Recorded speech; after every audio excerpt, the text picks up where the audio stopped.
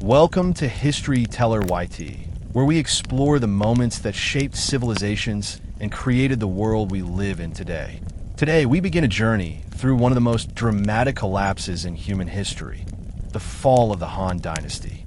This story is enormous. It stretches through corruption, rebellion, warlords, psychology, famine, economic destruction, scientific growth, philosophy, migration, family crisis, heroism, betrayal, and rebirth. It is a world of eunuch conspiracies, starving farmers, emperor puppets, burning capitals, and legendary warriors whose names still echo across Asia 2,000 years later. In this history, you will witness how a mighty empire, once rich, educated, peaceful, and culturally brilliant, slowly rotted from the inside. You will see how greed destroyed governments, how arrogance shattered armies, and how pain gave birth to genius. You will learn how the common people of China survived a century of disaster, and how three kingdoms rose out of the ashes to shape the future of East Asia forever. This is not just a political story. It is emotional, human, brutal, and inspiring. It is filled with unforgettable characters. Cao Cao, the brilliant realist who rebuilt the North. Liu Bei, the gentle wanderer who became a king through loyalty. Sun Quan, the patient strategist who built a naval empire. Luoyang, a symbol of intelligence for all time. And at the center stands Emperor Xian, a ruler without power, watching his dynasty die around him. If you want to understand how civilizations collapse, how ordinary people become heroes, how war transforms culture, and how a dying empire gives birth to legend, then stay with us, because the fall of the Han Dynasty is not just a chapter of history. It is a mirror of human nature. Let's begin. The Han Dynasty, founded in 206 BCE by Liu Bei, later known as Emperor Gaozu, rose out of the ashes of the Qin Empire, whose harsh legalist rule had collapsed under rebellion and internal brutality. When the Han rulers came to power, they inherited a country exhausted by war, forced labor, and political instability. The Qin had unified China, yes, but they did so through fear. The Han understood that to survive, they needed an ideological shift. This transformation began with the adoption and adaptation of Confucianism into the machinery of government. Rather than ruling by fear, they would rule through philosophy, scholarship, ritual, and moral guidance. From the very beginning, the Han court cultivated an image of benevolence. They reduced harsh punishments, lowered taxes, and ended many forced labor projects. The people, traumatized by Qin brutality, viewed the new dynasty with relief and cautious hope. Liu Bei himself, humble in origin and practical in nature, was the opposite of the aristocratic Qin rulers, and his personality shaped early Han governance.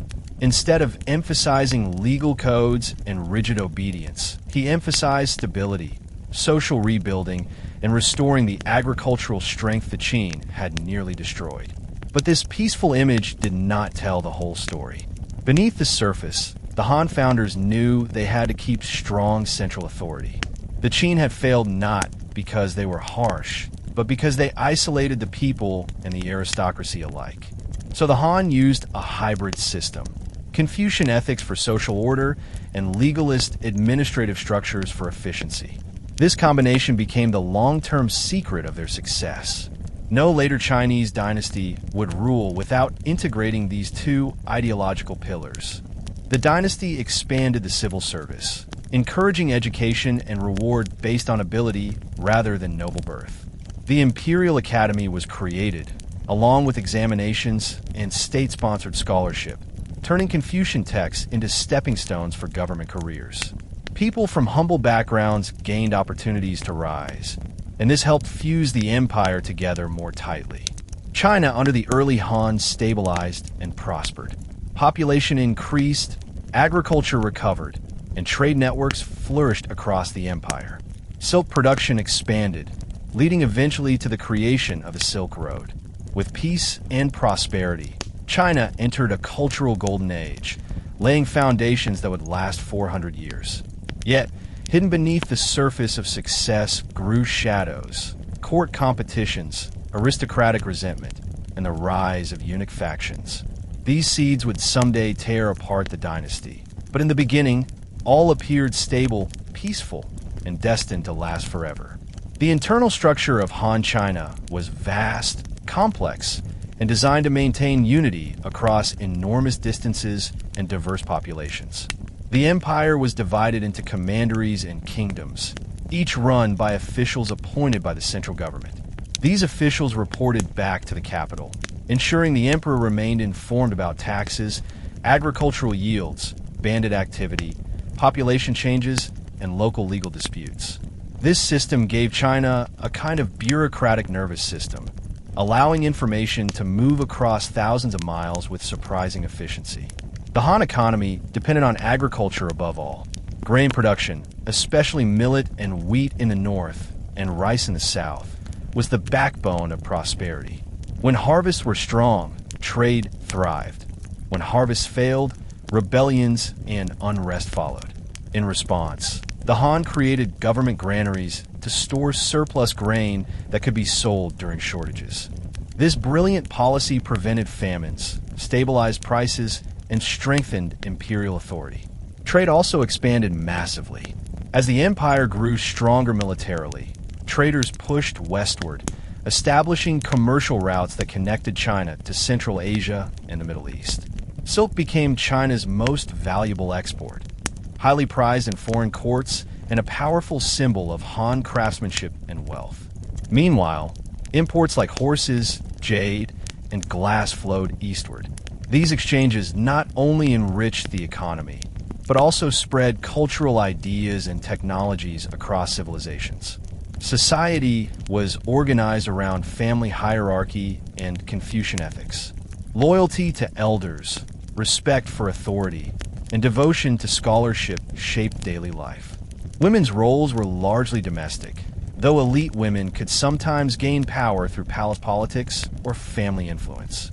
Education became a path to social mobility. Families who could afford to teach their sons Confucian classics improved their social standing significantly. Yet beneath this prosperity, fault lines existed. Wealth inequality grew sharply as rich landowners absorbed smaller farms, creating large estates worked by tenant farmers who lost independence. Many peasants fell into debt, unable to survive without borrowing from wealthy elites. Over time, this produced resentment, uprisings, and pressure on the government to reform policies. Meanwhile, nobles who once ruled territories with great autonomy felt increasingly restricted by the bureaucracy. Their political influence shrank, and their resentment simmered. If the early dynasty had been a time of unity, the later centuries would be marked by factional divides between nobles and bureaucrats, eunuchs and scholar officials, peasants and landlords. All of these forces would eventually push the Han Dynasty toward collapse. But for now, society thrived under a system admired and copied by later dynasties. An imperial bureaucracy rooted in merit, fueled by Confucian ideology and supported by a vast agricultural machine. During its peak, the Han Dynasty did not merely maintain order. It expanded aggressively, shaping East Asian history for centuries.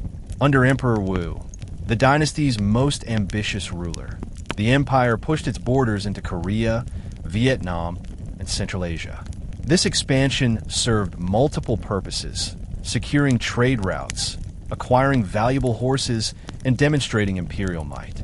The wars against the Xiongnu nomads became legendary, requiring enormous financial investment, but ultimately pushing the northern threat back and securing long-term stability. Military success brought glory, but it also brought cost. Large campaigns demanded heavy taxation and labor conscription. To fund wars, Emperor Wu began government monopolies on salt and iron, two vital industries. While these policies strengthened state control, they also burdened common people and angered wealthy merchants who had long profited from such trades.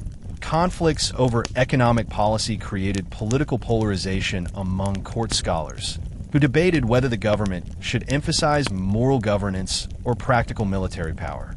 As the empire expanded, cultural diversity increased. foreign traders, diplomats, and ideas flowed through China's western regions. Buddhism began its slow arrival, though Confucianism remained dominant. The empire became more cosmopolitan, but cultural tension also rose as local traditions clashed with imperial demands. In frontier regions, rebellions and resistance movements occasionally erupted, forcing the Han to maintain permanent garrisons far from the capital.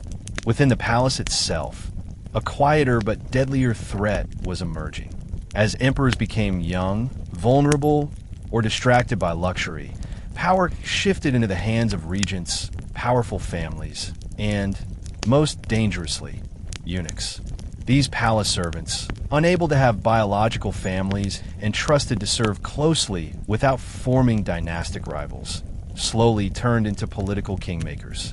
They manipulated succession, silenced rivals, and sold government appointments. Their influence would eventually contribute heavily to the dynasty's downfall.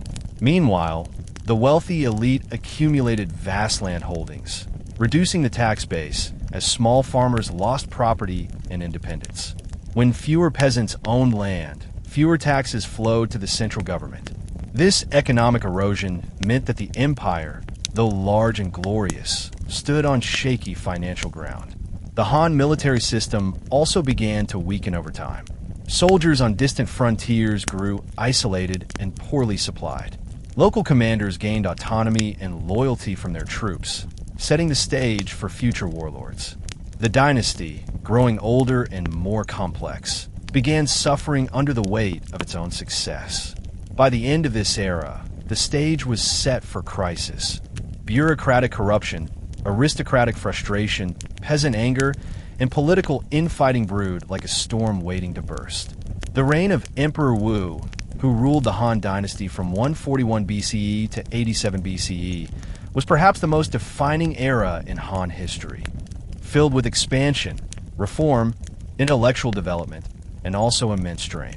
When he assumed the throne, the dynasty was already prosperous, but still relatively cautious and traditional in its approach to governance. Emperor Wu, however, envisioned a stronger, more centralized empire that would dominate East Asia beyond mere survival. His ambitions reshaped the structure of the Han state, strengthening it militarily while simultaneously planting seeds of long-term internal instability. One of Emperor Wu's greatest legacies was the establishment of Confucianism as the official ideology of the state. Earlier Han rulers practiced Confucian ideas selectively, blending them with legalist administration. Emperor Wu institutionalized the ideology permanently by creating the Imperial Academy in 124 BCE, where scholars studied the 5 classical texts. This was monumental because it created a pathway for educated individuals, regardless of aristocratic background, to enter government service. The groundwork was laid for the civil service examination system that would persist for nearly 2,000 years. Education became a political weapon. By tying loyalty to scholarship, the Han state bound generations of officials emotionally to the empire. Another significant piece of Emperor Wu's agenda was territorial expansion. The earlier Han government had been defensive regarding northern nomadic tribes, especially the Xiongnu Confederation. Under Emperor Wu, this posture dramatically changed. He launched major campaigns deep into Central Asia, Korea, northern Vietnam, and southern regions inhabited by tribal societies. These military ventures achieved enormous success. Han generals Zhang Qian and Wei Qing extended Chinese influence farther than any previous ruler could have imagined. The empire began controlling sections of the crucial trade route later known as the Silk Road. Trade missions brought back horses, luxury items, and information about lands west of China stretching all the way to the Middle East. Yet, the brilliance of these accomplishments carried dark shadows.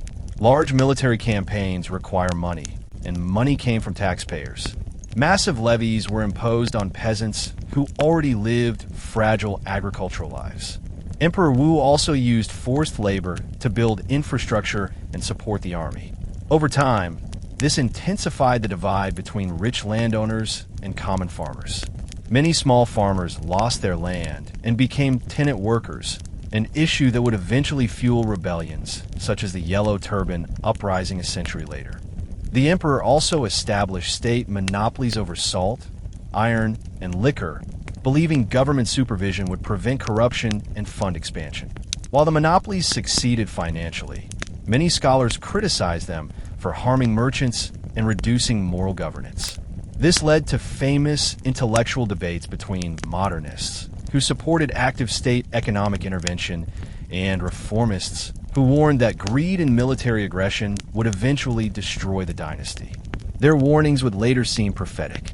In King Wu's final years, the court grew increasingly paranoid. Political purges claimed the lives of many ministers suspected of disloyalty. This atmosphere of fear encouraged sycophancy rather than honest governance. After Emperor Wu died, the empire inherited not only new territories and ideological identity, but also heavy financial burdens, social inequality, and political culture that rewarded manipulation. The brilliance of Emperor Wu created a lasting golden age, but it also sent the dynasty down a path where economic stress, aristocratic resentment, and court corruption would become unavoidable realities. The empire had reached breathtaking heights, but at great cost. Beneath the splendor of imperial palaces and military victory, the everyday social environment of the Han Dynasty was far more complicated. Although Confucian ideology promoted harmony and duty, the true fabric of Han society was deeply unequal. While earlier Han emperors attempted to limit aristocratic land ownership, these restraints weakened over time. Wealthy families gradually expanded their estates using money lending and legal loopholes. Peasants, unable to survive bad harvests or high taxation, often sold land or borrowed grain at unfair interest rates. Eventually, they lost independence, working as tenants on estates owned by elites. This process of land concentration weakened the state. Under the Han tax system, only independent landowners paid agriculture taxes to the central government. But tenant farmers did not pay the state directly. They paid their landlords. As a result, the government's tax base shrank dramatically even while the population increased. As imperial income dropped, court officials raised taxes on remaining small farmers to compensate. The cycle became vicious. Taxation drove more farmers into debt, which pushed more land into aristocratic hands, which caused further tax decline. For peasants, life became a struggle for survival. They faced crop failures from unpredictable weather, locust plagues, and the natural exhaustion of farmland. The government's granary system sometimes helped, but corruption weakened its effectiveness. Local officials diverted grain for personal use or inflated tax records to impress superiors. Without support, rural families drifted toward banditry or organized resistance. In some regions, farmers formed self-defense groups that eventually evolved into rebel armies. Class mobility existed theoretically through education, but education required money. For most peasants, schooling was impossible. Literacy remained limited to the wealthy, meaning the promise of social advancement was more symbolic than real. Meanwhile, merchants who accumulated wealth through trade remained officially ranked near the bottom of the Confucian social order. Although merchants were taxed heavily and politically distrusted, their economic influence grew steadily, especially along the Silk Road. They built powerful networks and sometimes aligned themselves with aristocrats. In urban centers, artisans and traders formed guild-like groups, producing silk, ceramics, metalwork, and tools. Cities flourished with markets, entertainment, and cultural exchange. But cities also bred inequality. Urban poor struggled with high rent, food prices, and unemployment. Crime expanded, and the government often responded with harsh punishments that did little to solve underlying causes. Religion and belief systems shaped social attitudes as well. Confucian doctrine emphasized moral discipline and obedience to hierarchy. Taoism encouraged simplicity and detachment from worldly suffering. Folk religion emphasized spirits, magic, and ancestor worship. Later, Buddhism's arrival would provide hope for spiritual escape from suffering, and in later centuries, rebels used religious rhetoric to justify uprisings.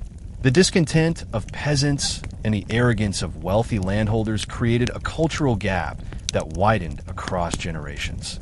The Han state enjoyed cultural unity, but economic fracture silently ate away at its strength. What looked to outsiders like a powerful, harmonious empire was actually a society increasingly divided between a prosperous elite and millions of struggling farmers, whose anger would someday shake the entire imperial order. Even as the Han Dynasty appeared strong from the outside, political warfare inside the imperial palace turned governance into chaos. Han politics became a battlefield fought not with armies, but with influence, accusation, and deadly intrigue. Two main groups would eventually tear the government apart: Confucian scholar officials and eunuchs. Their rivalry became so intense that the government fractured into factions, weakening imperial authority in ways no enemy general ever could.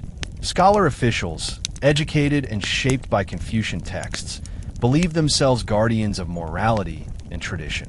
They viewed government service as a duty, and many sincerely attempted to correct corruption through honest advice. However, their idealism often clashed with reality. Scholar officials resented emperors who ignored their counsel, and they despised eunuchs, men who held enormous power without passing Confucian standards of scholarship or aristocratic lineage.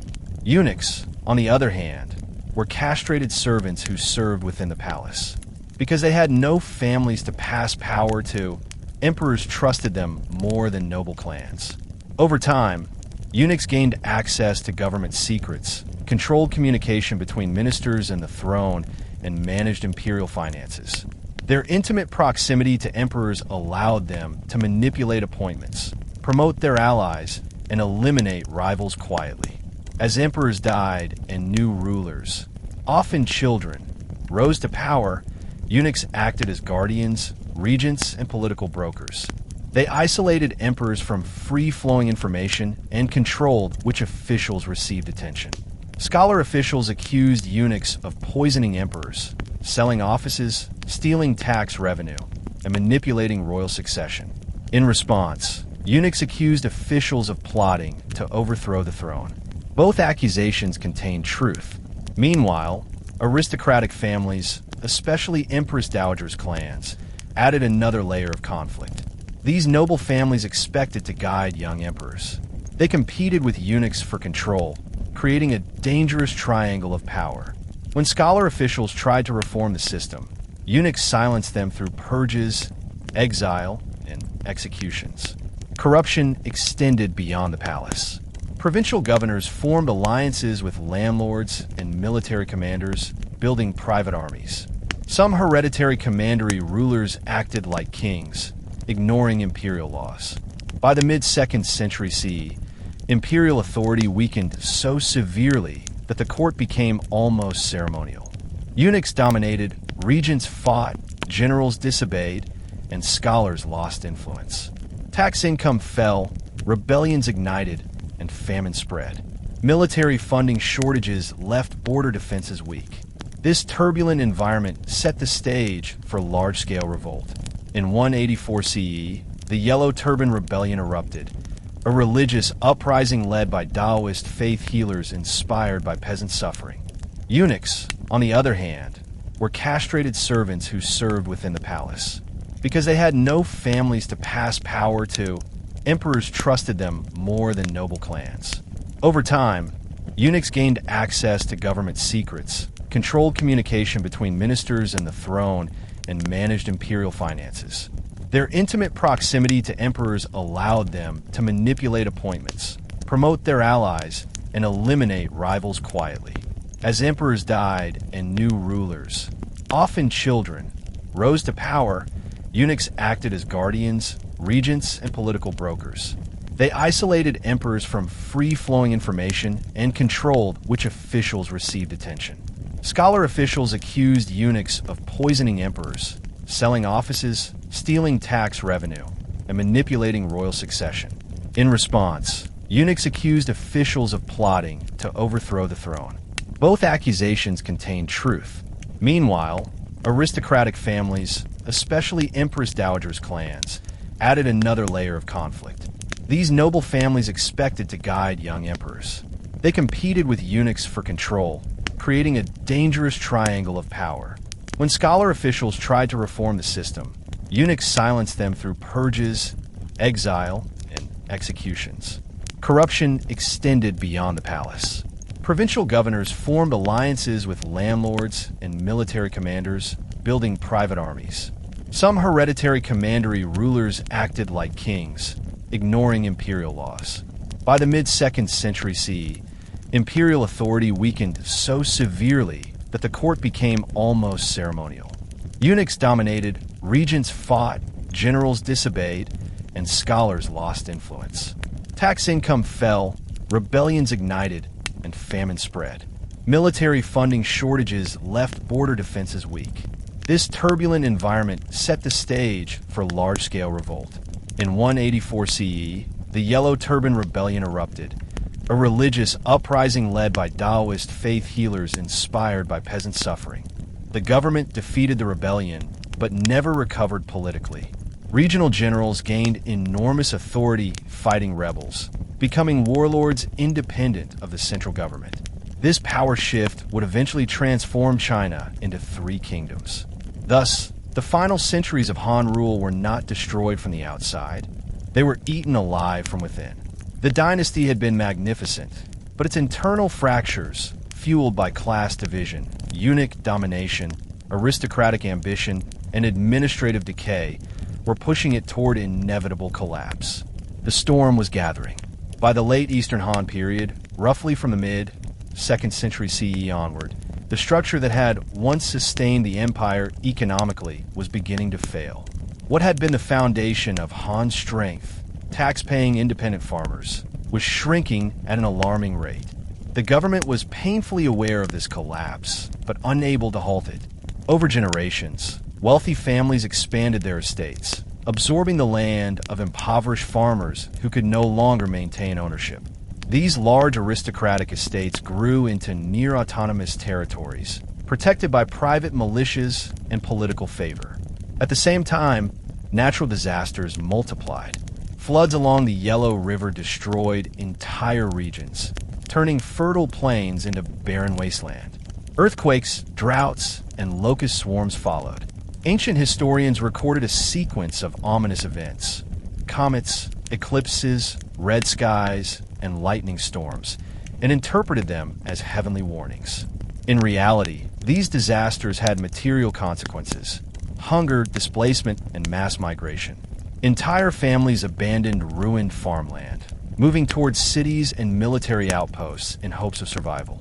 The government responded with emergency grain shipments, tax remissions, and even temporary settlement programs. But corruption within the bureaucracy sabotaged many such efforts. As agricultural output declined, the imperial treasury suffered. The Han government relied heavily on land taxes. When land slipped into the hands of landlords who received tax exemptions through purchased influence, imperial revenue plunged. The state attempted to increase tax rates on remaining independent farmers, but this only sped up their financial ruin. With fewer taxpayers and growing debt, the empire could not fund its military, maintain roads, or pay salaries of officials. To compensate, the court revived monopolies on salt and iron and created new state controls on liquor and coinage. Yet these policies were deeply unpopular, not just among merchants, but among Confucian scholars, who viewed state monopolies as morally corrupt and contrary to traditional governance.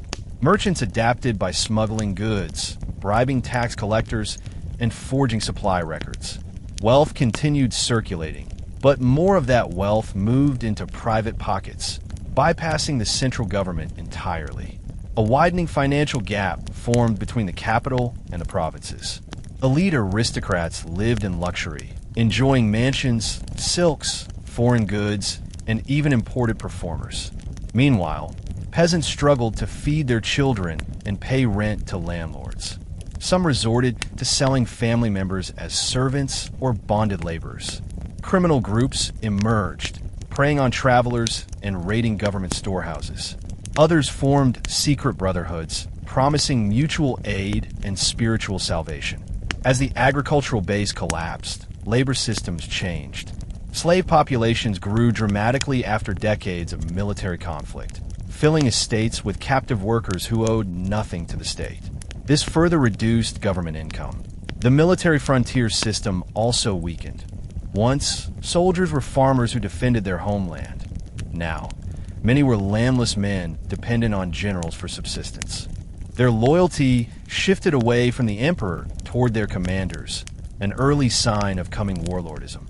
These economic stresses shaped the psychological atmosphere of the time. Confucian teachings emphasized order, harmony, hierarchy, and stability, but reality contradicted those values.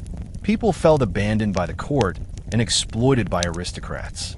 Frustration built year after year, and this resentment would eventually explode into rebellion, pushing the dynasty into a crisis it could never repair. The Han Empire still appeared imposing on maps, but underneath the surface, its financial machinery was grinding to dust. The turning point for the late Han Dynasty arrived in 184 CE with the Yellow Turban Rebellion, one of the largest peasant uprisings in ancient world history. The rebellion did not emerge suddenly. It was the product of decades of economic injustice, natural disaster, and political despair. What transformed scattered rural anger into a continental revolt was the arrival of a charismatic religious movement led by Zhang Ju, who proclaimed himself the great teacher of the Taoist-inspired way of supreme peace. Zhang Ju and his brothers spread their message across northern China through traveling healers, religious rituals, and secret meetings. They promised magical cures for sickness, protection from famine, and divine justice for the oppressed. Their slogan, "The blue heaven is dead, the yellow heaven will rise," was a bold declaration that the Han Dynasty, symbolized by the blue element in traditional cosmology, had lost the mandate of heaven. The new era, marked by the color yellow, would restore balance and eliminate corruption. Millions of peasants listened. By 184 CE, poverty and starvation were rampant. Officials had lost legitimacy after repeatedly failing to deliver relief. Eunuchs and aristocrats grew wealthy by exploiting the government, while common people watched their taxes rise and their land disappear. As spiritual leaders, the Yellow Turbans channeled this suffering into a revolutionary movement. When the rebellion began, it spread with astonishing speed. Villages across 8 provinces rose in coordinated revolt. Rebel armies wore yellow headscarves and attacked government storehouses, tax offices, and mansions of wealthy landlords. The Han court initially underestimated the threat, believing local forces could suppress the chaos. Instead, the uprising nearly toppled the dynasty. To defeat the rebels, the central government empowered regional military leaders, men who would later become the warlords of China's fractured future. Generals such as Liu Bei, Cao Cao, Sun Jian, and Dong Zhuo gained influence and recognition during the campaign. Their armies, funded through private networks rather than state institutions, laid the groundwork for the power structures of the Three Kingdoms period. Although the Han ultimately defeated the Yellow Turbans, the rebellion fundamentally changed the empire. First, the government's victory came at enormous cost. The treasury was emptied, and new taxes were imposed to pay for military defense. Second, trust between the people and the government was destroyed. Third, the scholar official class, which had once steered state policy, lost authority as military generals seized real control. Perhaps most importantly, the Yellow Turban Rebellion shattered the illusion of unity. After the rebellion ended, the empire remained full of rebel cells and independent bands. Small local uprisings continued for decades, proving that ideology could mobilize huge populations. The rebels had shown peasants that imperial power could be challenged. Historians often call 184 CE the beginning of the end, not because the dynasty collapsed instantly, but because its remaining structures rotted beyond repair. The rise of warlords, loss of imperial prestige, collapse of economic order, and increasing violence made the fall of the Han Dynasty inevitable. Though the rebellion was crushed, the system that provoked it remained broken. The Yellow Turbans were less important for their battlefield success and more for the social transformation they caused. They took a suffering rural population and turned it into a political force. After 184 CE, China was no longer governed from the center, it was governed by the sword. After the Yellow Turban Rebellion, the Han Dynasty found itself dependent on powerful regional generals who commanded private armies. This dependency completely rewired the empire's political structure. For centuries, the emperor had been the supreme source of authority. Now, military leaders acted independently, setting policies, collecting taxes, and ignoring imperial orders whenever convenient.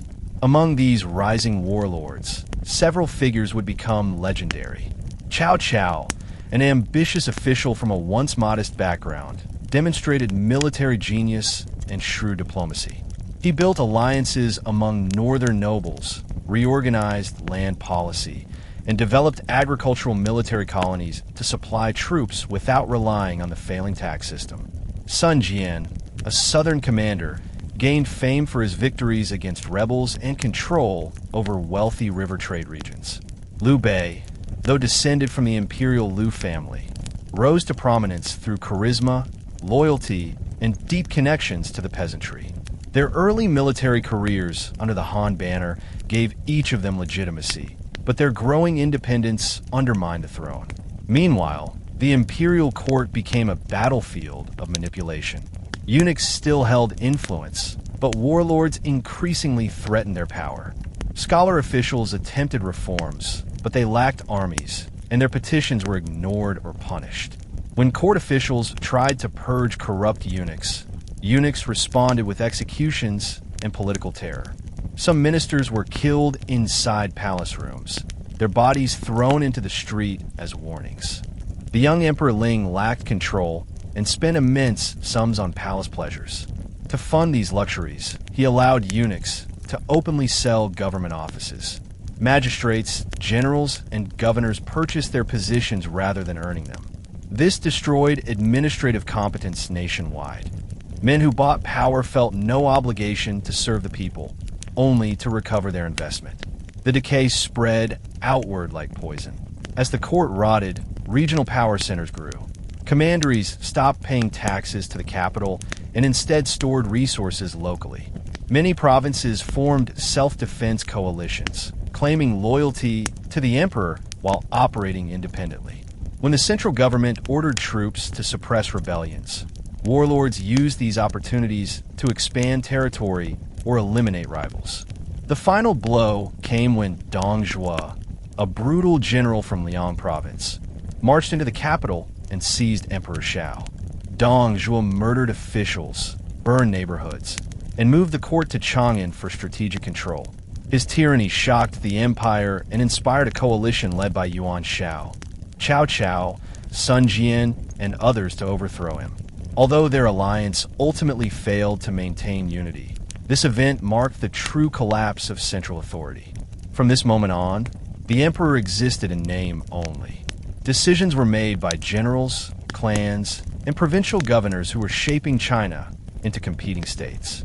The Han Dynasty was no longer a functioning empire. It was a symbol floating above fragmented territories. By the start of the 3rd century CE, the stage was fully set for the Three Kingdoms period. Northern China rallied around Cao Cao, southern regions aligned with Sun family leadership, and inland provinces eventually supported Liu Bei. What had once been a unified civilization dissolved into armed camps competing for land, loyalty, and legitimacy. The fall of the Han Dynasty was not caused by one event, but by overlapping forces: economic failure, class inequality, institutional corruption, ideological collapse, natural disaster, religious revolt, regional militarization, and loss of the mandate of heaven. The empire had grown too large, too proud, and too divided to survive. As the Han Dynasty entered its final century, the imperial court increasingly resembled a political pressure cooker rather than a functioning center of government. With emperors dying young, succession crises became routine. Many emperors came to the throne as children, too young to rule, too vulnerable to resist manipulation. In this environment, regents and powerful relatives stepped forward, claiming guardianship but pursuing their own ambitions. These internal struggles proved just as destructive as any foreign invasion or peasant rebellion. The pattern often began with an emperor's death. Because the Han royal household rarely produced multiple healthy heirs, succession usually fell to the youngest surviving son, or even an infant. Empress dowagers, usually the mothers of new emperors, exercised authority in their names. But these women were rarely independent rulers. They depended on their natal families, who used their connection to the throne to secure political appointments, military commands, and wealthy estates. Such elevation of family clans intensified competition between rival relatives, especially when control of the emperor meant control of the empire. The Luoyang, Dou, and He clans are notorious examples. Each held power through female relatives in the palace, and each eventually abused that power. Their male members demanded military posts and provincial governorships, positions that granted them troops and regional influence. By having loyal armies across the empire, these families turned into miniature dynasties within the larger Han state. When opposed, they responded harshly, executing rival officials, crushing dissent, and manipulating imperial edicts to justify self-interest. Young emperors trapped in this system lacked personal authority. Many were isolated from the outside world, surrounded only by eunuchs, tutors, and guards chosen by political factions. Their education reflected factional agendas. Confucian scholars taught moral restraint and duty. Palace eunuchs taught survival strategy and mistrust. Clan relatives taught loyalty and dynastic arrogance. These contradictory influences produced rulers who were either overwhelmed by the throne or hardened against the people they governed. The succession process itself became corrupted. When an emperor seemed likely to name an heir who threatened eunuch or clan interests, those interests acted preemptively.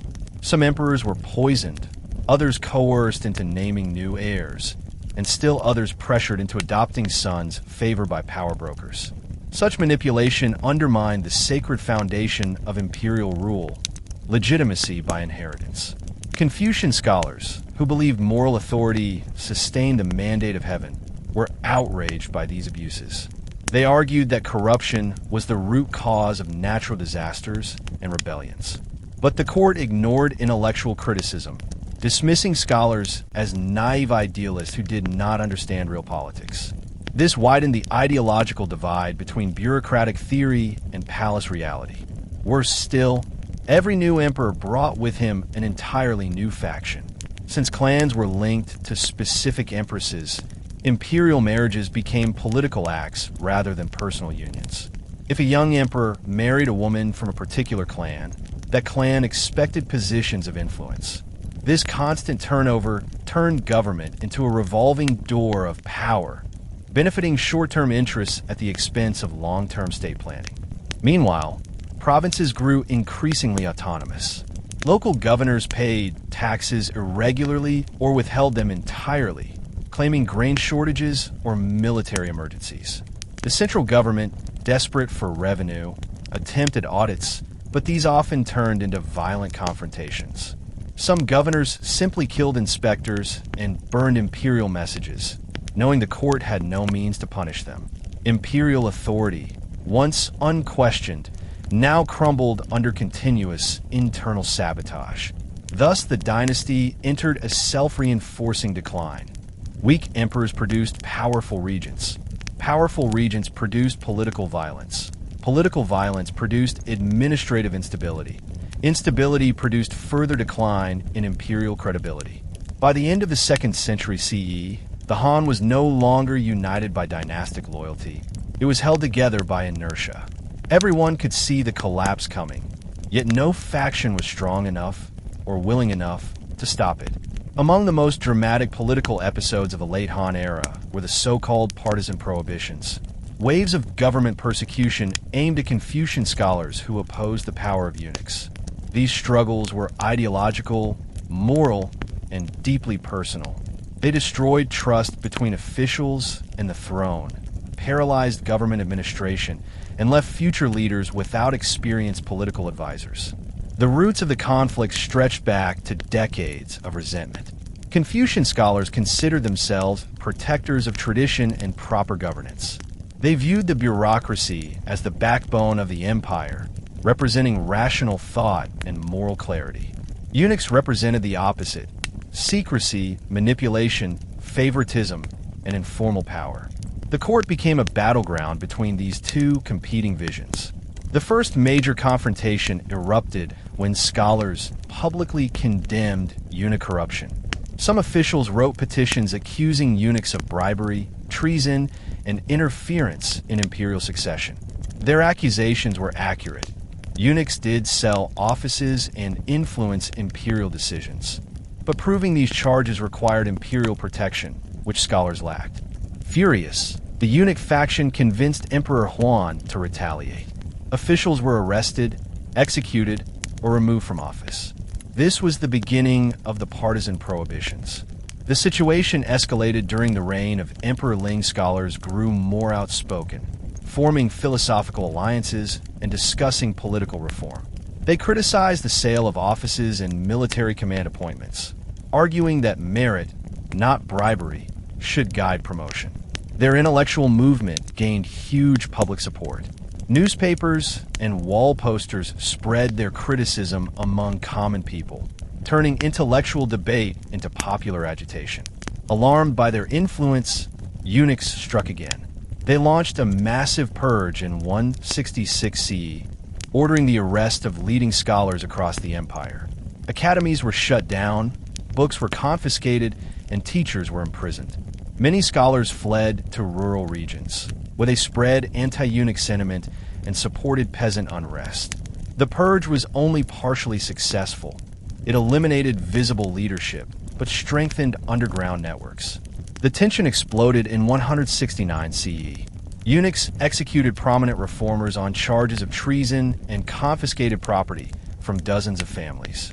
Hundreds of officials were stripped of rank. The imperial court published decrees banning known members of the partisan movement from holding office. Even their children and relatives were blacklisted. This unprecedented mass punishment left a deep scar on the bureaucracy. The government lost experienced administrators, tax collectors, and legal experts. The empire was deprived of the very minds capable of stabilizing it. Meanwhile, peasants interpreted the struggle as a sign that the government no longer served the people. Scholar persecution symbolized moral collapse. Many peasants viewed scholars as champions of justice and eunuchs as embodiments of tyranny.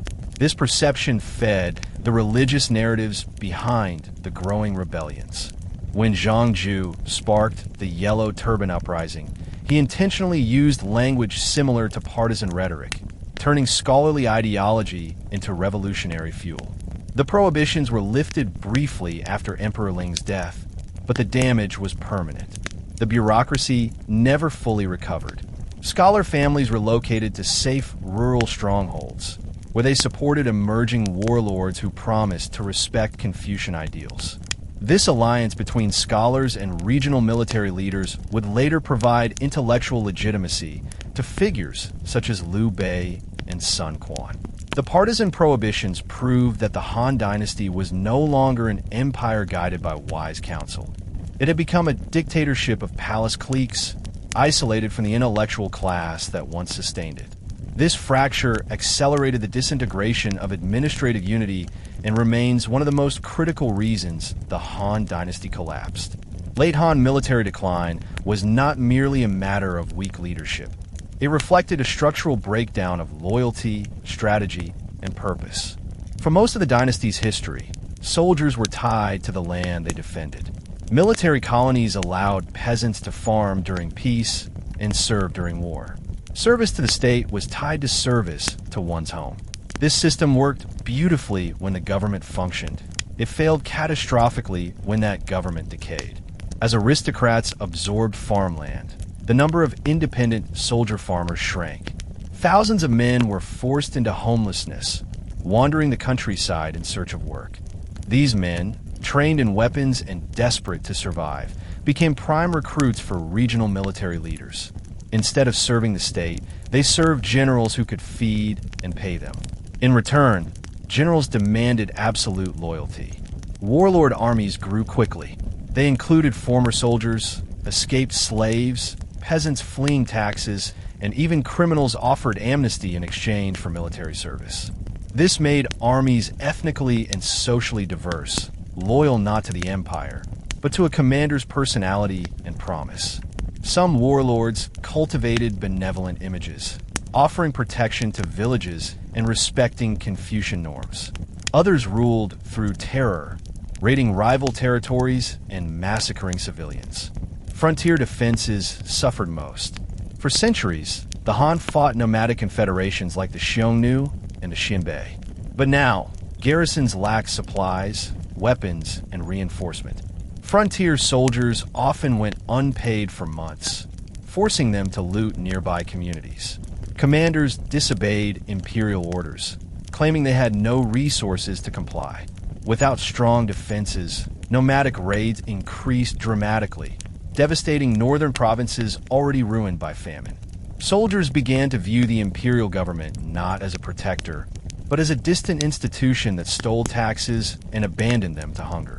This shift in psychology mattered.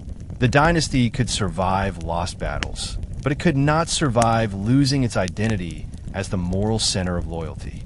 Meanwhile, warlords offered stability that the emperor could not. They promised food, land, and the chance to rise in rank through valor. Soldiers who once fought for the Han banner now followed commanders like Cao Cao, Yuan Shao, and Liu Bei. Their loyalty came from personal bonds, not imperial mandate. The military also became deeply political. Eunuchs influenced military appointments by selling commands.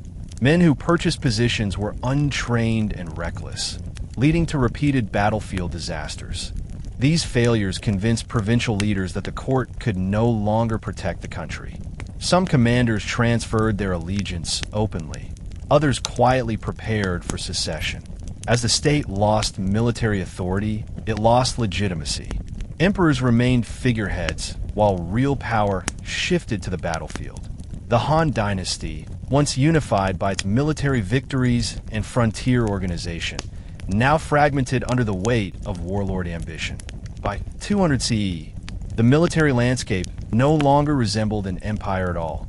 It resembled a continent of rival states, each with its own armies, administrations, and diplomatic networks.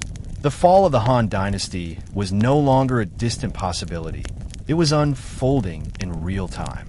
The most dramatic turning point in the late Han Dynasty came with the rise of the ruthless General Dong Zhuo, whose violent takeover of the capital exposed just how powerless the imperial government had become.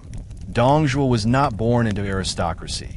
He came from the rugged frontiers of Luoyang province, where nomadic peoples, rebellious tribes, and corrupt governors shaped a harsh political environment. Through brutal military campaigns and merciless leadership, he carved out a reputation as a man feared more than respected. For decades, central governors treated him as a necessary evil, useful for suppressing rebellions, but too volatile for court politics. Everything changed in 189 CE. Emperor Ling died, leaving behind a succession crisis.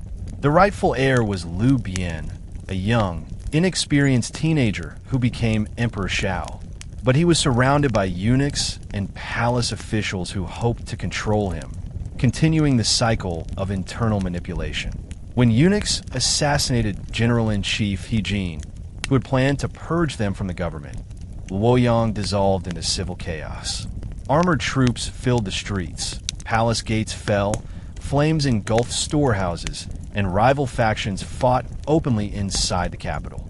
It was in this environment that Dong Zhuo marched into Luoyang with battle-hardened frontier troops. The court had foolishly invited him to restore order, not realizing that Dong Zhuo possessed ambitions far beyond protecting the throne.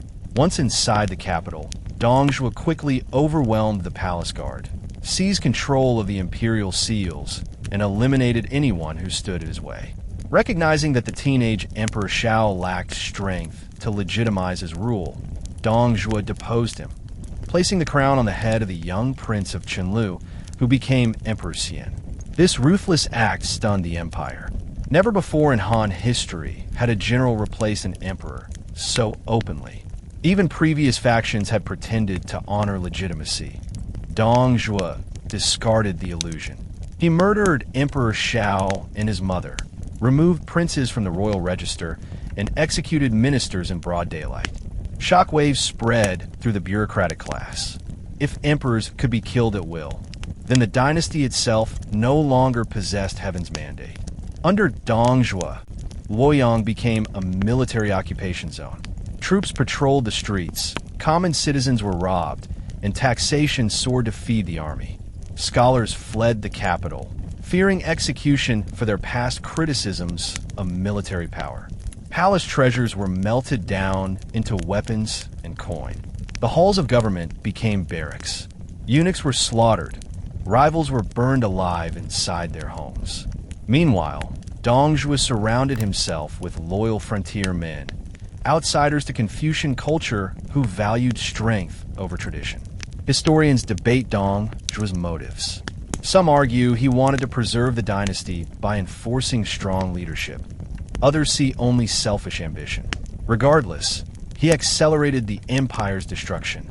His most infamous act occurred in 190 CE.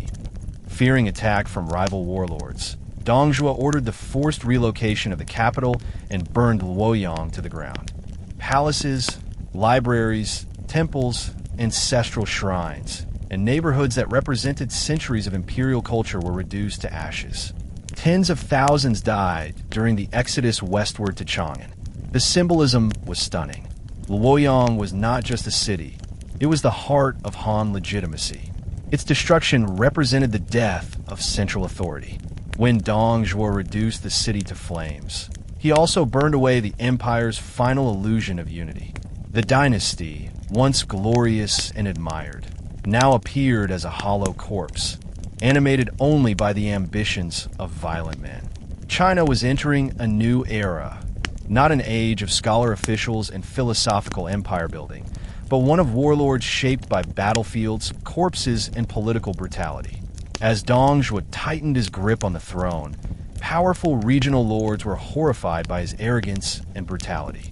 For the first time in centuries, governors and generals across northern and central China united for a single cause: to destroy Dong Zhuo and rescue the empire from tyranny. This uprising is known as the Anti-Dong Zhuo Coalition, a dramatic but ultimately doomed effort that revealed both the strength and fatal weakness of the warlord system. The coalition was spearheaded by Yuan Shao, a nobleman descended from 4 generations of high-ranking officials. Yuan Shao believed himself destined to restore order and saw Dong Zhuo as a barbaric intruder defiling imperial tradition. Under Yuan Shao's banner gathered Sun Jian of the Southlands, Cao Cao from Yin province, Liu Bei from humble origins, and numerous smaller lords who controlled neighboring territories. A symbol of unity emerged, the idea that all these commanders, despite their personal ambitions, would fight to protect Emperor Xian from Dong Zhuo. Their campaign began with great hope. Troops assembled, war drums thundered, and battle flags lined riverbanks. People across the north rejoiced, believing that righteous armies were marching to save them. Yet from the beginning, the coalition suffered from internal suspicion and clashing egos. Yuan Shao and Yuan Shu, cousins from the same aristocratic clan, hated each other and refused to coordinate forces effectively. Sun Jian achieved brilliant victories, capturing strategic gates near Luoyang, but received little support from rival generals jealous of his success. Cao Cao, though still not yet the great figure history remembers, proved the most visionary among them. He saw beyond Dong Zhuo. He recognized that the dynasty itself was dying, and whoever controlled the emperor would control China's future. His small but disciplined army nearly assassinated Dong Zhuo in a daring strike, but fell short and was forced to retreat. Despite this setback, Cao Cao earned respect as a leader who pursued bold strategy rather than political theatrics. As the coalition stalled, Dong Zhuo exploited their divisions. His advisor Li Ru bribed some generals to delay action. Other warlords pretended loyalty, hoping to gain territory once Dong Zhuo fell. Rather than working together, warlords turned their attention toward carving out nearby land. They fought rival members of the coalition more often than they fought Dong Zhuo. Ultimately, the coalition collapsed without achieving its goal. Dong Zhuo was not defeated by traditional armies, but by betrayal within his own camp. In 192 CE, his foster son Liu Bei, famed for unmatched combat skill, murdered him after being manipulated by Dong Zhuo's rivals. This assassination shocked China, but did not restore unity. Instead, it unleashed chaos. Liu Bei had no administrative skill and was quickly driven from the capital. Court ministers fled, forming alliances with new warlords. Cao Cao seized the moment. Recognizing the emperor as a political tool rather than a divine symbol, he rescued Emperor Xian and brought him to his base in Sioux City. With imperial authority behind him, Cao Cao accumulated legitimacy none of the other warlords possessed. He declared himself the protector of the emperor, demanded tribute from other provinces, and reorganized government institutions. His agricultural colony system revived local food production, while his military reforms produced disciplined troops loyal not to local nobles, but to the central court under his control. Thus, the anti-Dong Zhuo coalition did not save the Han Dynasty. It dismantled the final pretenses that the imperial government had meaning. But it also launched Cao Cao toward national prominence, planting the seeds of the Wei state that would dominate northern China in the Three Kingdoms era. The coalition was both a heroic spectacle and a political tragedy, a glorious banner under which warlords revealed their true intentions. Not to save the empire, but to inherit it. The figure at the center of this collapsing world was Emperor Xian, the last ruler of the Han Dynasty, a tragic monarch who spent his life as a puppet, powerless to control the storm unfolding around him. Born Liu Xie, he ascended the throne at 8 years old under Dong Zhuo's guardianship. From his earliest memories, the imperial court was a prison. Soldiers patrolled palace halls, generals shouted orders over scholar protests, and the throne was surrounded by bodies rather than loyal advisors. As Dong Zhuo dragged the emperor across the empire, using him as a symbol, Emperor Xian experienced firsthand the destruction of his dynasty. He watched Luoyang burn from a carriage, surrounded by corpses.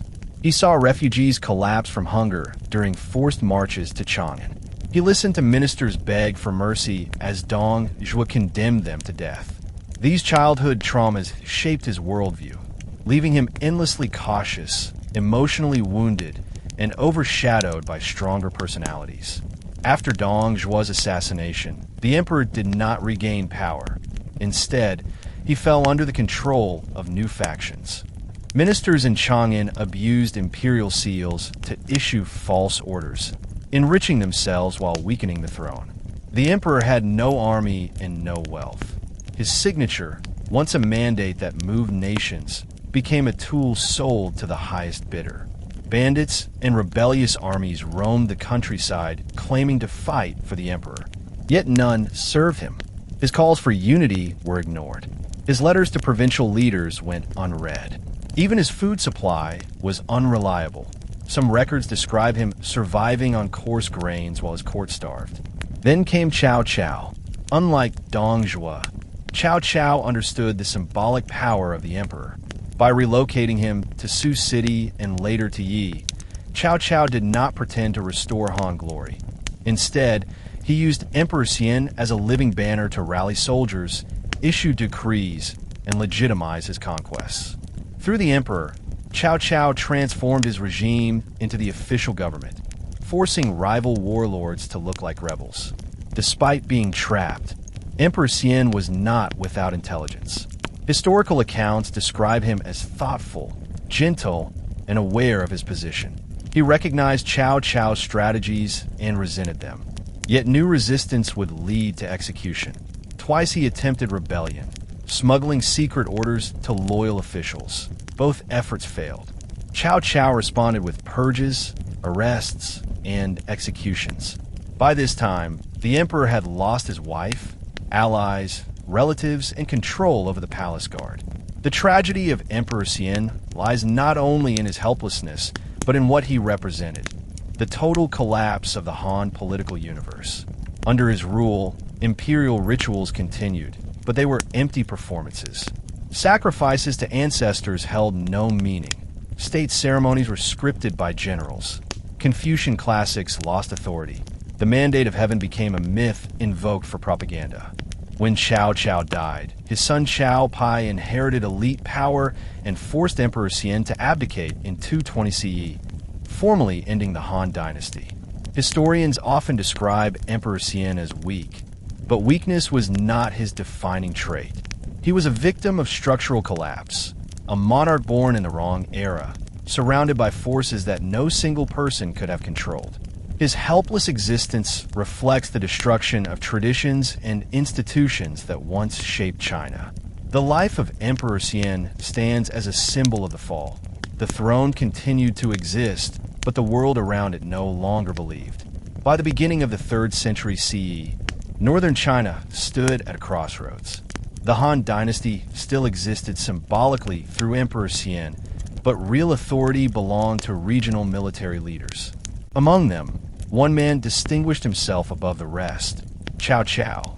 Unlike many warlords, he was defined not merely by military might, but by extraordinary administrative intelligence. His rise shaped the political transformation of China and laid the foundation for the state of Wei. Cao Cao's early life revealed little of what he would become. He came from a minor official family, educated in Confucian texts, but naturally skeptical of moral pretension. As a young officer, he gained a reputation for strict enforcement of law, imprisoning aristocrats and imperial relatives with equal severity if they broke military discipline. His ruthlessness shocked some, but impressed others who saw him as incorruptible. When the Yellow Turban rebellion erupted, Cao Cao served the Han court faithfully, but he recognized more clearly than others that the empire's political framework was collapsing. He saw that military success alone could not restore stability. The state needed new economic systems and political structures to survive. His transformation began when he built agricultural settlements called Tunshan colonies. Instead of relying on unstable tax revenue, he settled refugees and soldiers on abandoned farmlands. In exchange for land and tools, farmers supplied grain to the army. This allowed Cao Cao to feed thousands of troops independently of provincial governors and aristocratic estates. It was one of the most revolutionary economic policies in ancient Chinese history, reviving agriculture while weakening landlord power. When confronting nomadic confederations, he did not simply fight them. He recruited defectors, bribed chieftains, and used diplomacy to divide alliances. Against his Chinese rivals, he spread propaganda, questioning their legitimacy. He portrayed himself not as a conqueror, but as the savior of the emperor and the rightful defender of Han civilization. Yet Cao Cao's rise was not without brutality. He ordered mass executions of rebellious families, burned cities that resisted him, and enforced harsh laws on conquered populations. Peasants who fled taxation were branded criminals and forced to return to farmland. Some historical accounts describe him as a tyrant who used terror to control territory. Others depict him as a pragmatic leader whose ruthlessness prevented civil chaos from spiraling into total anarchy. One of his most brilliant accomplishments was the victory at the Battle of Guandu in 200 CE, where he defeated Yuan Shao, a rival supported by powerful aristocratic clans. The odds were against him. Yuan Shao possessed far larger armies, richer farmland, and decades of political prestige. But Cao Cao turned logistical superiority into victory. He disrupted Yuan Shao's grain supply, executed spies with precision, and launched a daring nighttime raid on his enemy's food storage. Yuan Shao's men starved, morale collapsed, and the northern aristocracy fell apart. After Guandu, Cao Cao unified northern China through political patience. He convinced minor warlords to surrender peacefully, offering them titles and safety rather than execution. This strategy avoided unnecessary battles and preserved manpower, setting him apart from generals who relied only on violent conquest. Cao Cao's control over Emperor Xian provided a facade of legitimacy. Decrees issued under the emperor's name allowed him to declare war against rebels, even if those rebels were powerful military rulers like Liu Bei or Sun Quan. Northern China responded enthusiastically to this narrative, seeing Cao Cao not as a destroyer of the dynasty, but its last defender. By 210 CE, Cao Cao ruled the most unified region of China. His new capital of Yi became a political center decorated with libraries, workshops, and courts. Scholars were welcomed, musicians performed for soldiers, and agricultural reforms rebuilt the economy. In these years, the seeds of the Wei state were planted, even though the Han Dynasty still existed in ceremonial form. Cao Cao remains one of the most debated figures in Chinese history. To some, he was a necessary hero who prevented complete social disintegration. To others, he was an opportunist who wielded the emperor like a weapon. But one thing is undeniable. Without him, the Han Empire might have disintegrated far more violently. His leadership reshaped the political landscape and established a new northern identity that would dominate the next era, Wei. While Cao Cao built a government from the ruins of northern China, another future king struggled for survival far to the west, Liu Bei, founder of the Shu Kingdom. His story stood in sharp contrast to Cao Cao's calculated brilliance. Liu Bei did not possess vast financial resources, powerful ancestry, or overwhelming armies. Instead, he built his power through alliances, charisma, and an unshakable claim to legitimacy. Liu Bei was a descendant of the imperial Liu lineage. Although his branch of the family had fallen into poverty generations earlier, his royal blood gave him a powerful psychological advantage. Many common people preferred Liu Bei because he represented continuity with the Han Dynasty. He carried not just a military banner, but a moral one. His early political journey was filled with hardship. He drifted between warlords, offering his service to stronger rulers such as Gongsunzan, Cao Cao, Liu Biao, and Yuan Shao. He shared campfires with rebels, negotiated with aristocrats, and spent long periods in poverty. Yet everywhere he went, he gained followers. His reputation as a leader who ate with peasants, wept for soldiers, and remained calm under defeat drew people toward him. Liu Bei's greatest stroke of luck came when he encountered the brilliant strategist Zhuge Liang. Zhuge Liang, known for his intellect, poetry, and mastery of Confucian statecraft, became the brain behind Liu Bei's ambition. Zhuge Liang believed Liu Bei could restore the Han Dynasty by controlling the southwest, building a power base in modern Sichuan and Yunnan, then marching north to confront Cao Cao. Before this dream could take shape, Liu Bei needed to defeat rivals. His most dangerous early opponent was Liu Bu, the mighty warrior who ruled Su province. After complex betrayals and shifting alliances, Liu Bei lost Su to Liu Bu, then recovered it through Cao Cao's assistance, and then lost it again. His life seemed to oscillate between triumph and disaster. But Liu Bei never lost credibility. People admired his moral authority, comparing him to the idealized Confucian ruler. Stories of his brotherly oath with Guan Yu and Zhang Fei became legendary, symbolizing loyalty amid treachery. His true rise began after the death of Liu Biao in Jing province. Liu Bei seized control of parts of the south, then allied with Sun Quan to defeat Cao Cao at the Battle of Red Cliffs in 208 CE. That battle, fought along the Yangtze River, was a turning point in Chinese history. Although outnumbered, Liu Bei and Sun Quan used naval fire tactics and disease to destroy Cao Cao's river fleet. Red Cliffs prevented Cao Cao from conquering southern China and ensured the empire's partition into 3 kingdoms. After the victory, Liu Bei captured Yi province, forming the state of Shu. The region was rich in agriculture, mountain resources, and defensible terrain. With Zhuge Liang guiding administration, Liu Bei transformed Shu into a functioning kingdom with its own bureaucracy, justice system, and foreign policy. Shu's identity centered on moral leadership and loyalty to the Han legacy, appealing to scholars who rejected Cao Cao's militarism. Yet Liu Bei faced unsolvable strategic limitations. Shu had the smallest population and weakest resource base of the three kingdoms. Even with strong leadership, it could never match Wei's demographic strength or Wu's naval power. Liu Bei compensated with passion and rhetoric, but passion could not change mathematics. Still, his story remains unforgettable. Liu Bei was not the strongest man in China. He was the most human. His tears, failures, and perseverance made him a symbol of righteous ambition. The third kingdom to emerge from Han ashes was Wu, led by Sun Quan. Unlike Liu Bei and Cao Cao, Sun Quan was not struggling to rise from nothing. He inherited a strong southern foundation built by his father Sun Jian and brother Sun So. But his real achievement was transforming regional strength into a coherent, long-lasting kingdom that shaped southern Chinese identity for centuries.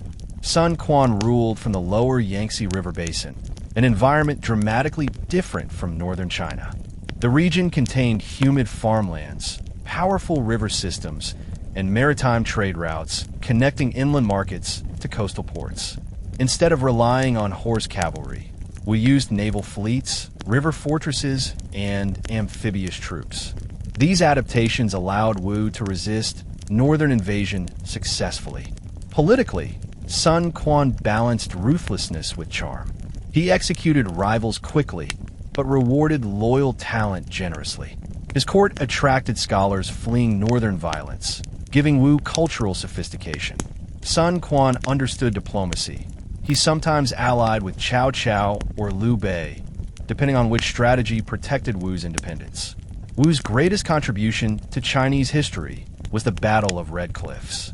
Sun Quan's chief strategist, Zhou Yu, recognized the danger of Cao Cao's northern cavalry invading by river. Using southern naval experience, he devised a fire attack strategy that set Cao Cao's fleet ablaze. The River of Flames defeat marked the greatest naval battle in ancient Chinese warfare. Without Sun Quan, Cao Cao might have united the empire underway, but Wu preserved southern independence. Economically, the Wu kingdom flourished. It controlled rice production, iron, ore, salt industries, and maritime trade networks that connected to Southeast Asia. While northern China starved, southern households prospered. Wu also practiced unique social policies. Soldiers could own farmland and were encouraged to build families, stabilizing loyalty. This military agrarian lifestyle mirrored early Han structures more closely than Wei or Shu. Sun Quan's personality shaped Wu's long-term identity. He encouraged literature, music, and philosophy, blending Confucian and legal doctrines. He tolerated diverse belief systems, including Buddhism, which found strong early supporters in Wu territories. Yet Wu was not without problems. Its population was smaller than Wei's, and internal rivalries frequently erupted between aristocratic clans. During succession debates, Sun Quan's sons fought fiercely, causing future instability.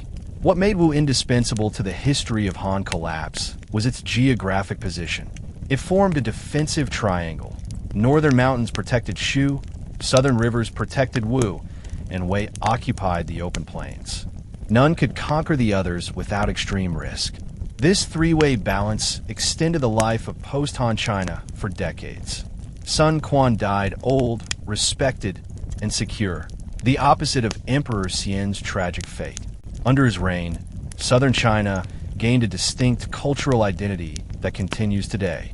The moment that officially ended the Han Dynasty did not come from a bloody battle or a dramatic overthrow. Instead, it emerged through a carefully staged political ritual in 220 CE, when Emperor Xian was forced to abdicate. This event symbolized far more than a transfer of power. It represented the transformation of Chinese civilization from one world into another, closing the book on a dynasty that had shaped culture, law, education, and identity for over 400 years. Years before the abdication, Emperor Xian had already lost any true authority. Since childhood, he had been surrounded by military conflict, shifting allegiances, and manipulative advisors. The emperor was moved across provinces like a ceremonial pawn, his signature used to legitimize demands from regional warlords. By the time Cao Cao consolidated northern control, Emperor Xian existed almost entirely as a political emblem. His meals, housing, and even conversations were regulated by Cao Cao's officers. When Cao Cao died in 220 CE, his son Cao Pai immediately saw an opportunity to transform symbolic authority into real power. Unlike his father, who was content to control the empire through the Han throne, Cao Pai wanted the throne itself. His reasoning followed traditional logic. If legitimacy gave the Han founders the right to displace the Qin, then legitimacy should now pass to him, the strongest ruler of China. But legitimacy required ritual. Chinese dynastic transition operated not just through violence, but through cosmology and text. Scholars wrote speeches, ritual specialists prepared altars, and ministers drafted edicts explaining why heaven had withdrawn its mandate from the Han. They cited corruption, natural disasters, and the suffering of the people as divine proof that the Han's time had ended. These arguments echoed earlier transitions in Chinese history, showing how tradition and propaganda blended into one. Inside the palace, Emperor Xian was approached by officials demanding that he surrender power voluntarily. They praised Cao Pai as the chosen son of heaven and framed abdication as an honorable duty, not a humiliating defeat. Emperor Xian was terrified. He had seen assassinations, coups, and executions throughout his life. He knew refusal could mean the death of his family. After a period of staged consultations, he accepted the demand. The abdication ceremony was extraordinarily formal. Emperor Xian presented the imperial seal, the jade symbol of divine rule, to Cao Pai. This act, performed in public, ended the Han Dynasty. In return, Cao Pai offered Emperor Xian noble titles and promised protection, echoing rituals used centuries earlier when the Zhou had transferred symbolic power to the Qin. The court and northern aristocracy celebrated, but many across China mourned. For them, the Han Dynasty was not merely a government. It was the cultural heart of civilization. The Han created bureaucracy, standardized language, expanded national identity, and shaped Confucian education. Losing the dynasty meant losing a worldview. Emperor Xian lived quietly after his abdication. His new title, Duke of Shanyang, was a consolation gift, allowing him to live under surveillance. He survived, married again, and died without attempting to reclaim the throne. History remembers him with sympathy, a monarch born into disaster rather than weakness. The real meaning of the abdication was that the empire was no longer united under a single dynasty.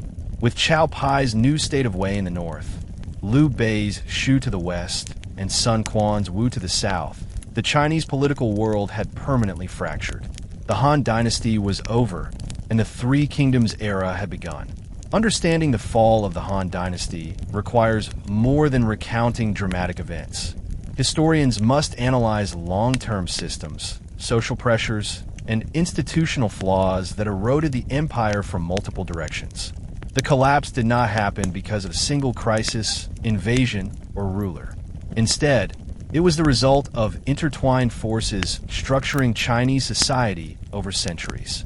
First, the economic foundation of Han rule deteriorated slowly. Early emperors relied on a tax system based on small, independent farmers. But over generations, aristocratic elites absorbed farmland, turning peasants into tenant laborers. Because tenants paid landlords instead of the state, imperial revenue collapsed.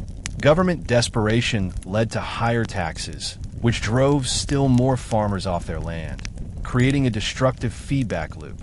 By the 2nd century CE, the empire could no longer support a stable military or efficient bureaucracy. Second, internal corruption hollowed out the administrative structure. The tension between eunuchs and scholar officials, combined with the influence of powerful empress dowager families, paralyzed government decision-making.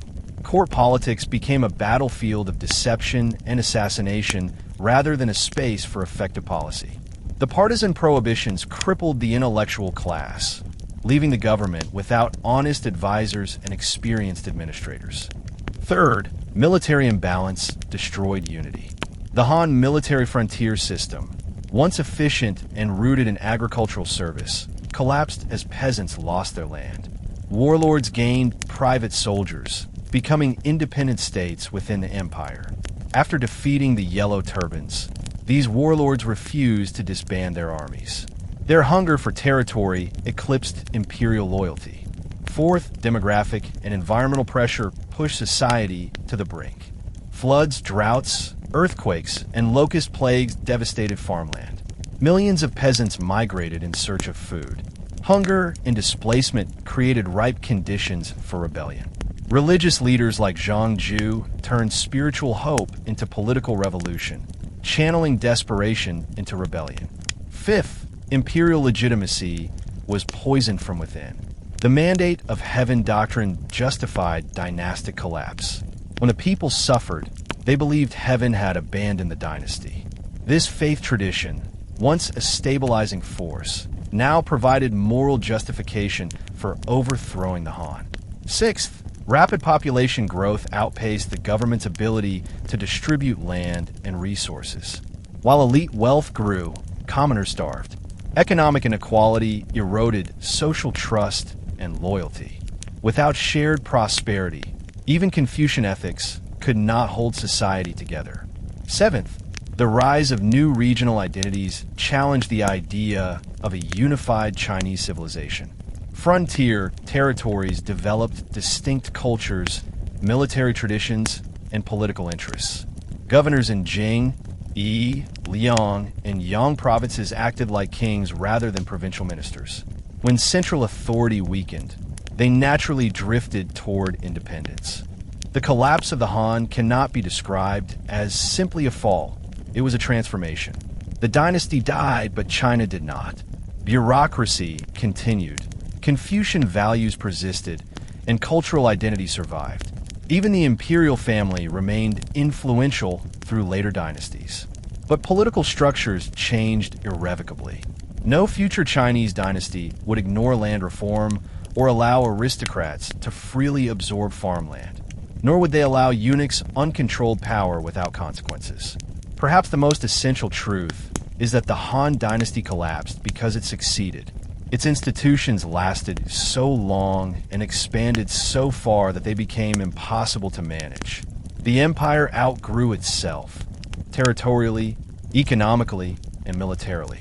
What began as a revolutionary government ended as a victim of its own magnitude.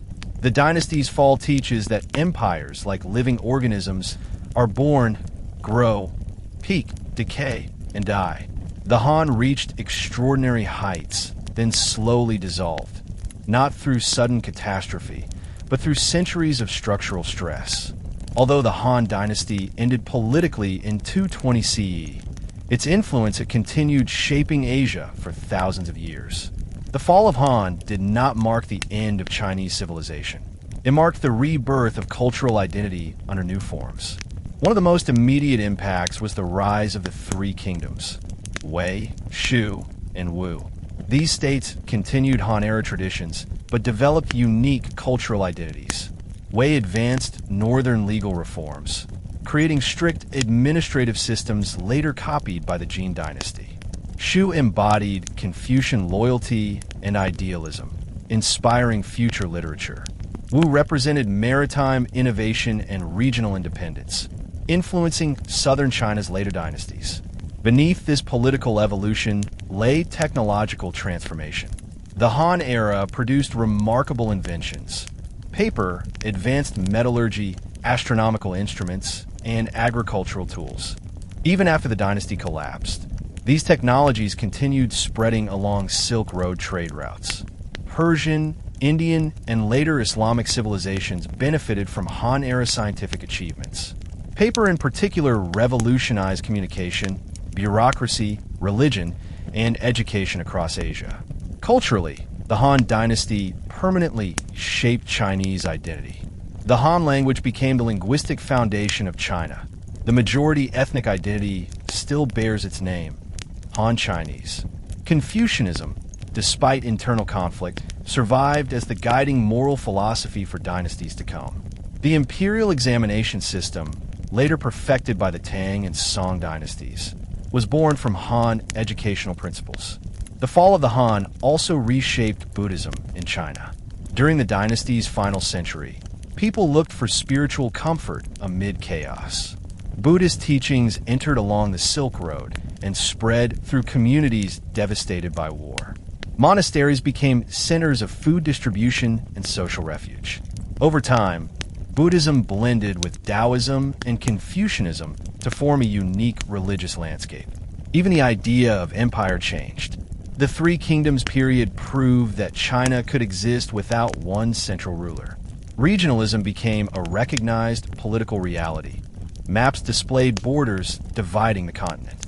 Later dynasties like the Sui and Tang achieved reunification, but they ruled differently, incorporating many lessons from Han collapse, including strong central control over aristocrats and careful balance between military and civil authority.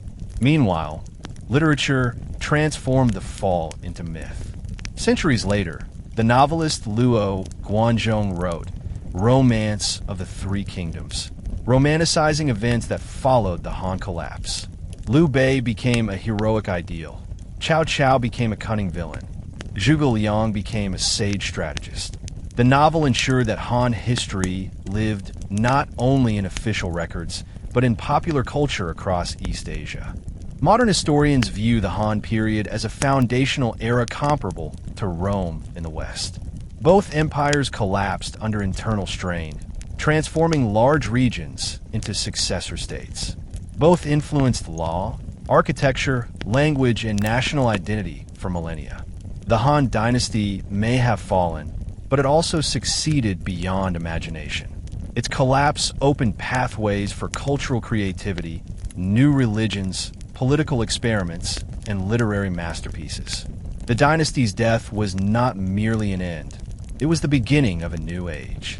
The fall of the Han Dynasty revealed a universal truth. Civilizations endure not because they avoid crisis, but because they transform through it. During the final decades of the Han Dynasty, the lives of common people reflected both the greatness and decay of the empire. Although history often focuses on emperors, generals, and warlords, the real structure holding China together was the agricultural village. These villages represented continuity. Even when armies clashed and dynasties fell, farmers still cultivated fields, repaired tools, raised livestock, and maintained family rituals. Yet the stress placed upon this rural world during late Han history was immense. The typical rural household operated within a Confucian family structure. The eldest male acted as head of the family, followed by his wife, sons, daughters-in-law, and grandchildren. Multi-generational living arrangements helped distribute labor. Men plowed fields and maintained irrigation systems, while women were responsible for weaving, food processing, and child-rearing. Yet despite these shared duties, men held legal authority. Women had limited inheritance rights and were expected to obey husbands and mothers-in-law. Agriculture during this era depended on millet and wheat in northern China and rice in the south. Tools such as iron plowshares and improved hoes increased productivity, but climate instability frequently destroyed harvests. A single flood could ruin years of work. When famine struck, families sold livestock, tools, and even land to survive. Many became tenant farmers under aristocratic landowners, surrendering crops and losing independence. The rise of tenant farming transformed rural identity. Instead of owning land passed down for generations, families now worked under contract. Small farmers became almost like sharecroppers. Some were bound by debt agreements, where repayment terms were impossible to meet. Many rural families migrated from their ancestral homes, searching for new farmland or work in military settlements. This movement weakened village unity. Despite hardship, community bonds remained strong. Villagers worked together on irrigation repair, shared tools, hunted, and traded in local markets. During festivals, Music and rituals filled the countryside. Confucian ceremonies marked births, marriages, funerals, and ancestral worship. Even in poverty, people believed honoring ancestors protected the household. Daily survival depended on knowledge rather than money. People stored seed grain as insurance against crop failure and used herbal medicine to treat illness. When disease outbreaks spread, folk shamans performed rituals, blending Taoist spiritual ideas with rural customs. These practices grew stronger during the late Han collapse because official medicine and government assistance disappeared. Violence shaped rural experience. Villages were raided by warlords, bandits, and rebel armies. To protect themselves, communities built defensive walls and formed militia groups. Young men trained with local captains, using bamboo spears, axes, and borrowed swords. In some cases, village militias became the first recruitment centers for warlords like Liu Bei or Cao Cao. Family loyalty was stronger than loyalty to the empire. People cared far more about protecting their own children than preserving imperial authority. When a Yellow Turban rebellion erupted, thousands of peasants joined willingly. Not because they hated China, but because they believed religion and rebellion offered hope their own government could not provide. Village life also changed culturally. The collapse of centralized education meant fewer children learned to read classical texts. Oral storytelling replaced scholarly training. Heroes of village legend emerged: fighters, healers, scholars, and rebels who protected families during famine. These stories later became inspirations for Three Kingdoms literature: the daily world of commoners, harvest cycles, hunger, festivals, marriage alliances, and village loyalty shaped the emotional reality of the Han collapse. While emperors fell and dynasties shifted, farmers remained the heart of civilization. Understanding their struggle explains why rebellion became inevitable and why new kingdoms gained popular support. The empire did not fall simply because governments failed. It fell because millions of ordinary families could no longer sustain the world the Han had built. As peasants suffered under taxation, famine, and war, the world of aristocrats during the late Han Dynasty looked drastically different. They lived in walled estates protected by guards, surrounded by gardens, libraries, music halls, and courtyards. Their lifestyle represented the final flowering of Han elite culture before political fragmentation reshaped aristocratic identity. Aristocratic families traced their lineage back generations. Their surnames held tremendous power. Clans like the Yuan, Liu, Sun, and Chao families defined politics. Their prestige came not only from wealth but from education. Confucian learning was the heart of noble identity. Young men studied classic texts, practiced calligraphy, wrote poetry, and learned the language of government. Some became scholars or philosophers. Others turned toward military ambition. Noble estates contained farmland worked by tenants who paid rent and crops. Income came from grain, silk production, and trading rights. While peasants struggled to feed their families, nobles wore silk robes, stored wine in decorated jars, and hosted banquets featuring rare foods. Musicians performed using zither, drums, flutes, and string instruments. Aristocrats debated philosophy and politics during elegant gatherings, even while distant provinces burned. Education was both privilege and weapon. Elite households hired private tutors, often scholar officials dismissed during the partisan prohibitions. These children learned social etiquette, legal codes, diplomacy, and classical literature. Women in aristocratic circles received better education than rural men did, learning poetry and calligraphy alongside domestic management skills. Marriage served political strategy. Aristocratic families chose spouses to strengthen alliances. Dowries included jewelry, silk, land, and household servants. Marriages connected entire clan networks, shaping regional politics. When young aristocrats joined warlords, their marriages created legitimacy. For instance, Sun Quan married daughters to powerful generals, while Cao Cao gave aristocratic women to loyal officers, creating family military bonds. Despite wealth, Noble life was not carefree. Political danger stalked elite families. Eunuch purges, warlord arrests, and factional violence erased entire lineages. Families intentionally hid books, gold, and heirlooms underground, fearing confiscation. Some nobles disguised themselves as peasants to escape execution. Others fled south, hoping southern kingdoms offered stability. Still, aristocrats shaped cultural creativity. Literature blossomed. Poetry reflected sadness over ruined landscapes, loyalty to dying traditions, and longing for lost order. Scholars wrote histories documenting the fall of the Han, hoping future readers would learn moral lessons. Philosophers expanded Taoist and Confucian arguments, questioning whether moral virtue or strength should guide rulers. Nobles also engaged with new religions.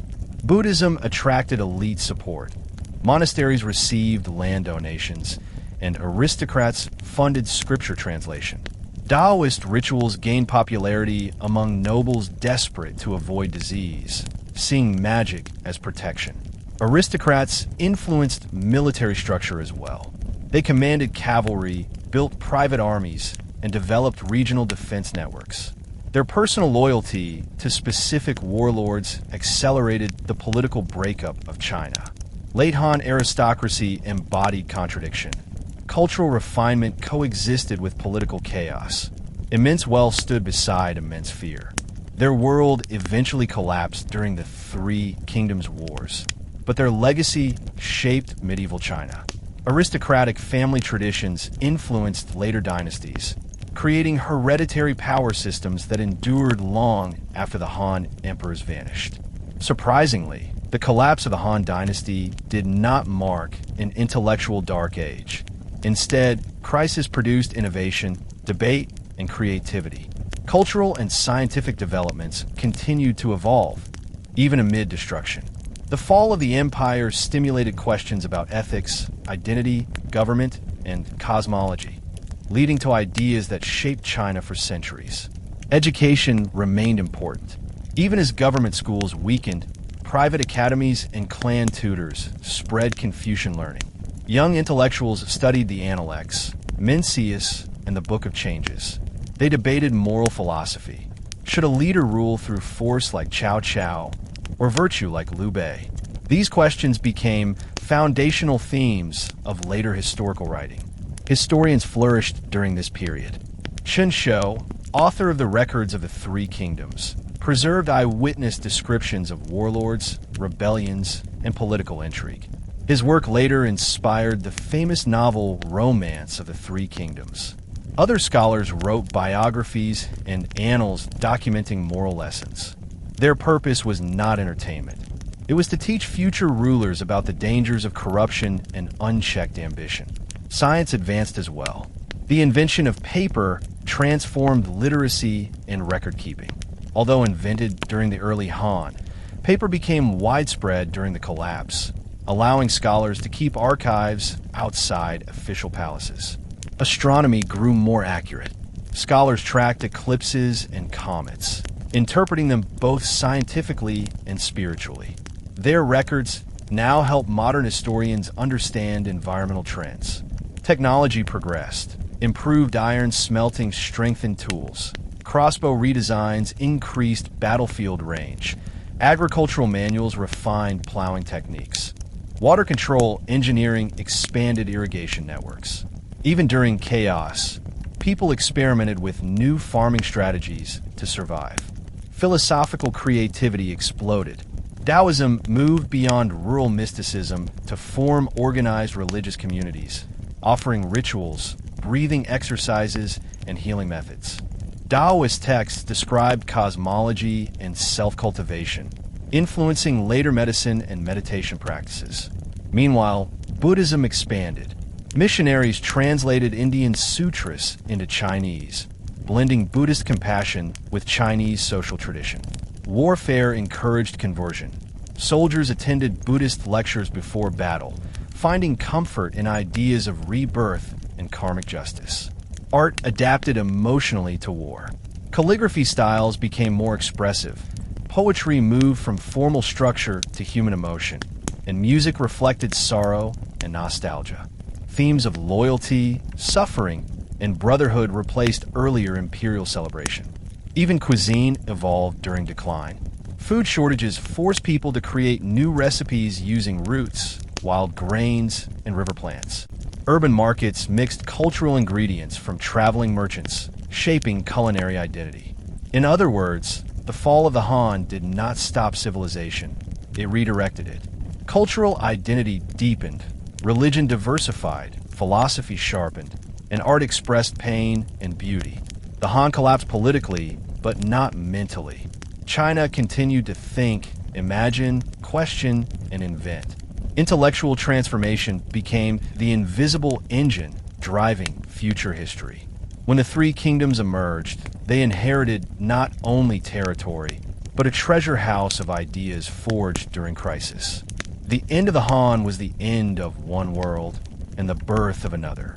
The armies that marched at the end of the Han Dynasty bore little resemblance to the disciplined imperial forces that once secured borders and upheld civil order. Early Han military structure relied on conscripted peasants, organized through agricultural colonies, who served seasonally before returning home. This system worked well for centuries, providing manpower while maintaining agricultural productivity. But by the end of the dynasty, social breakdown, corruption, and warlord opportunism reshaped the nature of warfare completely. The old conscription model collapsed for several reasons. First, land ownership shifted dramatically. Independent farmers were the original backbone of the army. However, as aristocrats absorbed farmland and peasants became tenant workers, the supply of eligible conscripts shrank. Landless peasants could not meet conscription requirements, forcing generals to search for new soldiers outside official channels. Warlords responded by building professional, permanent armies. These forces were not tied to the land. They followed commanders wherever campaigns led. Many soldiers joined because they were starving refugees. Others enlisted after losing homes in war. Military service became not a civic duty, but a survival choice. Generals also recruited criminals, promising pardons in exchange for battlefield loyalty. This transformation produced both strengths and weaknesses. Professional armies fought with more experience and committed loyalty to warlords rather than to the state. But training was inconsistent. Some commanders enforced harsh discipline, creating elite units. Others tolerated looting, gambling, and brutality. Cao Cao, in contrast, imposed order with ruthless efficiency. He reorganized ranks, established military law courts, and executed officers who mistreated civilians. His code demanded that even strong generals obey central command. Desertion meant death. Soldiers received standardized equipment, steady pay, and regular food. This structure produced armies with tremendous cohesion, helping Cao Cao dominate the northern plains. Meanwhile, warlords like Liu Bei relied mostly on personal charisma. Liu Bei's troops admired his battlefield skill, but lacked administrative structure. His forces performed brilliantly in direct combat, but crumbled when supplies ran short. Liu Bei struggled to maintain manpower until he settled in Shu, where Luoyang created agricultural military colonies similar to Cao Cao's system. Another major change was how soldiers viewed loyalty. In early Han culture, men fought for emperor, family, and ancestral honor. By the late Han collapse, soldiers followed generals who paid them. Emotional loyalty shifted from dynasty to local leadership. A soldier might willingly die for Cao Cao, but feel no obligation toward Emperor Xian. The composition of armies became increasingly diverse. Northern forces included nomadic cavalry from Xiongnu, Wuhuan, and Xinbei tribes. Southern armies included river-based naval troops, trained to maneuver on swamps and lakes. Local militias served warlords as temporary forces, returning to farming during peace. Perhaps the greatest military change came through psychological evolution. Earlier armies believed war must serve the people. Later armies believed war served the victor. Generals openly discussed conquest, territory, and ambition rather than moral duty.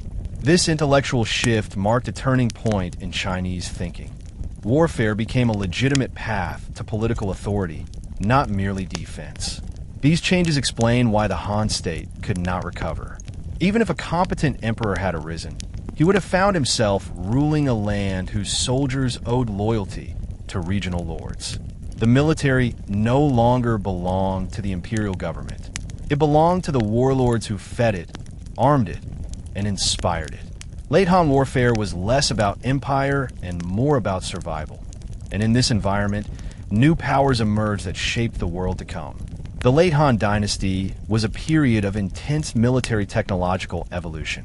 War drove innovation, and innovation changed the way battles unfolded. Weapons became stronger, armor more flexible, and tactics increasingly sophisticated. Metal production expanded dramatically during Han rule. Iron smelting quality improved, allowing blacksmiths to produce stronger spearheads, swords, agricultural blades, and armor plates. Mass production workshops provided armies with standardized weapons, eliminating the chaotic diversity of earlier periods. One of the most iconic Han weapons was the crossbow. Built with composite materials and tension mechanisms, Han crossbows could penetrate armor at long range. By the dynasty's fall, crossbow design had improved to include trigger systems that allowed for mass firing. Trained troops fired volleys in synchronized rhythm, devastating enemy formations. Crossbows empowered foot soldiers, weakening the dominance of elite cavalry. Spears remained a core infantry weapon. They were cheap to make, easy to train with, and highly effective in formation combat. Han infantry arranged themselves in tight blocks, spear points outward, resisting cavalry charges. Short swords, often double-edged, allowed close-quarter fighting. Longer sabers emerged during warfare against nomads, offering slashing advantages on horseback. Armor evolved as well. Early Han armor used leather and bronze plates, but by the late period, iron lamellar armor appeared, rows of metal plates laced together for flexibility. Soldiers could run, climb, and maneuver while protected from arrows. Cavalry armor expanded to include horse barding, shielding mounts from missile fire. Shields were rectangular and reinforced with metal rims. On battlefields, soldiers formed shield walls, crouching behind overlapping barriers while crossbows fired from behind them. This tactic was especially effective in northern plains warfare. Naval warfare grew essential in southern regions. Sun Quan's Wu Kingdom developed large river ships with armored decks and catapults. Engineers created hooked chains to link enemy vessels during ambush attacks. Fire ships, boats packed with oil and straw, turned rivers into flaming traps. The Battle of Red Cliffs remains the most famous example of successful naval technology. Fire ships destroyed Cao Cao's fleet, proving tactical innovation could defeat superior numbers. Siege warfare expanded dramatically. Warlords constructed massive siege towers, mobile shields, and battering rams. Catapult systems evolved into stone-throwing machines capable of smashing walls from afar. Fortresses and strategic mountain corridors forced armies into grueling multi-year campaigns, fundamentally changing how territories were conquered. Engineering advancements supported warfare on a large scale. Roads improved for troop movement, canals supplied military grain convoys, and granary networks supported long campaigns. Such logistics allowed armies like Cao Cao's to campaign far from home. Technology also shaped culture. Blacksmithing communities grew wealthy, supplying warlords.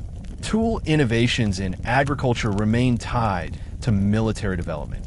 Plow design, for instance, came from metalworking improvements sparked by weapons manufacturing. Yet technological growth also meant greater destruction. Battles killed tens of thousands. Villages burned under siege fire. Fields were trampled by armies. Roads filled with corpses. Entire provinces lost populations through famine and war. The transformation of weapons and armor reflects a broader truth. The fall of the Han Dynasty was not simply political. It was military and technological revolution. The battlefield evolved faster than the dynasty could adapt. Ironically, Han ingenuity produced tools that empowered warlords to destroy the dynasty that created them. The late Han period produced some of the greatest military strategists in world history. Commanders like Cao Cao, Sun Quan, Zhuge Liang, Zhou Yu, and Lu Meng changed the way armies fought, not just through strength, but through psychological and tactical mastery. Their strategies demonstrate why the fall of the Han Dynasty is remembered as an age of heroic military intelligence. Cao Cao. He studied geography, climate, enemy morale, and supply routes before choosing battlefields. He used speed to surprise opponents, striking before rivals could mobilize troops. At Guandu, he deliberately targeted Yuan Shao's supply base rather than attacking his main force. By destroying his enemy's food, he destroyed his army. This strategy became a model for future generals: win battles by starving, not slaughtering opponents. He spread rumors to break alliances, forged letters to create mistrust, and rewarded defectors to weaken enemy loyalty. His armies sometimes spared civilians to win popular support. At other times, he executed entire populations to provoke fear. His adaptability defined his success. Zhuge Liang, strategist of Shu, used intellect to compensate for lack of manpower. He relied on deception, environmental manipulation, and misdirection.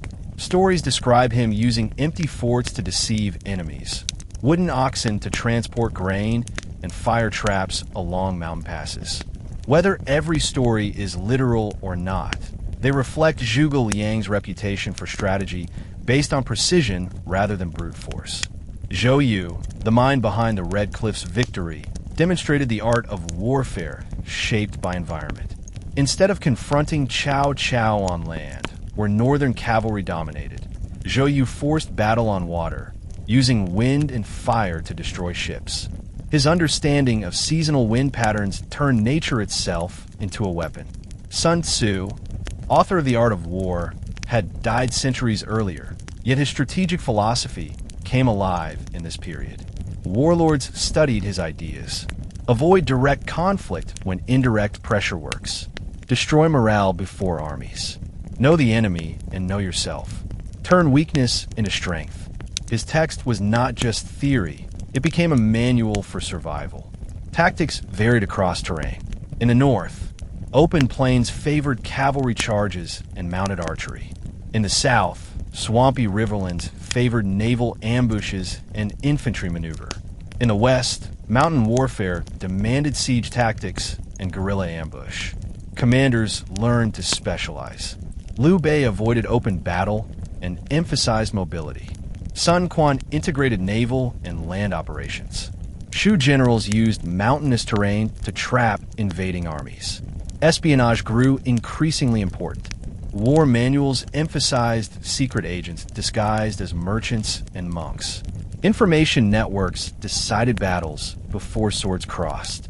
Military thought evolved beyond victory and defeat. Generals measured success by territory control, alliance strength, and economic health.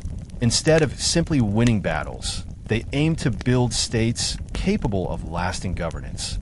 The collapse of the Han Dynasty taught military leaders a central lesson. Power did not belong to the emperor. It belonged to whoever commanded information, food, soldiers, diplomacy, and engineering. The end of the Han era was not the fall of order. It was the rise of strategic genius. The warlords of this period reshaped military philosophy, leaving a legacy that influenced warfare across East Asia for centuries. The collapse of the Han Dynasty created a political environment in which diplomacy became just as important as military strength. Warlords could not survive through force alone. They needed allies, temporary or long-term, to protect borders, gain resources, and legitimize claims. The late Han world was therefore shaped by shifting alliances, broken promises, and rapid diplomatic transformation. Understanding these alliances reveals why China fractured into three kingdoms rather than uniting under a single ruler. The earliest major alliance came from the anti-Dong Zhuo coalition. Though it failed to defeat Dong Zhuo through coordinated action, it proved that warlords recognized the power of political cooperation. Yuan Shao, Yuan Shu, Cao Cao, Sun Jian, and others gathered under one mission, but their alliance contained foundational weaknesses: pride, rivalry, and miscommunication. This early failure shaped future diplomacy, teaching warlords that alliances must reflect shared interests, not just shared enemies. As the empire fragmented, alliances became highly strategic. Cao Cao, after unifying much of northern China, created networks of controlled dependence rather than equal partners. He offered defeated warlords positions, land, wealth, and noble titles, turning former enemies into loyal administrators. In return, they swore allegiance, strengthening his legitimacy. Unlike others, Cao Cao successfully blended force and diplomacy. Conquered territory did not become wasteland, it became administrative wealth. Liu Bei relied on a much different approach. Without large territory or armies early in his career, he built alliances through moral persuasion and personal loyalty. He presented himself not as an ambitious general, but as a man chosen by destiny to restore the Han. This attracted scholars, refugees, and rural militias. When Zhuge Liang convinced Liu Bei to ally with Sun Quan against Cao Cao, it resulted in one of the most famous diplomatic victories in history, the Red Cliffs Alliance. That coalition defeated a stronger enemy and prevented total northern domination. Liu Bei proved that friendship, shared danger, and mutual respect could be turned into strategic advantage. Sun Quan, meanwhile, perfected diplomatic flexibility. His southern kingdom lacked the manpower to conquer China, but it possessed enough strength to resist invasion. Sun Quan used negotiation as a defensive weapon, forming alliances with both Cao Cao and Liu Bei at different points, preventing either from launching long-term southern campaigns. His diplomacy was so successful that Wu survived nearly 50 years longer than Shu, and its borders remained relatively secure throughout his reign.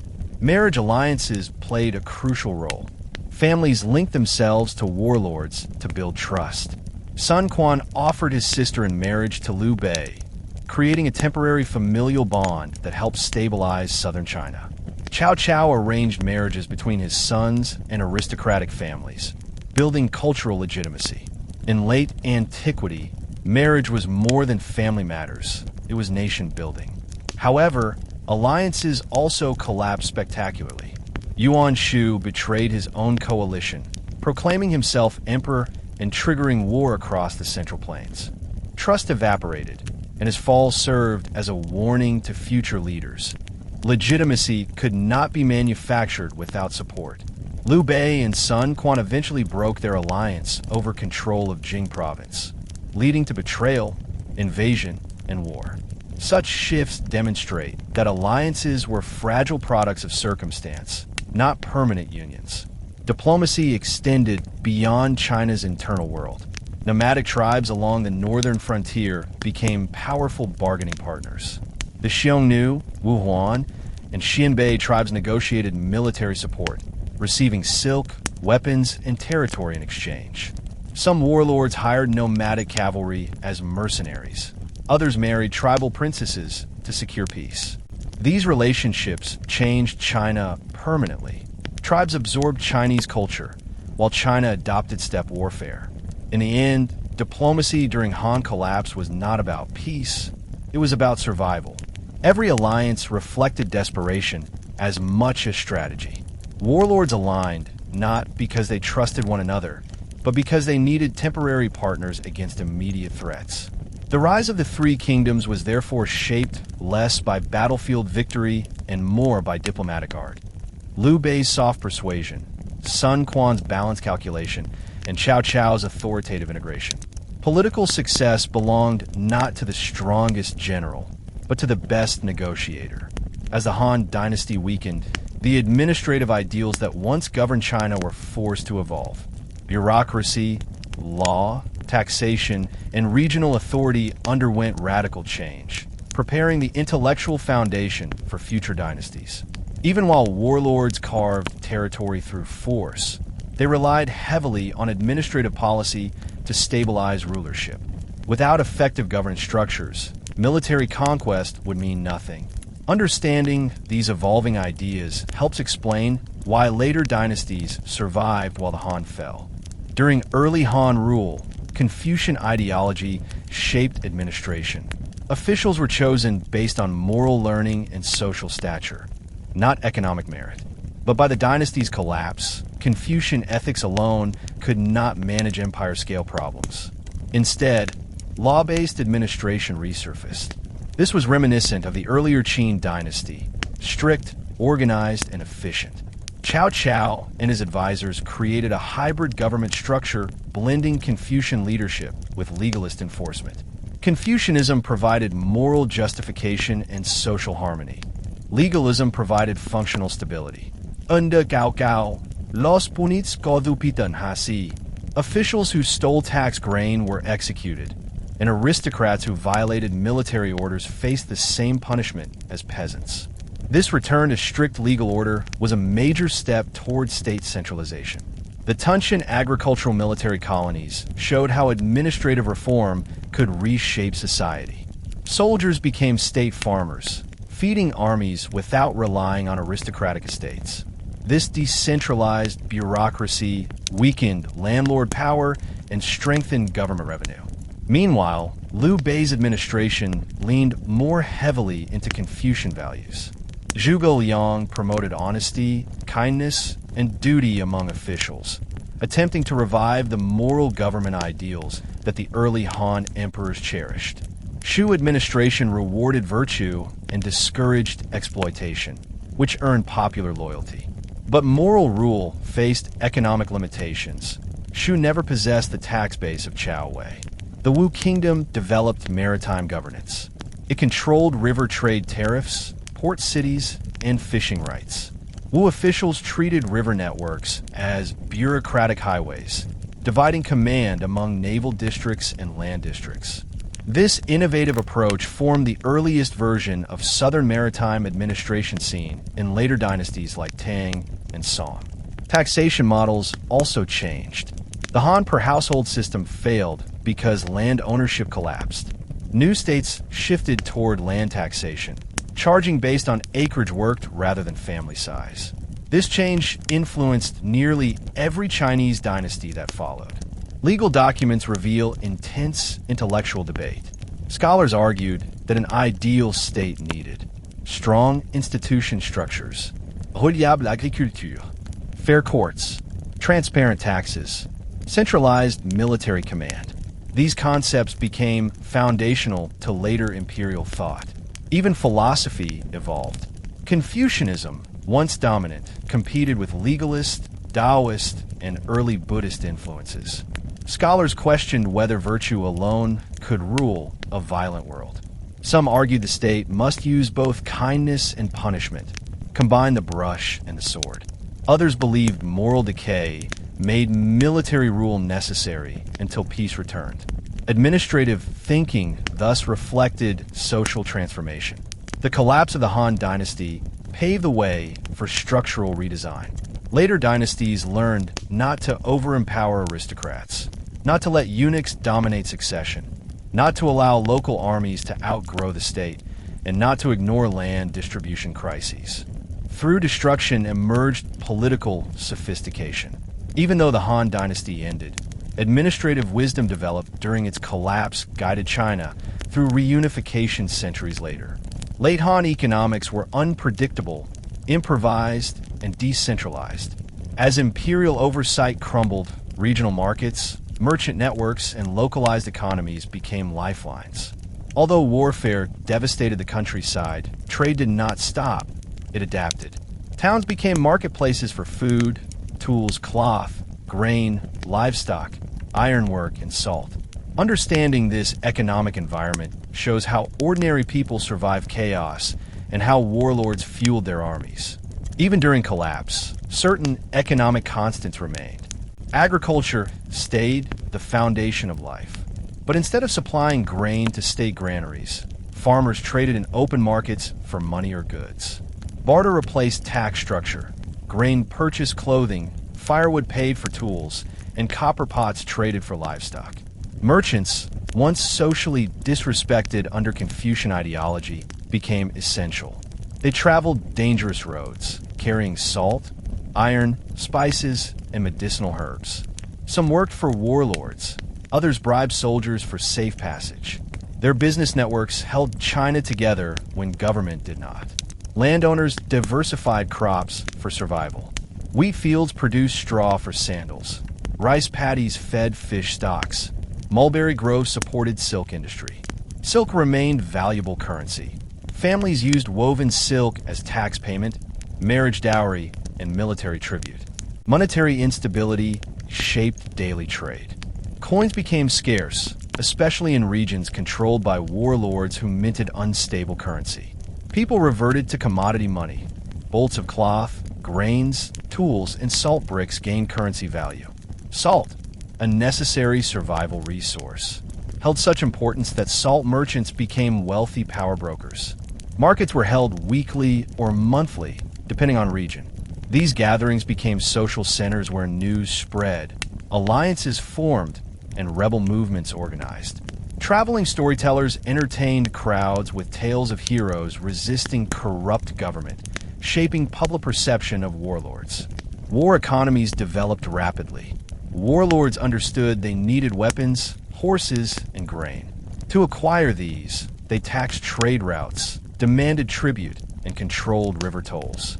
In northern regions, Cao Cao rebuilt abandoned villages to increase production and use captured land to feed soldiers. In the south, Sun Quan exploited maritime trade. His ports exported pearls, spices, lumber, pottery, and metalwork to coastal merchants. Wu developed shipbuilding industries, allowing them to launch naval campaigns. Their economy relied less on taxes and more on trade revenue, a revolutionary model. Shu, landlocked by mountains, relied on internal agriculture and salt mines. This made Shu economically stable but limited in export capacity. Yet their wealth in minerals and mountain crops prevented starvation, giving Shu longevity despite small population size. Meanwhile, famine shaped population movement. People traveled hundreds of miles seeking fertile land. Frontier regions, once sparsely settled, became crowded with refugees. Entire villages relocated, changing the cultural identity of border regions. Economic creativity defined late Han life.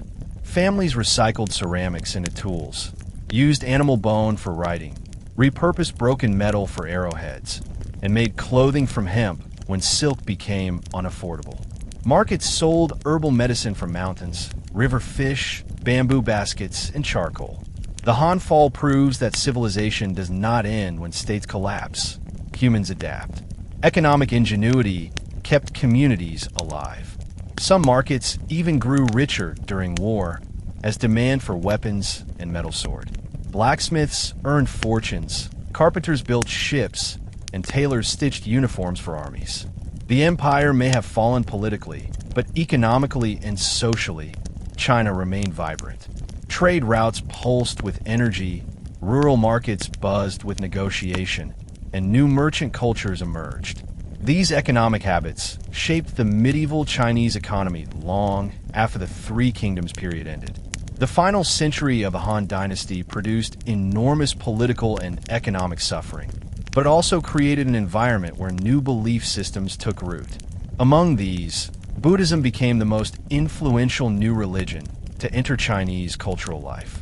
Although Confucianism, Taoism, and traditional folk religion had long shaped society, Buddhism offered something fundamentally different, a worldview built around individual spiritual liberation rather than social hierarchy. The empire's collapse gave Buddhism an opportunity to flourish. Buddhist ideas reached China through the Silk Road trading routes linking Han territories to Central Asia, India, and Persia. Traders, monks, and translators carried sacred manuscripts, relics, and visual art along caravan networks. Early Buddhist missionaries did not arrive as conquerors. They arrived as travelers and healers. In a world dominated by famine, displacement, and war, their teachings on suffering resonated deeply with ordinary people who felt abandoned by traditional institutions. Key Buddhist concepts such as reincarnation, karma, and nirvana offered emotional comfort.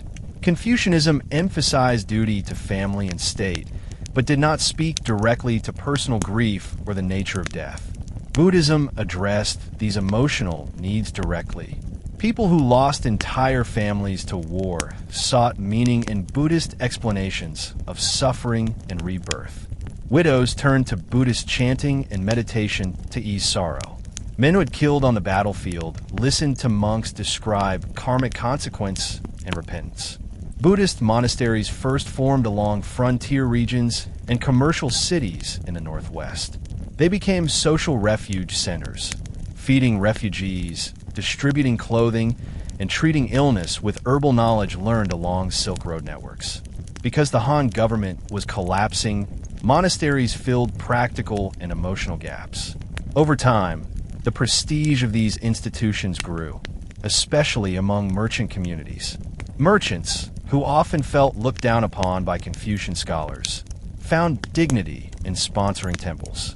Their donations purchased housing for monks, paid for translation projects, and funded sculpture carving. Translation efforts represent one of Buddhism's great achievements during the fall of Han. Monks like Lokiksema translated Indian sutras into Chinese, making complex Sanskrit ideas understandable to Chinese readers. These translations were not literal. They adapted teachings to local culture. For example, Buddhist compassion was compared to Confucian benevolence, and Buddhist meditation was described using Taoist breathing language. This helped integrate Buddhism into existing cultural patterns. While Buddhism grew popular among commoners and merchants, it also attracted intellectual elites. Scholars frustrated by political corruption argued that Confucian moral teachings had been betrayed by officials, while Buddhism seemed fresh, honest, and spiritually disciplined. Educated men studied Buddhist texts privately, sometimes even joining monasteries in old age. Not everyone welcomed Buddhism. Confucian traditionalists condemned monks for rejecting family duty and refusing marriage. They feared Buddhism would weaken loyalty to state and family. Some Taoists accused Buddhism of stealing ideas. Even warlords worried about monasteries gaining land and wealth. Yet despite resistance, Buddhism continued spreading, especially because it provided something the collapsing state could not: hope. By the end of the Han Dynasty, Buddhist temples stood across major trade cities. Manuscript libraries had formed and devotional rituals emerged. Although Buddhism had not yet taken its full Chinese form, that would happen later under the Sui and Tang dynasties. Its arrival during the Han collapse permanently changed Chinese spiritual identity. The fall of the Han, paradoxically, opened a door for religious diversity and philosophical reflection that enriched Chinese civilization for centuries. Buddhism did not simply replace Confucian thought. It expanded China's spiritual vocabulary. The chaos and violence of late Han life did not extinguish human search for meaning. Instead, it intensified it. Buddhism became both mirror and remedy, reflecting collective suffering and offering a path beyond it. Through prayer, meditation, ritual, and community, people found balance amid a world falling apart. While Buddhism spread across the empire, Taoism underwent its own dramatic transformation. Taoism had long existed as a philosophical tradition focusing on harmony with nature, effortless action, and withdrawal from worldly ambition. Works such as the Tao Te Ching and Zhuangzi shaped intellectual life for centuries. But during the fall of the Han Dynasty, Taoism evolved from a loose philosophy into an organized religion and political force. This transformation happened because the social world demanded answers classical Taoism did not provide. Philosophical meditations on nature did not help starving peasants, unjustly taxed farmers, or civilians fleeing militarized territories. People facing war and famine needed spiritual protection, magical healing, and political liberation. Taoism adapted to those needs. The most powerful evidence of Taoism's new identity appeared in the Yellow Turban Rebellion of 184 CE. Led by Zhang Zhu, the movement reinterpreted Taoist cosmology into revolutionary ideology. Zhang Zhu claimed to possess healing powers through Taoist ritual. He taught that illness came from imbalance between heaven and earth, and only spiritual cleansing could restore harmony. His organization used talismans, incantations, and confessions. Zhang Zhu expanded Taoist teachings into a mass social religion. He trained thousands of followers, known as Great Peace Disciples, who spread messages through villages. Their teachings promised a new era of equality, an age where the corrupt elite would fall and the poor would rise. They prophesied that the Han Dynasty had lost heaven's support, and a yellow age would replace the old world. Their rebellion demonstrated that Taoism had transformed into a populist spiritual movement capable of mobilizing millions. After the rebellion's defeat, Taoist groups continued to develop. Secret societies formed across the countryside, offering healing, meditation, fortune-telling, and ritual cleansing. Taoist priests became community leaders in regions abandoned by government authority. They advised on agriculture, astronomy, and medicine. Taoist medical theory flourished. Practitioners blended herbal knowledge with breathing techniques, acupuncture, and energy alignment. Illness was treated as both physical and spiritual imbalance. These ideas later shaped traditional Chinese medicine. Taoism also influenced military culture. Generals consulted Taoist astrologers to choose battle dates based on cosmic alignment. Soldiers carried protective talismans during campaigns. Warlords sought Taoist advisors, believing spiritual strength could enhance military success. Furthermore, Taoism evolved organizational structure. Temples built hierarchical leadership, dividing monks into ranks. Ritual manuals emerged, detailing offerings, chants, and purification ceremonies. Taoist masters trained disciples in mountain retreats, teaching meditation and internal alchemy. Internal practices used breathing and visualization to strengthen the body and extend lifespan. These developments transformed Taoism from elite philosophy into mass religion. It became accessible to commoners who could not read classical texts. Its rituals, healing, chanting, exorcism, provided comfort in chaotic times. Taoism also shaped political thinking. The idea that dynasties rose and fell according to cosmic cycles resonated strongly during Han decline. People believed heaven withdrew power from corrupt leaders, granting authority to those aligned with the Tao. This reinforced the concept of dynastic legitimacy and the mandate of heaven, helping future rulers claim divine approval. Taoism during the Han collapse was not peaceful escapism. It was a force of change. Its new identity blended spirituality, medicine, community service, and rebellion. Later dynasties institutionalized Taoism, transforming it into a major religion. But its origins as a response to Han's suffering reveal why it remains deeply connected to Chinese cultural identity. Although Buddhism and Taoism grew during the final Han century, Confucianism remained the intellectual foundation of Chinese civilization. Even when the imperial court descended into corruption, Confucian values, loyalty, filial piety, ritual propriety, education, and moral responsibility continued shaping how people understood themselves and their world. Confucian scholars viewed history through ethical analysis. They believed virtue created stable government, corruption destroyed it. This belief framed the collapse of the Han Dynasty as moral tragedy rather than accidental crisis. Scholar historians wrote records criticizing eunuchs, warlords, aristocrats, and incompetent rulers. They argued that greed, not fate, ruined the dynasty. Their writings preserved cultural memory and became textbooks for later dynasties. Even during political chaos, Confucian schools did not vanish. Private academies formed in rural strongholds where scholar families fled. These schools taught children classics, such as the Analects and Book of Rites. Confucian reading preserved literacy and historical identity. Students memorize sayings like, "Cultivate the self, then bring order to the family. Bring order to the family, then govern the state." Such teachings reinforce belief that social good begins with morality. Confucianism also shaped family structure. The fall of Han did not break filial duty. Children still served parents, conducted ancestral rites, and obeyed lineage elders. These traditions maintained social stability, even without government support. Confucian ethics guided resistance movements. Liu Bei, for example, advertised himself as defender of Confucian virtue. His kingdom of Shu attracted scholars who saw him as moral alternative to Cao Cao. Zhuge Liang wrote political essays defending benevolence, loyalty, and just governance. These writings influenced later Song Dynasty thinkers. Confucianism also helped preserve national identity. When China split into 3 kingdoms, people still spoke of all under heaven as cultural unity.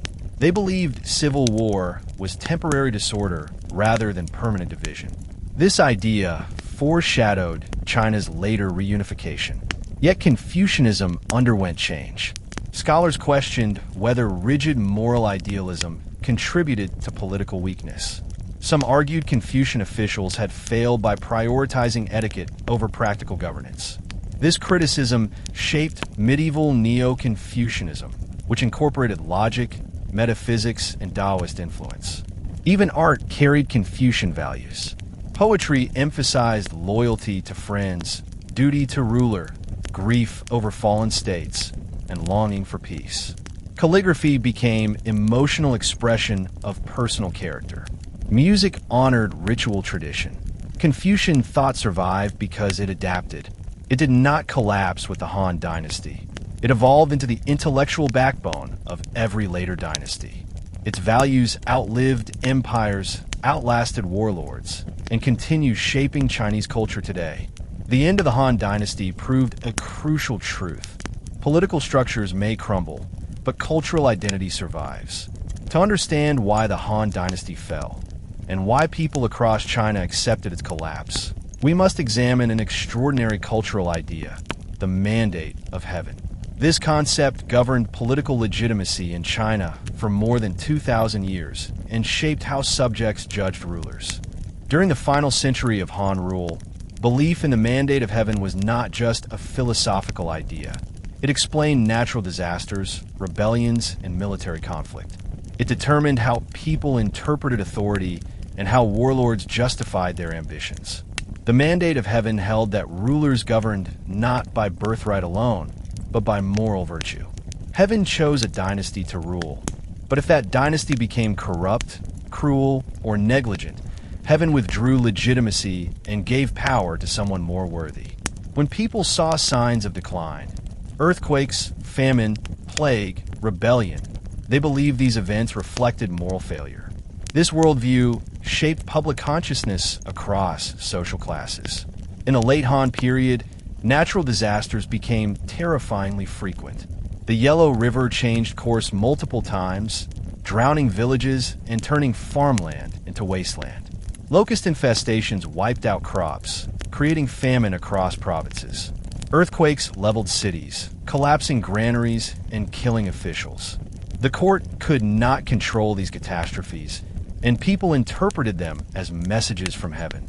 Scholars wrote memorials blaming imperial misrule, saying heaven had begun sending warnings. When a government ignored them, disasters intensified. Poetry and diaries from this period describe sky omens, eclipses, red stars, falling meteors. Even skeptics admitted that the empire appeared cursed. These beliefs did not simply cause fear, they justified rebellion. When the Yellow Turban Rebellion erupted, its leaders used mandate rhetoric deliberately. Zhang Ju's slogan, "The yellow heaven shall rise," was a direct claim that heaven had transferred legitimacy from Han to his movement. Peasants believed this prophecy because traditional teaching told them dynasties ended when heaven turned away. Warlords also used mandate reasoning, though more strategically. Cao Cao argued that eliminating corrupt officials was serving heaven. Liu Bei claimed descent from the Han imperial clan. asserting that heaven had given him responsibility to restore order. Sun Quan cited heaven's will in speeches urging southern independence. Even common soldiers believed military victory reflected cosmic favor. This idea shaped how people reacted to the abdication of Emperor Xian. Instead of viewing the event as treason, many saw it as fate. If heaven had withdrawn support, then a new dynasty must rise. Therefore, Cao Cai's declaration of Wei rule appeared legitimate to northern officials.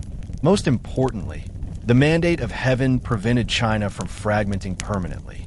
It created a shared belief that one ruler should unite all under heaven.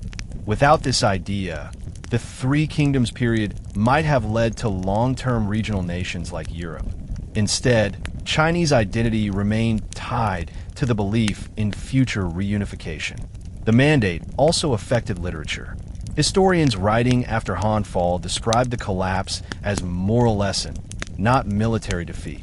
They emphasized court corruption, eunuch manipulation, aristocratic arrogance, and warlord selfishness to show heaven was justified in withdrawing rule. These interpretations shaped later dynastic ideology, convincing rulers that virtue, not strength, protected their reign. Thus, the mandate of heaven was not abstract theology. It was a social engine powering history. It explained disaster, justified rebellion, and preserved national unity. The fall of the Han was therefore not viewed simply as tragedy. It was part of a cosmic cycle. The people believed heaven took the dynasty away, but never doubted heaven would give rise to another. The collapse of the Han Dynasty did not only change government, it reshaped identity. The name Han became more than a dynastic label. It transformed into an ethnic and cultural identity embraced across future centuries. Today, the majority of Chinese people call themselves Han. That identity began forming during this era of collapse and survival. The Han Dynasty unified China culturally through standardized writing, administration, and education. Local dialects differed, but written Chinese connected people across provinces. Even after the dynasty fell, written characters remained universal, allowing communication between warlords and scholars regardless of geography. Language preserved unity that politics shattered. Confucian education reinforced this identity. Scholars taught values that transcended region: filial piety, loyalty, benevolence, duty, and righteousness. These teachings explained what it meant to be culturally Chinese.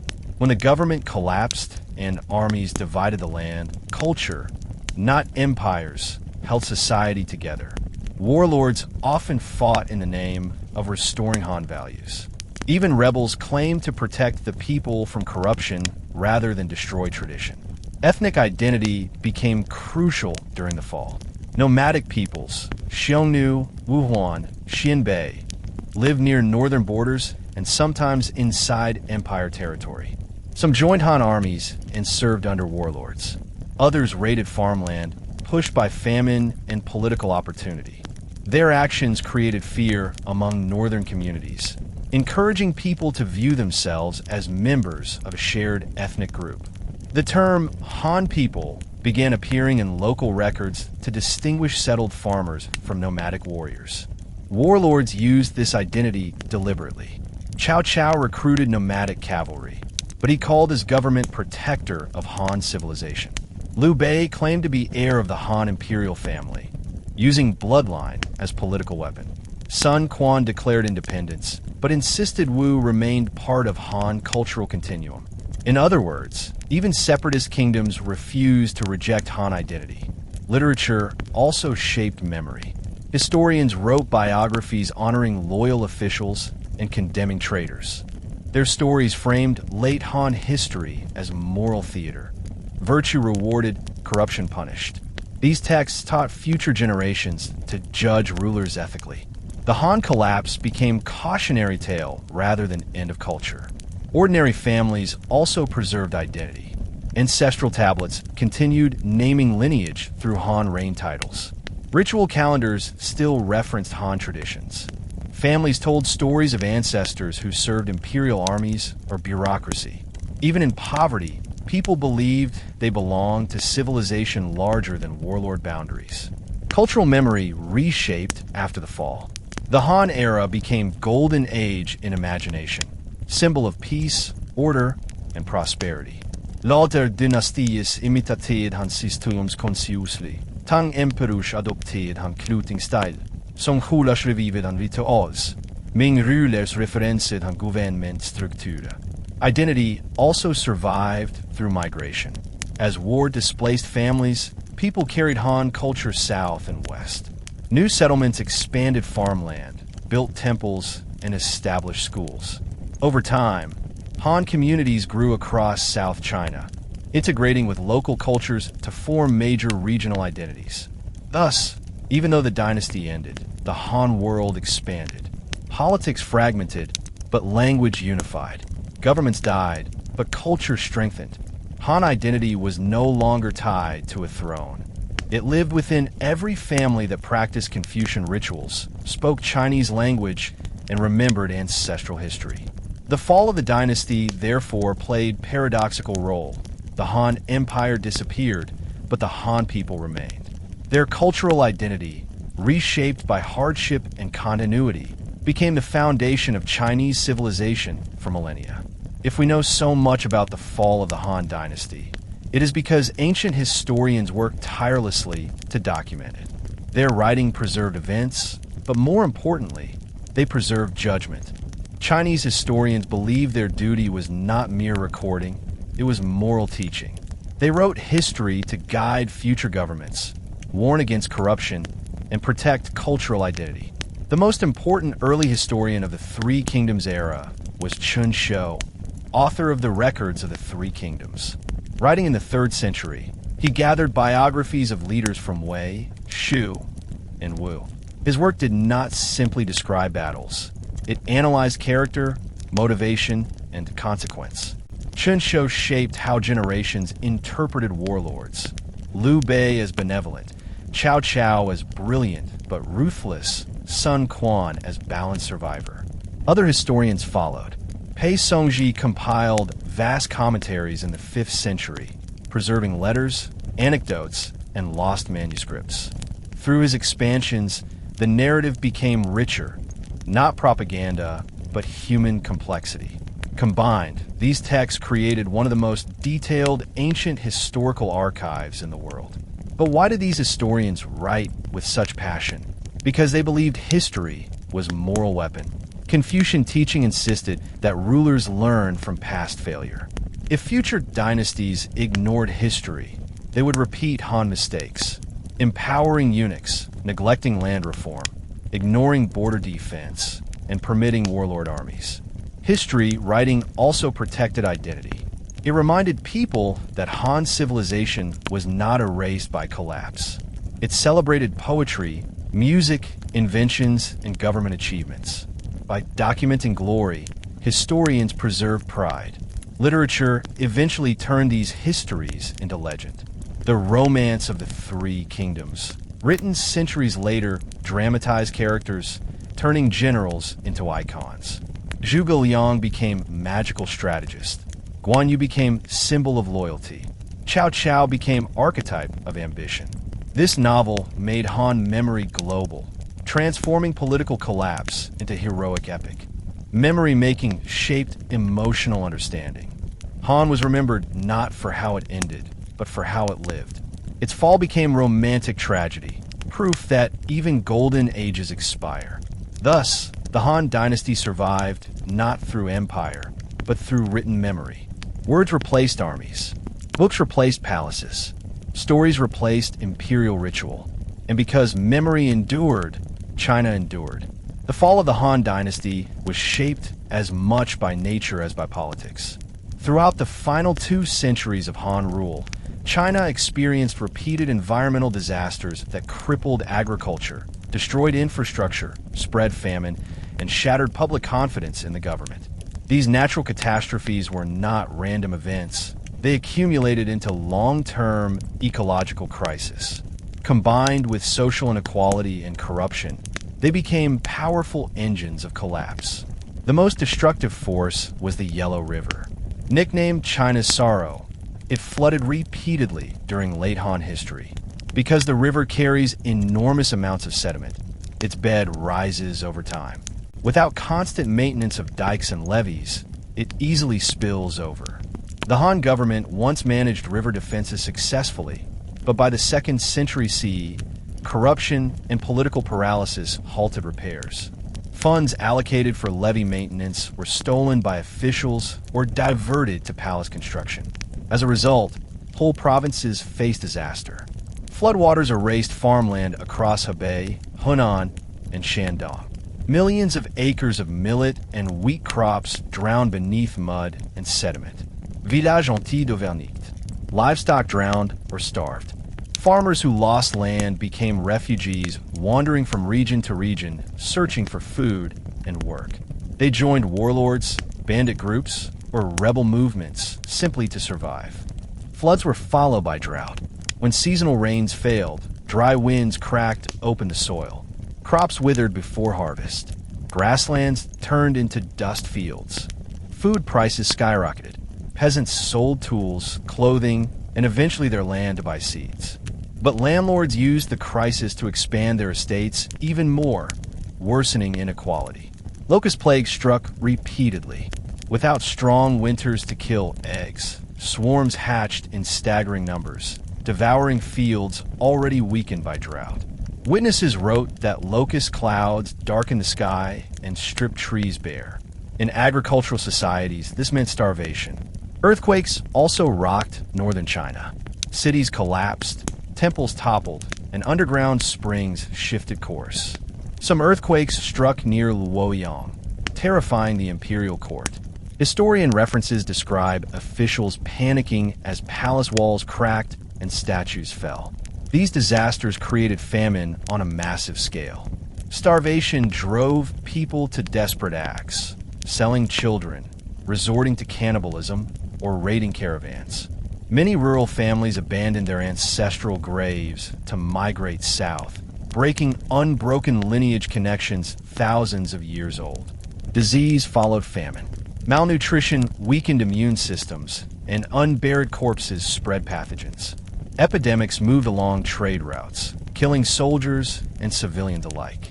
Historians recorded strange fevers, bleeding diseases, and wasting illnesses. Without medical infrastructure, rural populations suffered tremendously. These disasters carried political meaning. According to traditional beliefs, heaven used nature to punish rulers. When floods struck, peasants believed imperial virtue had failed. Each flood, each drought, each plague became evidence that the Han Dynasty had lost the mandate of heaven. The government tried to respond. Officials distributed grain from imperial granaries, built new canals, and encouraged migration to less damaged regions. But corruption weakened even these efforts. Local officers hoarded food for personal profit or gave grain only to friends and relatives. Imperial inspectors often accepted bribes and falsified reports. Famine aid programs collapsed. Environmental destruction also changed military reality. Armies needed farmland to feed troops. When northern farmland turned into floodplain, warlords moved south, bringing war into new regions. Migration altered demographics. People from the north settled near the Yangtze River, shaping southern culture and increasing Wu strength. Furthermore, climate instability pushed nomadic tribes from the steppe into Han territory. Years of harsh winters and low grass yields forced the Xiongnu and other tribes to raid for resources. Their attacks pressured Han border defenses, draining manpower and money. Nature, economics, and politics became interlinked. Environmental disaster weakened the treasury, increasing taxes. Higher taxes pushed peasants into rebellion. Rebellion forced the government to spend more on war, leaving fewer resources for river repairs and famine relief. By understanding environmental pressures, we see the fall of Han not merely as political drama, but as ecological tragedy. The land itself rebelled, and the dynasty lacked strength to answer. The three kingdoms did not form randomly. They emerged along natural geographic borders shaped by mountains, rivers, coastlines, and agricultural zones. Geography explained why Wei dominated the north, Shu controlled the west, and Wu commanded the south. It also explains why the Han Dynasty could not reunify after collapse. Northern China, ruled by Wei, consisted of broad plains ideal for cavalry warfare. Open terrain enabled fast troop movement and large-scale wheat agriculture. This region had the largest population, greatest farmland output, and richest administrative centers. Cities like Yi and Luoyang sat along river networks that enabled communication and transport. Because land was flat and connected, northern warlords could unify territory rapidly once they built a strong military foundation. Cao Cao exploited this advantage perfectly, conquering northern rivals by moving armies quickly along river roads. In contrast, Shu developed inside mountainous Sichuan Basin. Surrounded by steep ranges like the Qinling and Daba Mountains, the region was difficult for invading armies to penetrate. Narrow passes like Jinji served as choke points, allowing small defending forces to block large armies. Sichuan's geography created natural shelter for Liu Bei's state. Once he seized control of Chengdu, he was nearly impossible to dislodge. However, the same mountains that protected Shu also isolated it. Transportation was slow, roads were dangerous, and trade depended on mountain passes. Shu remained rich and secure, but limited. The southland of Wu thrived along the Yangtze River Valley. This immense waterway served as both shield and highway. Naval warfare dominated the region. Warlords developed fleets instead of cavalry. Swamps and lakes formed natural defense barriers. Agriculture was diverse. Rice paddies, fish farms, mulberry groves, and fruit orchards supported large populations. Coastal trade networks connected Wu to Vietnam, Korea, and island cultures. Sun Quan used these maritime advantages to resist Wei invasions for decades. Because geography shaped kingdom identity, there was no simple path to reunification. No army could easily travel from one region to the next without enormous cost. Northern cavalry could not maneuver through mountains. Shu infantry could not cross rivers without naval aid. Wu ships could not march through northern plains. Each kingdom developed military specializations tailored to terrain, making them unique societies. Even within Han territory, geography divided populations. Cultural differences deepened. Northerners valued horse warfare, grain farming, and aristocratic power. Westerners emphasized loyalty, mountain culture, and defense-minded strategy. Southerners blended fishing, trade, and naval mobility, shaping a more flexible identity. Rivers also shaped political boundaries. The Yellow River defined northern heartland. The Yangtze divided north and south.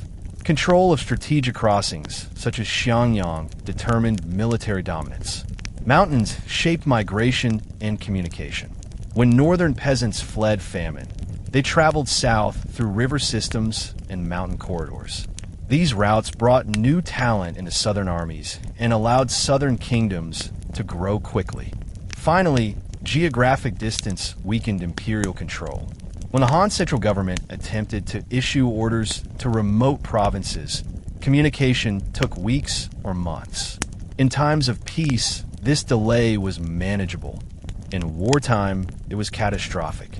Regional governors learned they could ignore the capital without immediate punishment. Distance turned provincial administration into local autonomy. Autonomy grew into independence. Without understanding the geographic skeleton of China, the fall of the Han appears chaotic. But when we see how mountains and rivers shape political power, patterns emerge. The empire divided along natural lines. The land itself drew future borders and wrote future history. The Han Dynasty once maintained an extraordinary infrastructure system. Roads, canals, postal stations, granary lines, and border walls connected the empire like a circulatory system. These networks allowed armies to move supplies quickly, officials to deliver imperial edicts, and merchants to transport goods. Infrastructure created unity, not just physically, but administratively and culturally. However, by the late Han period, infrastructure collapsed from neglect, war damage, and corruption. When these networks deteriorated, government coordination faded and empire cohesion died. The fall of the Han was therefore not just political weakness, it was logistical collapse. The imperial road system stretched across thousands of miles. Built during early Han and Qin rule, these roads allowed the government to move inspectors, couriers, and troops. But maintaining roads required taxes, manpower, and central planning. Resources the late Han lacked. Flooding washed away bridges. Bandits ambushed transport carts. In many provinces, roads became dangerous wilderness paths. Travelers risked robbery or death. Postal stations once ensured communication across vast distances. Couriers could deliver messages from the capital to frontier commanderies in weeks. But when funding disappeared, horses starved, buildings rotted, and messengers deserted. Orders from the emperor arrived too late to matter or never arrived at all. Warlords took advantage, issuing forged imperial decrees. Canals represented another crucial system. They linked northern wheat regions to southern river basins, allowing grain transport to the capital. After repeated flooding and war damage, canals clogged with mud. Barges became stuck and grain shipments spoiled. Without canal supply, Luoyang's population suffered famine, reducing imperial prestige. Infrastructure failure shaped military outcomes. During the Yellow Turban Rebellion, rebel armies blocked supply roads, starving imperial troops. When Cao Cao fought Yuan Shao, he won partly because Yuan Shao could not feed his army along unreliable roads. Military logistics replaced battlefield strength as key strategic factor. Communication failure encouraged provincial independence. When governors stopped receiving reliable orders, they acted according to local needs rather than imperial expectation. Some minted currency, others built personal fortresses. Without roads and canals, the emperor could not enforce authority. Economic damage deepened. Merchants abandoned long-distance trade routes. Market networks became localized. Specialties declined. Northern iron producers could not sell to southern customers. Salt producers in coastal regions lost inland buyers. Commerce shrank. Legal accountability vanished. Inspectors could not reach provincial courts, enabling corruption and brutality. Some governors became tyrants, unchecked by central law. Cultural unity weakened too. Schools once received books and teaching supplies through imperial transport. Now they were isolated. Regional culture flourished, but national identity fragmented. The loss of infrastructure thus contributed directly to Han collapse.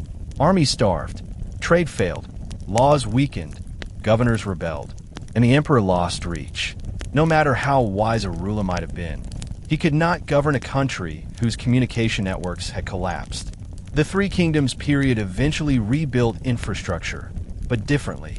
Wei focused on northern canals, Shu built mountain roads, and Wu developed coastal ports. Their designs reflected new political boundaries. Infrastructure is invisible until it fails. The Han Dynasty discovered that when roads crumble and canals collapse, empires collapse with them. The most destructive economic transformation in the final century of the Han Dynasty was the spread of concentrated land ownership. Early Han emperors had built their empire on small farmers. These families owned their fields, paid taxes to the state, and supplied soldiers when needed. Their connection to land gave them loyalty. Protecting the dynasty meant protecting their ancestral property. But over 200 years, the agricultural foundation shifted dramatically. When peasants lost their land, the state lost power. The process of land concentration unfolded over generations. Local aristocrats and wealthy merchant families bought farmland from struggling peasants, often through predatory deals. Interest rates on loans were intentionally set to be impossible to repay. When peasants faced crop failure, caused by flood, drought, or locust plague, they borrowed grain from aristocrats. When repayment failed, farmland titles passed to creditors. In theory, peasants could continue farming the land they once owned, but now they worked as tenants, paying most of their harvest as rent.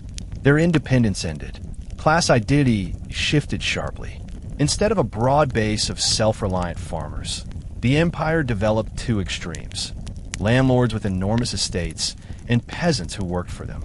Some aristocratic estates covered entire valleys, containing thousands of tenant workers.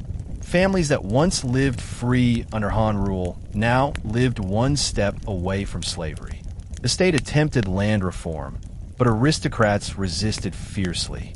Local magistrates often came from powerful clans. They protected their estates through political influence, bribing officials to prevent investigation. When reform-minded ministers proposed redistributing land, they faced assassination, dismissal, or exile. The emperor could not enforce policy over wealthy elites, meaning wealth turned into power greater than the throne itself. This class crisis created long-term instability.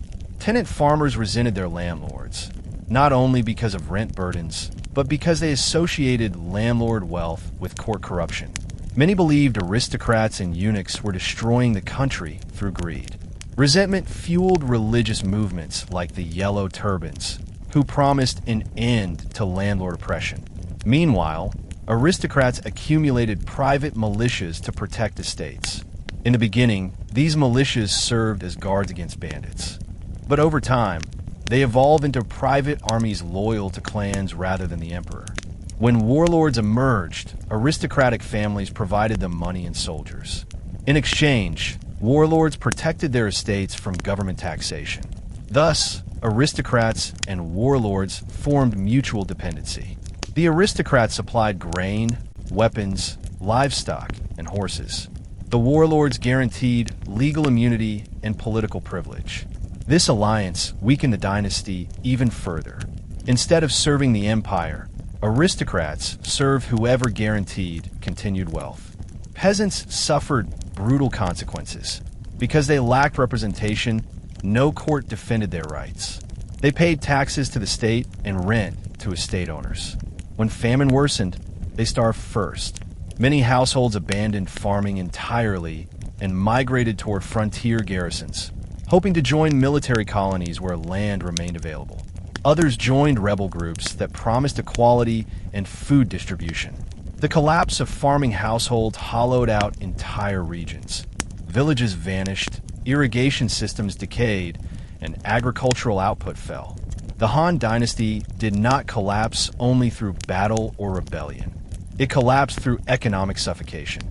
A declining tax base made it impossible for the government to pay soldiers, rebuild infrastructure, support borders, or supply relief. The wealthy elite became too powerful to restrain, and the empire lost its small farmer backbone. Once the economic foundation of peasant stability dissolved, political collapse became inevitable. This class transformation shaped future dynasties. The Tang, Song, and Ming governments all designed policies explicitly to prevent aristocrats from gaining limitless land. They understood the lesson the Han taught. When wealth rises above government authority, dynasties fall. The late Han world teaches a universal truth. Empires depend not on palaces, armies, or royal names, but on the stability of the working population. When the working class collapses, the state collapses with it. At the height of the Han Dynasty, China maintained a sophisticated monetary structure. Bronze coins circulated through markets, peasants paid fixed taxes, and merchants traded goods along predictable routes. But during the final century, economic confidence collapsed. One of the greatest invisible causes of Han downfall was currency disruption, rising inflation, declining coin quality, and the collapse of standardized money. Coinage instability began when emperors expanded military operations. Wars against internal rebellions required enormous funding. Armies demanded weapons, food, horses, pay, and infrastructure repair. The imperial treasury lacked enough bronze and silver to mint high-value coins. Instead, the government produced coins with less metal content. The base coinage looked normal, but weighed less and contained impurities. Merchants quickly recognized the deception. Markets began valuing older coins at higher worth than new ones. This fractured monetary unity. In turn, counterfeit production exploded. Criminal groups, melted underweight coins, mixed metal alloys, and sold fakes that looked identical to official currency. These coins flooded marketplaces, forcing merchants to inspect each coin before accepting payment. Market exchanges slowed dramatically. Regional warlords worsened the issue. When central authority weakened, warlords minted their own coins. The empire no longer had a single currency. Northern regions used Wei-issued money. Southern areas used Wu coinage. Southwestern markets traded Shu currency. Some communities abandoned coins entirely and returned to barter, using salt, cloth, rice, or tools as money. Inflation skyrocketed. Grain prices multiplied in areas struck by famine or war. A bushel of millet that once cost a few copper coins could cost hundreds during crisis. Ordinary families could no longer calculate value safely. They buried savings or converted wealth into jewelry or silk, anything more stable than coin. The collapse in monetary faith changed society deeply. Merchants hoarded goods, refusing to sell supplies at government prices. Urban markets shrank because buyers had no reliable currency. Tax revenue declined, forcing tax collectors to accept anything of value. Loan contracts became meaningless because repayment value changed constantly. Trade suffered worst of all. Long-distance merchants transporting salt or iron refused to travel into unstable coin regions. Regions lost access to luxury goods. Silk Road trade slowed. Caravans brought fewer foreign items. Meanwhile, government response proved catastrophic. Desperate emperors issued price controls, attempts to freeze grain values through law. These controls ignored economic reality and created black markets. Merchants sold secretly at illegal prices, while government markets stood empty. Some officials tried to solve coin shortages by minting iron currency, but iron coins corroded, weighed too much, and were rejected by merchants. In southern river networks, barter systems became permanent. Fishermen traded fish for wood. Boatmen traded transport for rice. The currency collapse also weakened imperial authority. In earlier centuries, the emperor's face printed on coin had symbolized unity. Now coins varied between provinces. When money lost imperial identity, people lost connection to the dynasty. Most importantly, currency collapse made military control impossible. Soldiers often refused Han payment, preferring grain and land rewards. Warlords paid troops with seized estates rather than money. Han currency was worth less than the food needed to survive. The financial collapse reveals why even strong rulers could not repair the empire. The economy beneath them had dissolved. A dynasty cannot rule people who no longer believe in its currency, taxes, or financial stability. The Han Dynasty learned, too late, that money was not merely economic. It was symbolic authority. The fiscal crisis of the late Han Dynasty was not the result of a single bad policy. It was the accumulation of financial mistakes, structural weaknesses, and overwhelming military pressure.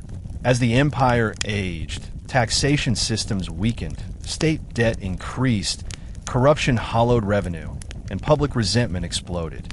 Money problems turned political crisis into irreversible collapse. The original Han tax system assumed land would remain widely distributed.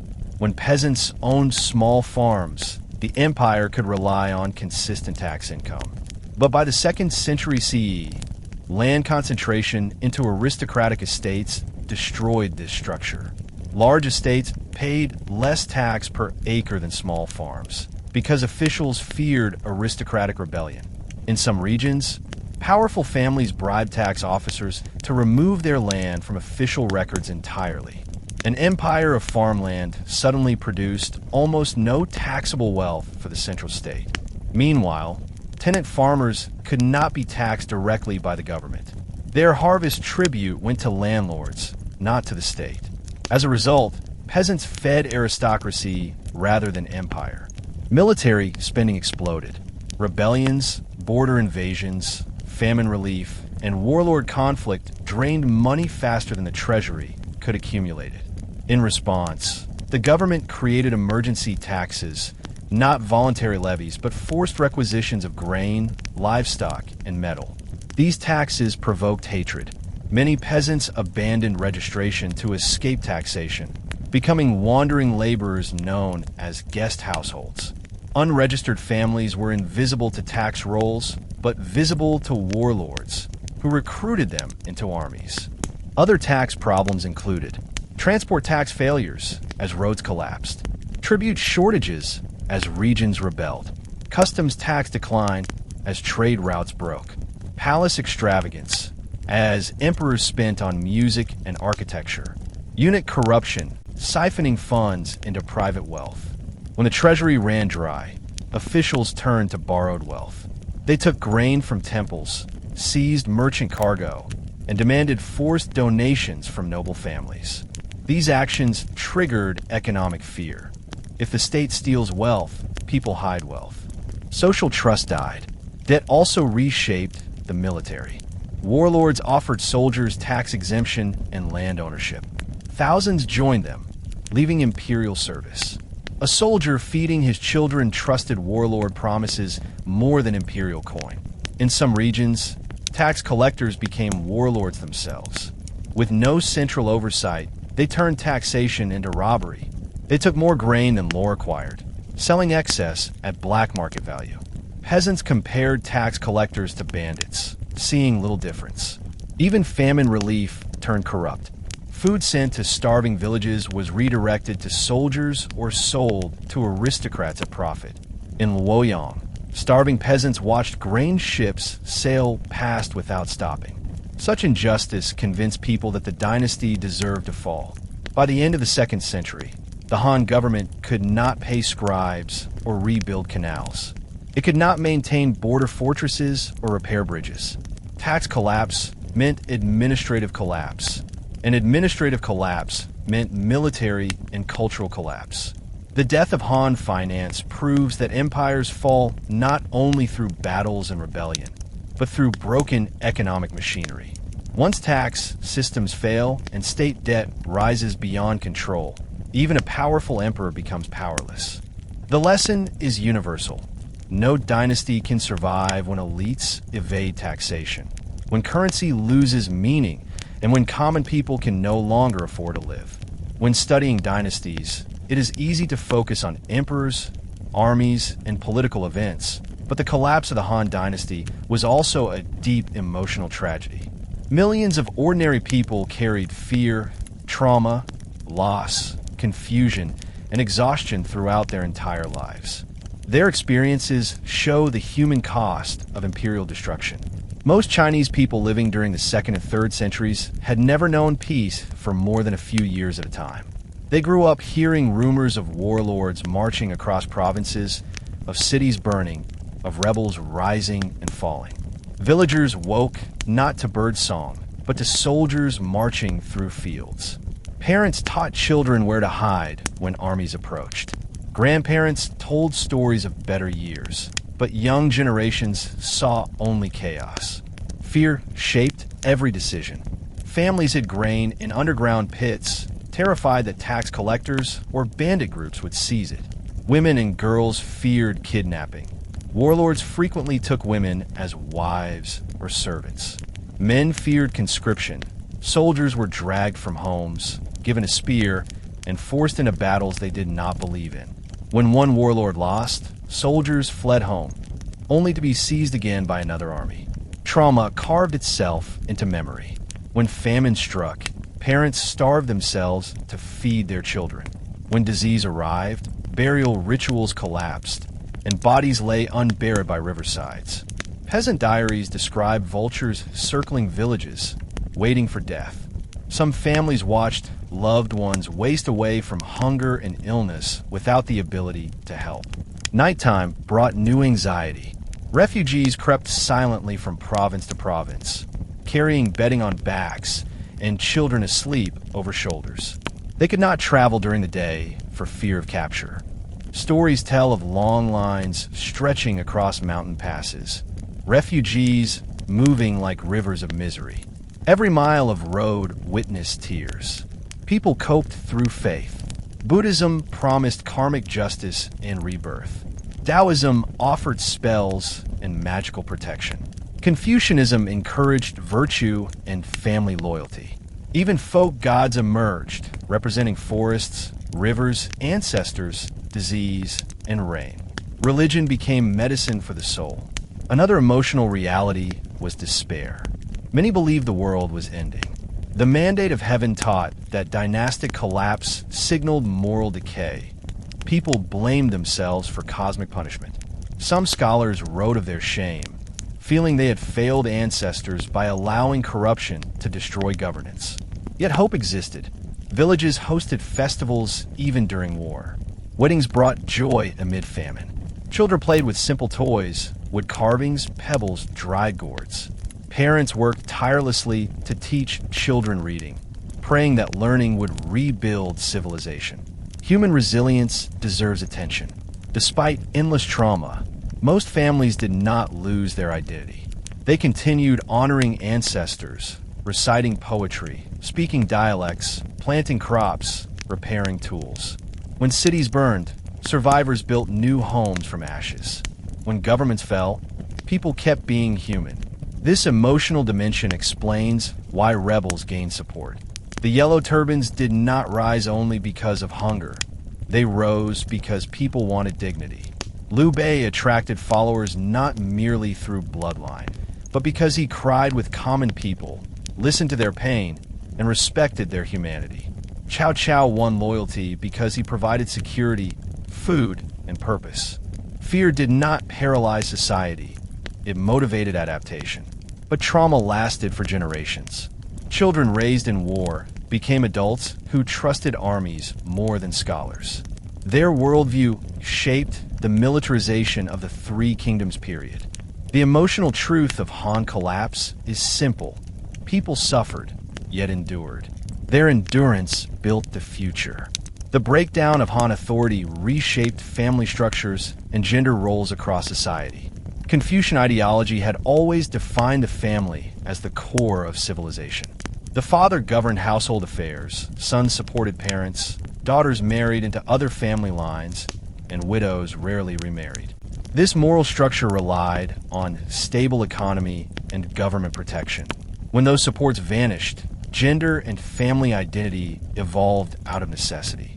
Women, who historically lived under strict patriarchal restrictions, found new roles during collapse. In war zones, husbands often died or fled to avoid military service. Wives became heads of households. They planted fields, negotiated taxes, defended homes, and educated children. Some women became community leaders, using negotiation skills to protect neighbors during raids. Historical records show widows organizing food distribution or leading migrations across provinces. Female mobility increased. Confucian law once discouraged travel for women, but war forced relocation. Entire female populations moved south to escape famine, traveling long distances without male escort. This mobility changed self-perception. Women gained independence and confidence. Marriage customs changed too. Dowry systems collapsed because families lacked wealth to exchange. Marriages that once symbolized alliances between clans now became pragmatic decisions based on survival. Widows who once would have been pressured to remain loyal to a deceased husband remarried because they needed protection and food stability. Children also lived different lives. Confucian ideals emphasized education and ritual discipline, but war deprived children of schooling. Instead of reciting classics, children tended livestock, learned to trap fish, collected wild herbs, and carried water. They became economic contributors rather than academic students. Birth rates fell. Famine and disease weakened fertility. Mothers suffered malnutrition, leading to infant mortality. Midwives lacked tools and medicine. Many babies died unnamed. But families also adapted. Clan systems strengthened. Instead of relying on the state for protection, extended families built alliances, fortifying houses, sharing tools, building collective storehouses, and defending fields. Genealogies continued, proving that even collapse could not destroy lineage pride. Gender roles among elites changed differently. Aristocratic women gained influence because their marriages shaped diplomacy. A woman married into a warlord household brought family prestige and political connection. Some became advisors, shaping court policy. Letters written by elite women show intellectual depth. They debated strategy, loyalty, and morality. War also created a new female image, the warrior's mother. Mothers encouraged sons to join armies to defend clan honor. Songs from this period celebrate mothers who refused to weep when sons died in battle, praising noble sacrifice. Meanwhile, the ideal of filial piety persisted. Even in chaos, children cared for aging parents. Confucian ethics remained anchor points of identity. The collapse of the Han Dynasty also changed gender identity psychologically. Men who could not protect families experienced shame. Some abandoned their roles, becoming bandits or wanderers. Others joined monastic Buddhist communities, rejecting social obligation. Women gained spiritual influence. Taoist priestesses led ceremonies, reading talismans to protect villages. Buddhist nuns spread teachings, offering emotional refuge. In many ways, family identity became stronger during collapse, not weaker. Without government support, households relied on love, duty, and cooperation. Collapse revealed not the fragility, but the flexibility of social identity. When central government authority fell apart, law enforcement vanished. The result was a dramatic rise in crime, banditry, smuggling, and black market trade. Yet crime during the late Han period cannot be judged simply through modern morality. People committed crimes to survive starvation, protect families, and resist exploitation. The line between criminal and hero blurred. Bandits roamed through rural regions. Some were former soldiers abandoned after losing battles. Others were peasants who refused aristocratic rent demands.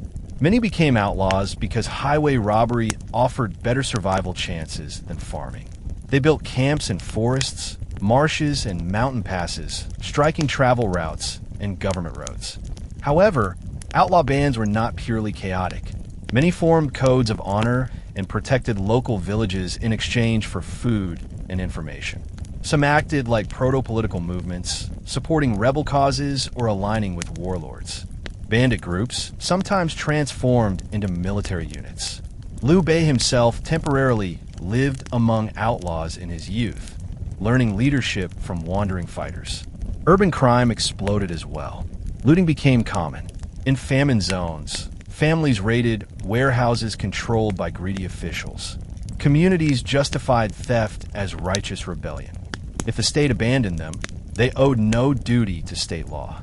Smuggling turned into industry. Since currency collapsed, merchants transported goods illegally across borders to avoid taxes. Salt, iron, and silk passed through secret networks. Warlords tolerated smuggling if it benefited them, sometimes even taxing illegal routes. Moral boundaries chiefly. Under Confucian standards, theft was sin. But when parents stole bread to feed children, communities defended them. If a bandit stole from corrupt aristocrats, people celebrated him as justice bringer. Robin Hood-like stories spread everywhere. Meanwhile, kidnapping increased. Soldiers abducted farmers to build labor forces. Warlords seized aristocratic heirs for ransom. Desperate families sold children to survive famine. Society questioned ethics.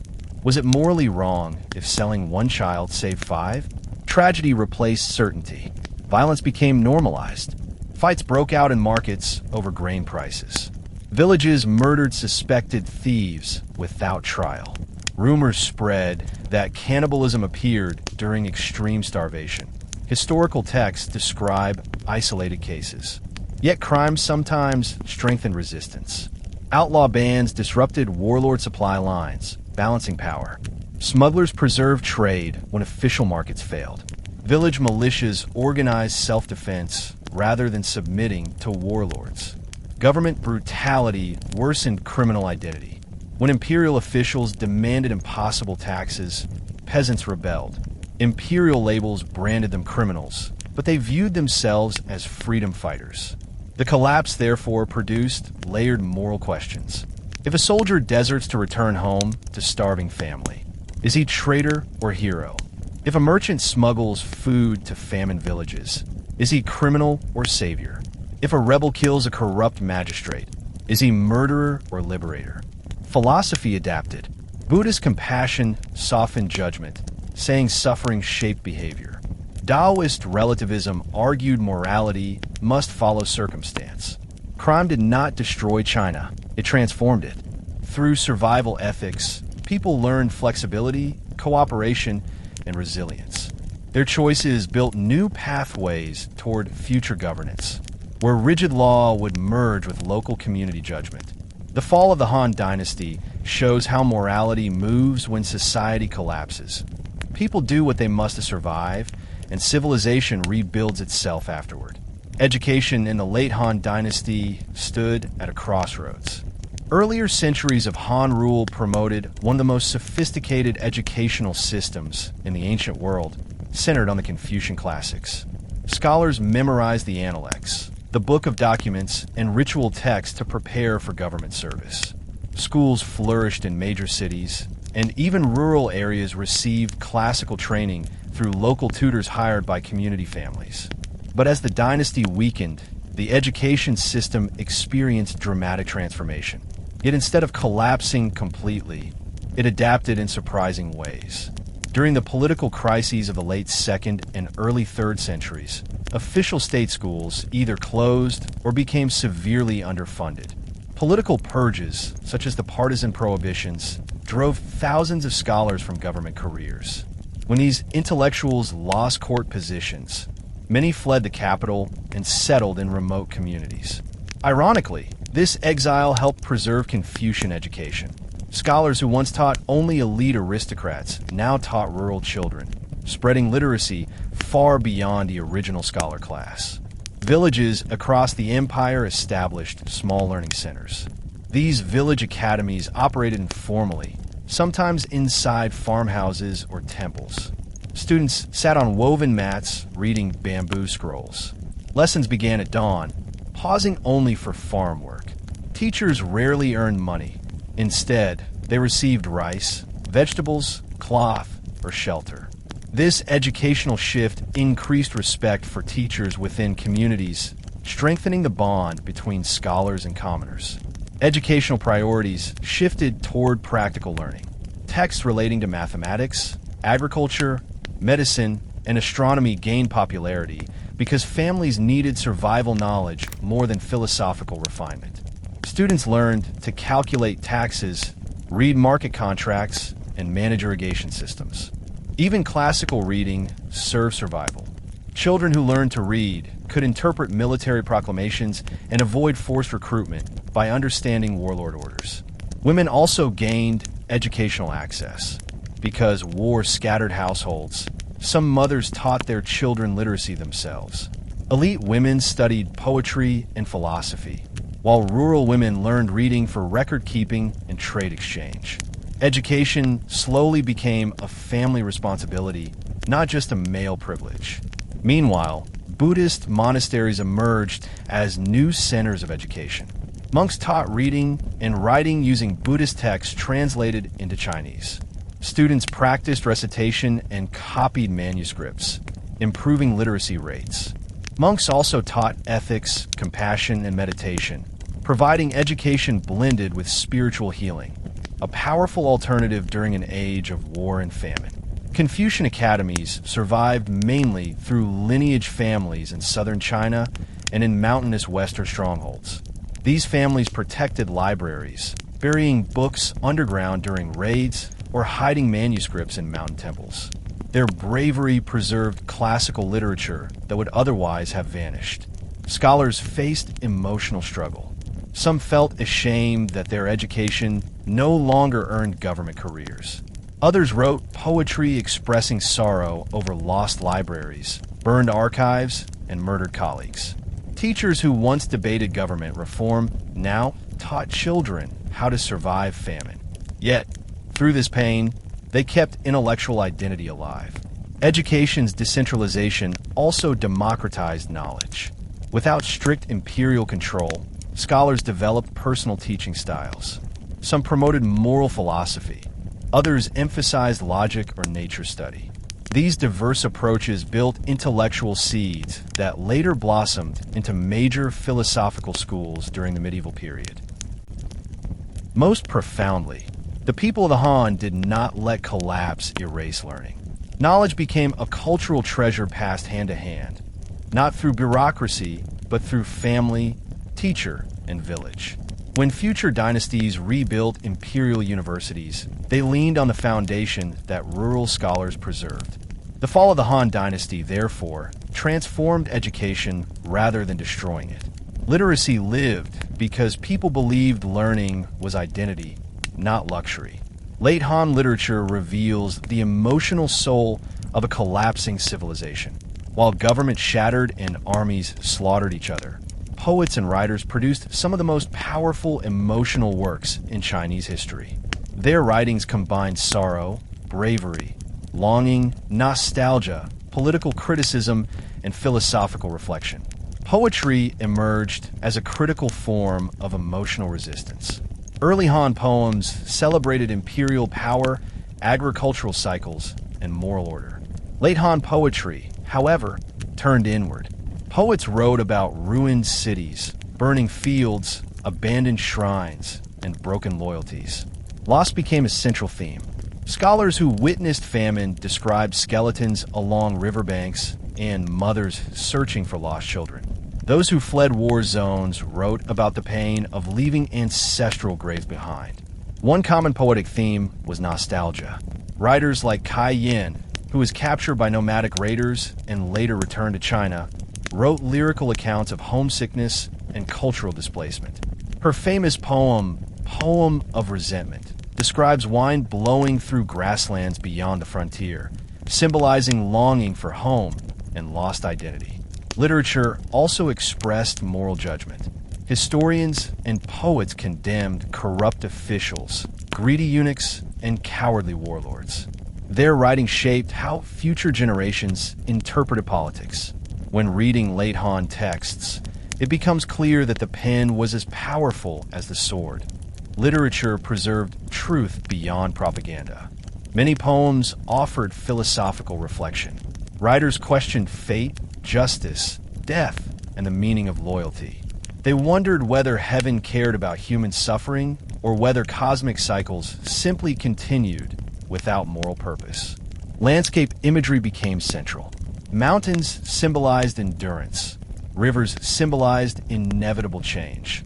Autumn fields symbolized decay and memory. Poets turned to nature not only as scenery, but as metaphor. They described falling leaves as fallen kingdoms and winter frost as imperial corruption. Songs and ballads spread through both cities and villages. Soldiers sang during night marches. Peasants sang during harvest. Refugees sang during migration. These songs, though rarely written down, preserved collective memory. Writing styles evolved. Confucian prose, once formal and rigid, became emotional and free-flowing. Personal letters described friendship and sorrow. Journals recorded fear and daily reflection. Oral storytelling grew popular. Some storytellers wandered markets reciting epics about warriors, forming early seeds of later Three Kingdoms literature. Literary culture connected social classes. Aristocratic poets wrote elegant verse, but rural singers composed folk poetry about hunger and grief. These different voices merged into cultural unity. Despite devastation, creativity flourished. War forced writers to innovate new forms. Political uncertainty inspired emotional honesty. Without the stability of imperial censorship, people wrote freely about government mistakes and military brutality. This period also saw the preservation of older texts. Many individuals risked their lives to protect ancient scrolls from warlords and thieves. In mountain monasteries and remote estates, libraries survived. These archives later helped scholars of the Jin, Sui, and Tang dynasties rebuild classical knowledge. The greatest literary legacy of the Han collapse arrived centuries later, Romance of the Three Kingdoms. Although written in the 14th century, it shaped how millions worldwide remember this era. It blended history, myth, and poetry into dramatic narrative, turning historical figures into symbols of loyalty, strategy, friendship, and betrayal. The poetry and literature of late Han China show that even in collapse, humanity does not stop creating. Words became shelter when walls fell, memory when cities burned, and identity when empires died. The late Han era was not only a time of military destruction, it was an age of intellectual debate. Philosophy expanded beyond Confucian orthodoxy into vibrant discussion between realist political thinkers, Taoist sages, Reform scholars, and early Buddhist monks. Their arguments shaped China's moral identity and laid the foundation for future philosophical movements. Confucian philosophy remained dominant, but it evolved. Early Confucians believed virtue alone could guide rulers. Late Han thinkers, however, acknowledged that moral idealism failed to prevent collapse. They debated how Confucian principles should adapt to reality.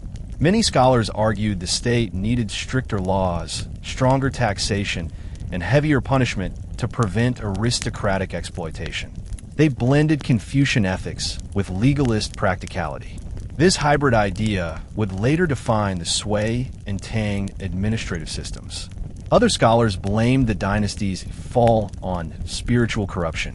They claimed rulers ignored ancestral rights, breaking cosmic harmony. Their writings encouraged moral reform and return to ritual tradition. Taoist philosophers entered major public debates, promoting simplicity and natural social order. They criticized Confucian bureaucracy as artificial structure that ignored human nature.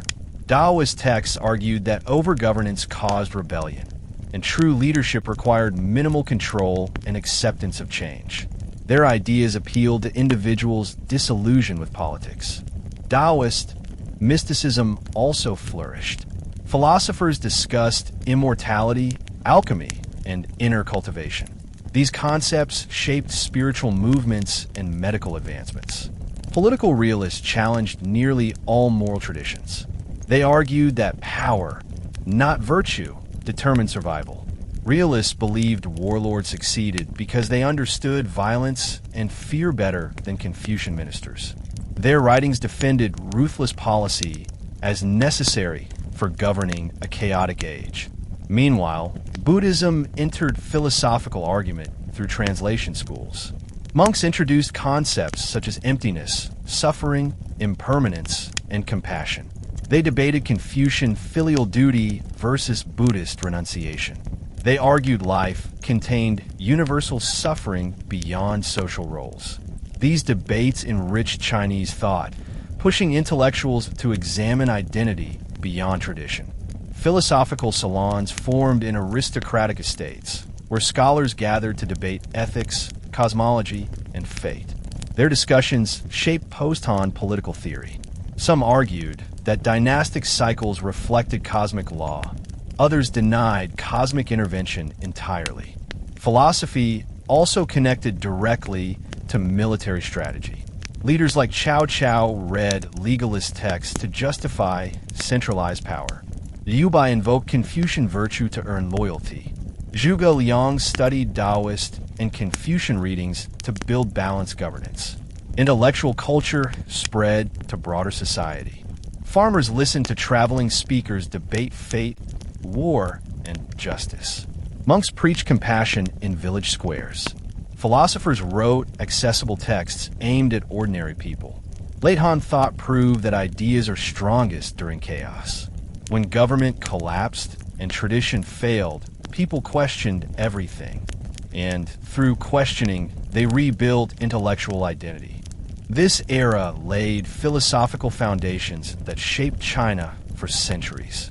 Neo-Confucianism, Tang religious tolerance, Song rationalism, and Ming statecraft all trace roots to the diverse debates of late Han culture. The collapse did not silence thought, it liberated it. The collapse of the Han Dynasty did not stop technological development. In some ways, it accelerated it. War and crisis forced engineers, smiths, farmers, and physicians to innovate faster than the peaceful empire ever demanded. times of danger often increase creative response, and the late Han world stands as proof. One of the most remarkable technological expansions was the improvement of iron production. Ironworking in early Han centuries already reached impressive levels, but civil war and massive military recruitment increased the need for stronger weapons and tools. As a result, blast furnace design evolved, allowing hotter temperatures and improved purification. Iron became more reliable, flexible, and durable. This had enormous consequences. Stronger plows boosted agriculture, tougher swords and spearheads reshaped battlefields, and iron nails replaced wooden joints in siege machines. Weaponry innovation proved particularly significant. The mass-produced crossbow, already a major Han achievement, became strategically superior in late Han warfare. Engineers developed standardized trigger mechanisms that allowed even untrained recruits to shoot accurately. Warlords enforced mass drilling lines, creating volley systems that could tear apart cavalry charges. The crossbow changed the meaning of infantry. It gave peasants the power to defeat aristocratic horsemen. Siege technologies expanded rapidly as well. Engineers built mobile shield walls made of layered timber and animal hide, protecting soldiers from arrow storms. Scaling ladders and battering rams grew larger and more refined. Most importantly, traction trebuchets appeared across battlegrounds, enabling armies to launch stones and fire pots at city walls from long range. Siege warfare replaced ritual combat and knightly duels. Engineering became the heart of conquest. Agriculture also evolved. The Cao Cao iron plow design spread widely, enabling deeper tilling and improved aeration of soil. War-torn villages desperately needed higher yield fields, and these tools made survival more likely. Crop rotation knowledge became common in rural communities, preventing soil exhaustion. Farmers also experimented with drought-resistant millet, essential during famine decades. Agriculture saved lives in silence. Tools quietly fed millions, even while wars raged. Hydraulic engineering, though damaged by environmental disaster, also saw new development. The use of chain pumps increased irrigation efficiency in southern rice fields. People learned to divert smaller rivers into artificial ponds, storing seasonal rainwater. Southern China, less dependent on the Yellow River, became agricultural powerhouse. Medicine advanced dramatically. Physicians faced epidemics constantly. This forced better record-keeping and experimentation. Herbal databases expanded. Over 300 plant species entered medical texts. Acupuncture gained popularity among soldiers suffering from chronic pain, and battlefield surgery became more sophisticated. Folk remedies, Taoist alchemical mixtures, and Buddhist healing rituals merged into hybrid medical culture. Papermaking may be the most important Han gift to humanity. Although invented in the early 100 CE, its mass spread occurred during the dynasty's decline, not its height. Paper replaced bamboo strips and silk scrolls, making books cheaper and faster to copy. More people learned to read because writing supplies became affordable. That improved literacy preserved history across the empire. Without paper, much Han knowledge might have vanished forever. Transportation technology changed too. The wheelbarrow, traditionally attributed to Zhuge Liang, appeared around this era. It enabled a single worker to transport heavy grain loads, easing famine logistics. In mountainous regions, wheelbarrows allowed farmers to move food safely where carts could not travel. Navigation advanced. Wu naval commanders developed multi-deck warships, iron ram heads, and chain-linked river traps. These technologies turned water into battlefield advantage. Without such engineering, the Battle of Red Cliffs would not have succeeded. Even daily life saw technical change. Pottery glazes improved. Housing walls used stronger clay mixtures. Textile looms grew more efficient, and villagers built underground granaries lined with ash to repel insects. Survival engineering blossomed in every village. The lesson is clear. Collapse does not always mark technological regression. The Han world used suffering as fuel, transforming necessity into innovation. War may destroy nations, but but it can also make human creativity unstoppable. Science during the Han collapse offers extraordinary insight into human curiosity under existential stress. Instead of abandoning intellectual pursuits to war, scholars expanded astronomy, mathematics, geography, and cosmology. Their drive to understand the universe reflected both philosophical tradition and desperate need. Floods, earthquakes, famine, and eclipses demanded explanation. Astronomy was central because the mandate of heaven tied cosmic harmony to political legitimacy. Astronomers measured star positions to predict eclipses, seeking proof that heaven rejected the dynasty. Some officials feared astronomical information because it could justify rebellion. One eclipse recorded during Emperor Ling's reign triggered intense panic. Scholars claimed it symbolized imperial doom. Yet astronomers continued their work, producing accurate instruments and calculations. They used gnomons, vertical rods, to measure shadows and calculate solstices. Water clocks recorded time intervals with improved precision. Star atlases mapped constellations across the northern hemisphere. Scholars wrote reports describing star movement, lunar cycles, and solar angles. Their records provided foundational data for later dynasties. Calendar science also evolved. A stable calendar was vital for agriculture, taxation, and religious festivals. During the late Han era, calendar errors increased due to political disturbance, causing confusion over harvest timing. Scholars responded by refining long-term astronomical cycles. They calculated the tropical year more accurately than any ancient civilization except the Maya. Their mathematical approaches used complex fraction systems to correct seasonal drift. Mathematical scholarship expanded through practical necessity. War logistics demanded calculation, supply estimation, true coordination, siege angle measurement, and engineering design. Scholars used geometry to measure land plots, rivers, and military formations. They used algebra-like reasoning to solve simultaneous equations in grain distribution systems. Surviving texts, including the 9 chapters on the mathematical art, demonstrate astonishing sophistication, concepts resembling matrix operations, square roots, and proofs. Geography grew more detailed because armies traveled constantly. Soldiers mapped mountain passes, river flows, and valley measurements to navigate battlefields. Regional documentation influenced future cartography, giving later dynasties knowledge of previously inaccessible terrain. Medical science interacted with physics and biology. Scholars studied pulse theory, body channels, and herbal chemical behavior. They also documented contagious disease patterns, anticipating germ theory concepts by recognizing that proximity spreads illness. Even early chemistry developed.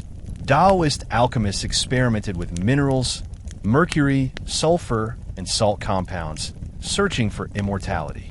Their laboratory methods produced new materials and reactions, contributing to metallurgy and medicine. Some experiments accidentally created rudimentary, gunpowder-like mixtures centuries early. Scientific philosophy shifted too. Traditional Confucian cosmology explained nature through moral balance, but scientific thinkers increasingly viewed nature mechanically. They described tides through lunar gravity relationships, predicted weather patterns using humidity data, and argued star motion followed physical law rather than God's emotions. This intellectual courage helped China preserve rational inquiry through collapse. Instead of surrendering to superstition, scholars asked questions. Their science formed the blueprint for future development in the Tang, Song, and Ming eras. The fact that science flourished during civil war proves that knowledge does not require peace. It requires curiosity, dedication, and hope. While armies battled and governments fell, everyday culture continued shaping Chinese identity. Material objects, food, clothing, pottery, tools, and household architecture tell us how people survived, celebrated, and adapted during collapse. Food culture changed dramatically. Before crisis, northern people relied on wheat and millet, while southern people relied on rice. During famine years, diets diversified. Villagers collected wild roots, acorns, bamboo shoots, and mountain herbs. They learned new cooking methods, steaming roots to remove toxins, drying vegetables for winter, fermenting grains to stretch supplies. Salt became life-saving preservative. Whole regions fought to control salt springs. Protein sources shifted. With cattle and horses essential for war transport, peasants ate fewer large animals and relied instead on ducks, pigs, fish, crabs, tofu, and fermented beans. River fish fed the Yangtze Basin population. Goat herds fed frontier families. Food, therefore, reflected geography and conflict. Clothing culture shifted with economic stress.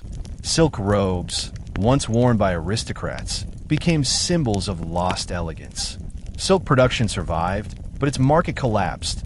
Families used silk as currency rather than clothing. Hemp and ramie replaced silk for everyday wear, especially among refugees. Clothing became practical and durable. Wool garments grew common in northern winter camps. Footwear evolved in response to migration. Leather boots replaced silk slippers. Straw sandals became universal among travelers. Soldiers wore reinforced shoes made of layered cloth and hard soles for marching across rocky landscapes. Craft culture endured because necessity demanded it. Pottery kilns continued firing bowls, jars, and cooking vessels. Ceramic stoves became important household tools because families moved frequently and needed portable kitchens. Clay lamps provided light during nights. Candle making improved using beeswax and animal fat. Jewelry changed meaning. Instead of luxury, ornaments symbolized memory. Families carved wooden pendants inscribed with ancestral names. Women shaped bone combs decorated with protective symbols. Children wore amulets to ward off disease. Spiritual value replaced economic value. Housing styles adapted to fear. Many families abandoned above-ground homes for semi-underground dwellings insulated against cold and easy to hide during raids. Others built stilt houses in the south near rivers to escape flooding. Clay tile roofs replaced wooden thatch to prevent fire spread. Tools multiplied and improved. Iron sickles, spades, axes, and saws allowed villages to rebuild homes quickly after war damage. Fishermen used cast nets and bamboo traps to feed communities. Blacksmiths sharpened knives and arrowheads daily. Entertainment culture persisted. People carved toys from scrap wood. Miniature animals, spinning tops, whistles. They played board games like Liubo and Weiqi. Music survived through flutes, drums, and zither. Song kept identity alive. Burial culture also evolved. High-cost tombs disappeared, replaced by simple graves marked with stone piles. Families placed wooden tablets instead of bronze vessels. Yet ritual respect continued. Collapse did not erase ancestor worship. Material culture reveals an important truth. Ordinary life does not disappear when governments fall. People continue cooking, sewing, building, repairing, singing, playing, and loving. While history records emperors, humanity survives through daily objects. The material culture of late Han, China, shows strength, creativity, and unbreakable identity. Even in collapse, people shaped beauty from scarcity. The fall of the Han Dynasty is often described through battle maps and political changes, but behind every clash stood human minds shaped by ambition, trauma, insecurity, pride, and vision. Warlords who controlled the landscape were not only generals. They were psychological forces who influenced millions. Their personality traits changed the world as much as military technology did. Understanding their internal psychology allows us to understand why events unfolded as they did. Cao Cao remains one of the most fascinating case studies. Though later novels painted him as villain, real history reveals a man driven by deep intellectual complexity. Born to a minor official family, he grew up with emotional hunger for respect. His ambition was not sudden, it built gradually. Cao Cao feared stagnation, hated mediocrity, and envied aristocrats who inherited power. His personality blended insecurity with brilliance. Because he knew he lacked noble blood, he compensated with relentless discipline study, and strategy. Psychologically, he believed order could only be restored through force. The world convinced him kindness was weakness. Cao Cao's emotional resilience set him apart. He suffered assassination attempts, betrayal from allies, and mutinies from troops. Instead of collapsing, he hardened. His writings expose a man who viewed suffering as fuel. Poetry he left behind reveals loneliness, fear of death, and emotional pain. He spoke often about impermanence, mourning each fallen soldier while pushing forward. His psychological ability to endure trauma allowed him to unify the North. Liu Bei's leadership mindset differed sharply. His internal engine was not ambition, but longing for legitimacy and belonging. Liu Bei spent most of his life homeless, ignored, and defeated. He slept in stables, farmed shoes to survive, and served under stronger warlords. Failure shaped his identity. Instead of breaking him, it carved humility into his leadership. Psychologically, Liu Bei's strength came from empathy. He genuinely cared about his soldiers and commoners. People followed him because he represented their emotional pain. Yet Liu Bei also carried hidden pride. He believed destiny favored him because he descended from the Han imperial line. This belief gave him psychological courage, but also led to strategic overreach. His grief over Quan Yu's death turned into obsession for revenge, which weakened Shu and hastened its ruin. Sun Quan embodied different psychological traits: caution, calculation, and family loyalty. Losing his father and brother Young forced him to mature early. This trauma shaped him into a patient strategist. He did not seek empire, he sought survival. Psychologically, Sun Quan knew his strength depended on balancing external threats. His ability to stay flexible, to ally with Cao Cao, then Liu Bei, then return to neutrality, demonstrates emotional intelligence. Other warlords show similar psychological depth. Yuan Shao, though powerful, suffered from indecision born from privilege. He had never faced defeat early in life, and thus lacked resilience.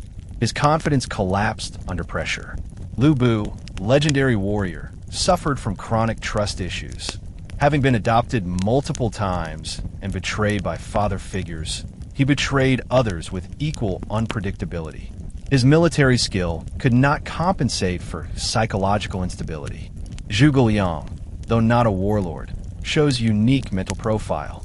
His self-control, long-term planning, and emotional calm shaped Shu's strategy. He used rationality as emotional armor. Letters he wrote show exhaustion and loneliness, yet his sense of duty overpowered despair. These leaders demonstrate universal truths. Trauma can produce greatness or destruction. Ambition shapes destiny. Emotional wounds change history. Warlords were not merely chess pieces. They were human beings who felt love, fear, jealousy, and pride. Their psychological states determined alliance decisions, battle outcomes, and imperial fate. Behind maps of conquest stood emotional landscapes. Understanding those landscapes turns dry military history into human narrative. Military leaders did not simply govern armies. They became living symbols. During the final century of Han rule, society built heroic archetypes around generals and statesmen. These archetypes shaped identity, culture, and literature long after the era passed. Take Quan Yu, perhaps the most iconic figure of the era. His reputation grew beyond factual record. He became symbol of loyalty, righteousness, and martial virtue. Stories depict him refusing luxury to maintain honor, reading Confucian classics at night, and riding into battle with unmatched dignity. Yet this heroic image did not appear spontaneously. During collapse, people needed moral anchors. They turned individuals into legends to cope with fear. Guan Yu became a psychological guardian for millions. His execution sparked massive cultural grief. Texts describe soldiers weeping uncontrollably, not only because they loved him, but because his death symbolized loss of moral order. Over centuries, temples honored him as god of war, protector of merchants, and defender of brotherhood. This transformation shows that late Han society mythologized human traits to preserve values under chaos. Zhuge Liang became another mythic archetype, the perfect strategist. Society described him as weather prophet, mechanical inventor, mind reader, and sage. Legends claim he summoned wind at red cliffs and built wooden oxen machines to carry grain across mountains. Real history suggests extraordinary intelligence, but myths amplified him into supernatural figure. People elevated him because they needed wisdom heroes in a world drowning in violence. Cao Cao's archetype became complex villain-hero hybrid. Later stories portray him as cunning mastermind, ruthless but brilliant. In many ways, Chinese culture needed a dark mirror.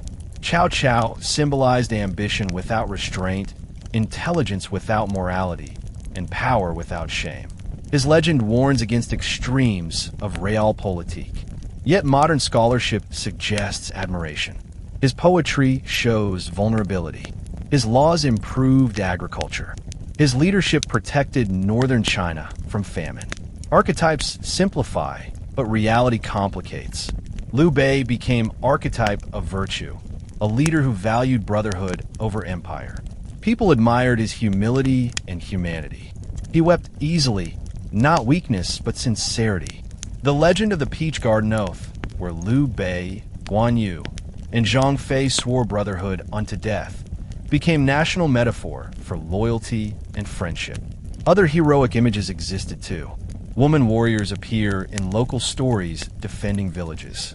Folk heroes rose from bandits and rebels, men who stole from landlords to feed starving villagers. Some became regional icons remembered through song. Archetypes changed depending on political needs. Early Wei historians portrayed Liu Bei as pretender. Wu historians emphasized their own naval superiority. Later dynasties combined these narratives into mythic literature. Thus, the Han collapse reshaped cultural imagination. Heroes became moral lessons, not just historical figures. Even negative archetypes emerged. Dongzhuo became symbol of corruption and tyranny. Eunuchs symbolized decadence. Traitorous officials represented moral collapse. These archetypes served multiple functions: emotional escape during trauma, cultural identity building, moral instruction for youth, political propaganda, entertainment, and storytelling tradition. Three Kingdoms mythology became universal because it contains timeless human themes: betrayal, love, loyalty, ambition, brotherhood, and revenge. Through archetype creation, late Han society discovered immortality beyond physical survival. Heroes died, but legends kept them alive forever. Late Han military leadership was not defined only by victory and defeat. It was shaped by ethical dilemmas. Warlords and generals constantly confronted questions about mercy, brutality, justice, and loyalty. Their decisions determined not only battles, but moral legacy. Ancient Chinese philosophy demanded benevolent rule. Confucius taught that a true leader governs through virtue, wins allegiance through kindness, and avoids cruelty. However, the violent reality of civil war challenged these ideals. Leaders who acted too compassionately risked destruction. Those who acted too brutally lost legitimacy. The line between wise severity and abusive tyranny was razor thin. Cao Cao famously declared, "I would rather betray the world than let the world betray me." This line displays ruthless self-protection, yet historians debate whether this attitude was moral failure or strategic necessity. If Cao Cao had ruled gently, northern China might have fractured further. Brutality, in his view, preserved millions of lives by preventing anarchic war. Yet his harsh executions gave him villainous reputation. Liu Bei took the opposite stance. He believed moral leadership created loyalty deeper than fear. His ability to earn trust produced lifelong followers like Zhao Yun. However, kindness sometimes harmed his cause. When he spared enemies, they returned later with armies. His moral attachment to vengeance over Guan Yu's death led to disastrous campaign against Wu. arguably an ethical mistake wrapped in emotional duty. Sun Quan practiced balanced ethics. He executed traitors but protected civilians. His policies reflected Confucian pragmatism: show mercy where useful, show force where necessary. This ethical flexibility allowed Wu to survive long-term. Generals faced smaller dilemmas daily. When enemy cities surrendered, should they be spared or sacked? Sparing civilians preserved moral reputation, yet sacking cities rewarded troops and discouraged future resistance. Some leaders compromised. Cao Cao occasionally spared cities to encourage surrender, but executed resistance leaders to deter rebellion. Leadership ethics also appeared in treatment of prisoners. Some commanders conscripted captives. Others slaughtered them to avoid future revolt. Liu Bei protected captured civilians. Liu Bu executed prisoners to demonstrate power. Sun Jian rewarded brave enemies to win respect. These differences shaped political alliances.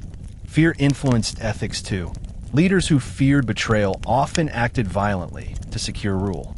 Yuan Shao executed advisors who disagreed with him, destroying trust. Cao Pai executed potential rivals, ensuring smooth empire succession.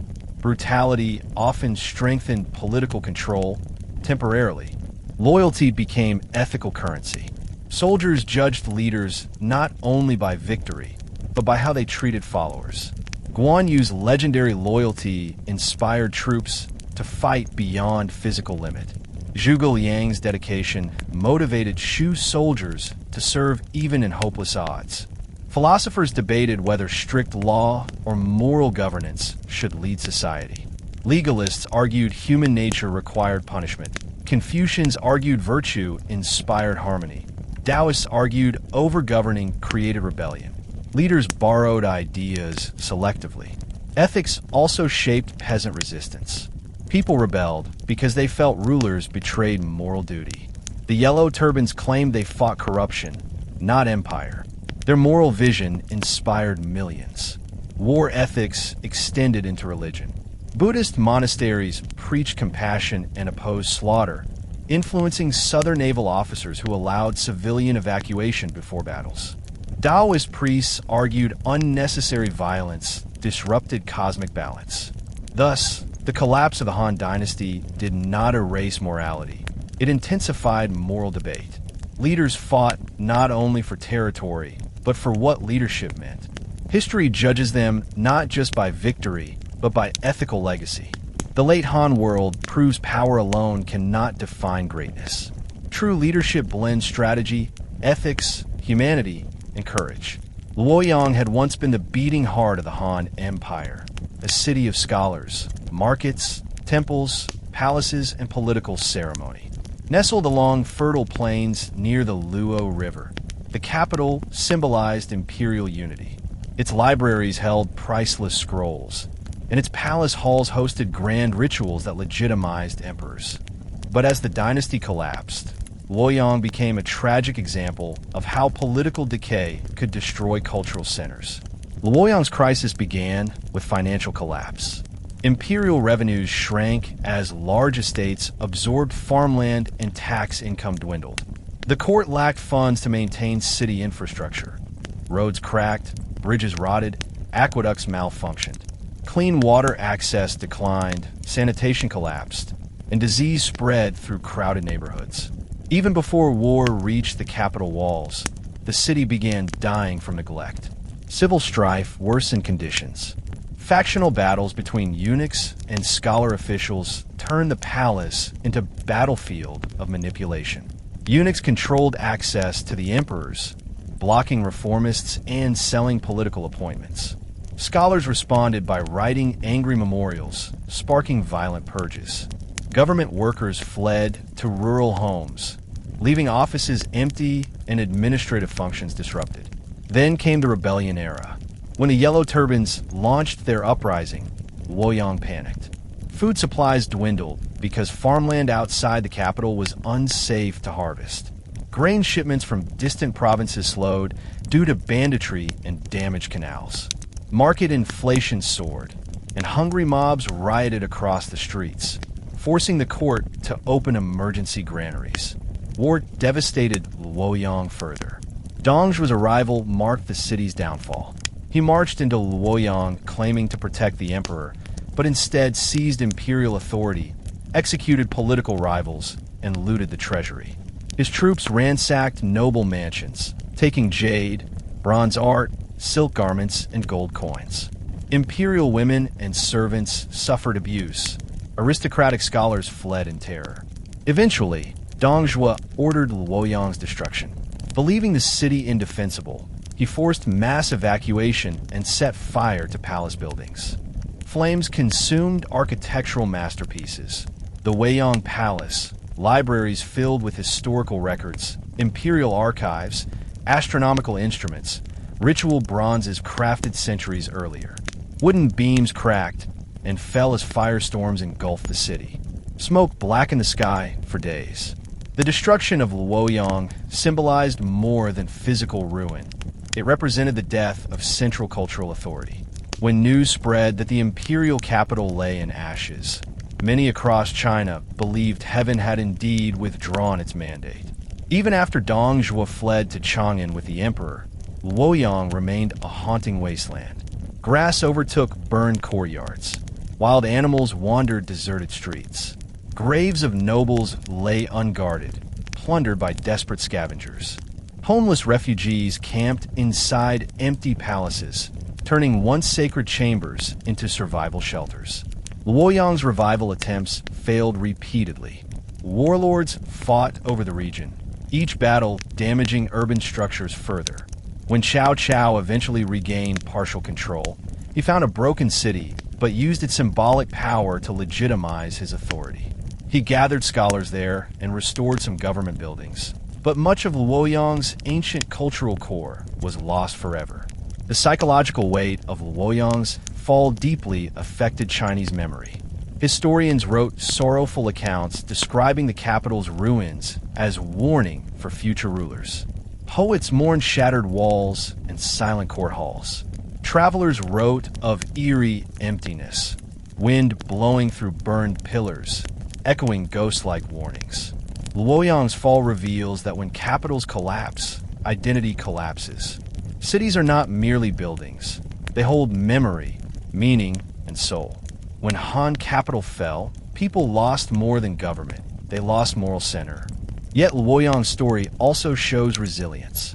After centuries, dynasties rebuilt the city, restoring palaces and temples. Today, Luoyang stands as a living museum of Chinese civilization. Its death, destruction, and rebirth demonstrate how culture survives beyond empire. After Luoyang's destruction, the imperial court moved west to Chang'an, the old capital of the Western Han. Chang'an, surrounded by protective mountains, offered military advantages and defensive walls. But this relocation carried enormous consequences, shifting culture, political fragmentation, and population displacement.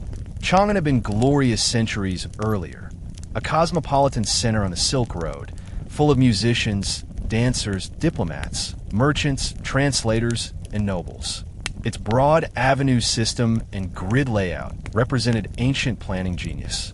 But by late Han times, the city had declined.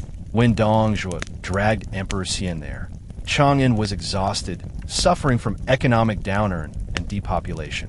Dong Zhuo attempted to use Chang'an as headquarters for his regime. He introduced strict control, surrounding the emperor with guards and forcing officials to obey him. But his brutality turned population against him. He imposed heavy taxes, executed critics, and confiscated noble estates. People lived in constant fear. Chang'an felt occupied, not liberated. Internal assassination attempts eventually killed Dong Zhuo, but his death did not save the city. Rival generals fought endlessly inside and around Chang'an, destroying infrastructure. Public order collapsed. Markets closed. Famine spread. People could no longer trust imperial authority. Mass migration reshaped the city. Refugees from Luoyang poured into Chang'an, overwhelming housing. Streets filled with makeshift tents. Disease spread. Clean water shortages triggered epidemics. Food markets collapsed under demand. Many starved in alleyways. Meanwhile, Nomadic pressure increased around the region. Xiongnu horsemen raided nearby farmland. Tribal alliances traded with Chang'an, but also threatened invasion. Defenders suffered constant stress. The city became militarized society. Soldiers patrolled walls. Ration systems fed garrisons first, and civilians were secondary priority. Chang'an, once cultural center, now resembled fortress prison. Libraries decayed, theaters closed, schools emptied. Public festivals vanished, replaced by military drills. Politically, Chang'an fueled factional divisions. Western aristocrats resented central elites. Warlords argued over who controlled the emperor. Because Chang'an sat far from prosperous eastern farmland, its economy depended on supply convoys that were repeatedly intercepted by rebels. Scholars documented emotional suffering. They wrote about autumn winds blowing through abandoned streets, weeds covering former gardens, silence replacing music. Their sadness symbolized the cultural death of Han unity. Eventually, the court abandoned Chang'an. Emperor Xian was relocated as political puppet under Cao Cao's northern control. Chang'an fell into further ruin. Without imperial life, the city shrank to provincial center, still important, but no longer world capital. Chang'an's story teaches a crucial lesson. Capital cities cannot survive without food supply, trade networks, and cultural purpose. Military defense alone cannot sustain civilization. Yet Chang'an also demonstrated long-term resilience. Later dynasties revived it as cultural masterpiece. The Sui and Tang dynasties rebuilt Chang'an into one of the greatest cities in world history. Silk Road trade returned, Buddhism flourished, architecture reached golden age. Thus, the fall of Han Chang'an was not final. It was a dramatic pause before new glory. One of the most transformative consequences of the Han collapse was massive population migration. War, famine, disease, environmental disaster, and political chaos forced millions to leave ancestral homes. These movements permanently altered China's cultural geography, especially through southern expansion. In early Han centuries, China's population was concentrated in the north. The Yellow River Valley formed heart of civilization. Northern agriculture produced staple foods, and cultural power centered around imperial capitals. Southern China was sparsely populated frontier land, rich but underdeveloped. Collapse changed everything. When the Yellow River repeatedly flooded northern farmlands, fields became mudflats unfit for farming. Famine pushed families south, where rice agriculture offered survival. Meanwhile, border attacks by nomadic tribes forced villagers to abandon northern plains. Civil wars between warlords destroyed entire provinces. Hebei, Hunan, Shandong, and Shaanxi saw enormous depopulation. Refugees filled roads leading to Yangtze River Basin. They carried seeds, tools, books, musical instruments, and ancestral tablets. Many traveled months, sometimes years, before finding permanent settlement. Death tolls along these routes were unimaginable. Disease, wolves, robbery, and starvation claimed countless lives. But migration reshaped China in positive ways too. Southern farmland expanded dramatically. Forests were cleared for rice fields. Irrigation networks multiplied. Swamps turned into villages. Cities like Jianya, future Nanjing, grew from regional towns into major centers. Cultural blending occurred. Northern migrants brought Confucian education, poetry, ritual tradition, writing systems, and political knowledge. Southern natives contributed fishing techniques, boat technology, herbal medicine, and maritime economy. Cultural fusion strengthened future dynasties. Population movement enriched Wu Kingdom. Sun Quan State benefited from arrival of educated northerners who offered military expertise and administrative talent. This infusion helped Wu survive against northern invasions. Migration also spread Buddhism and Taoism.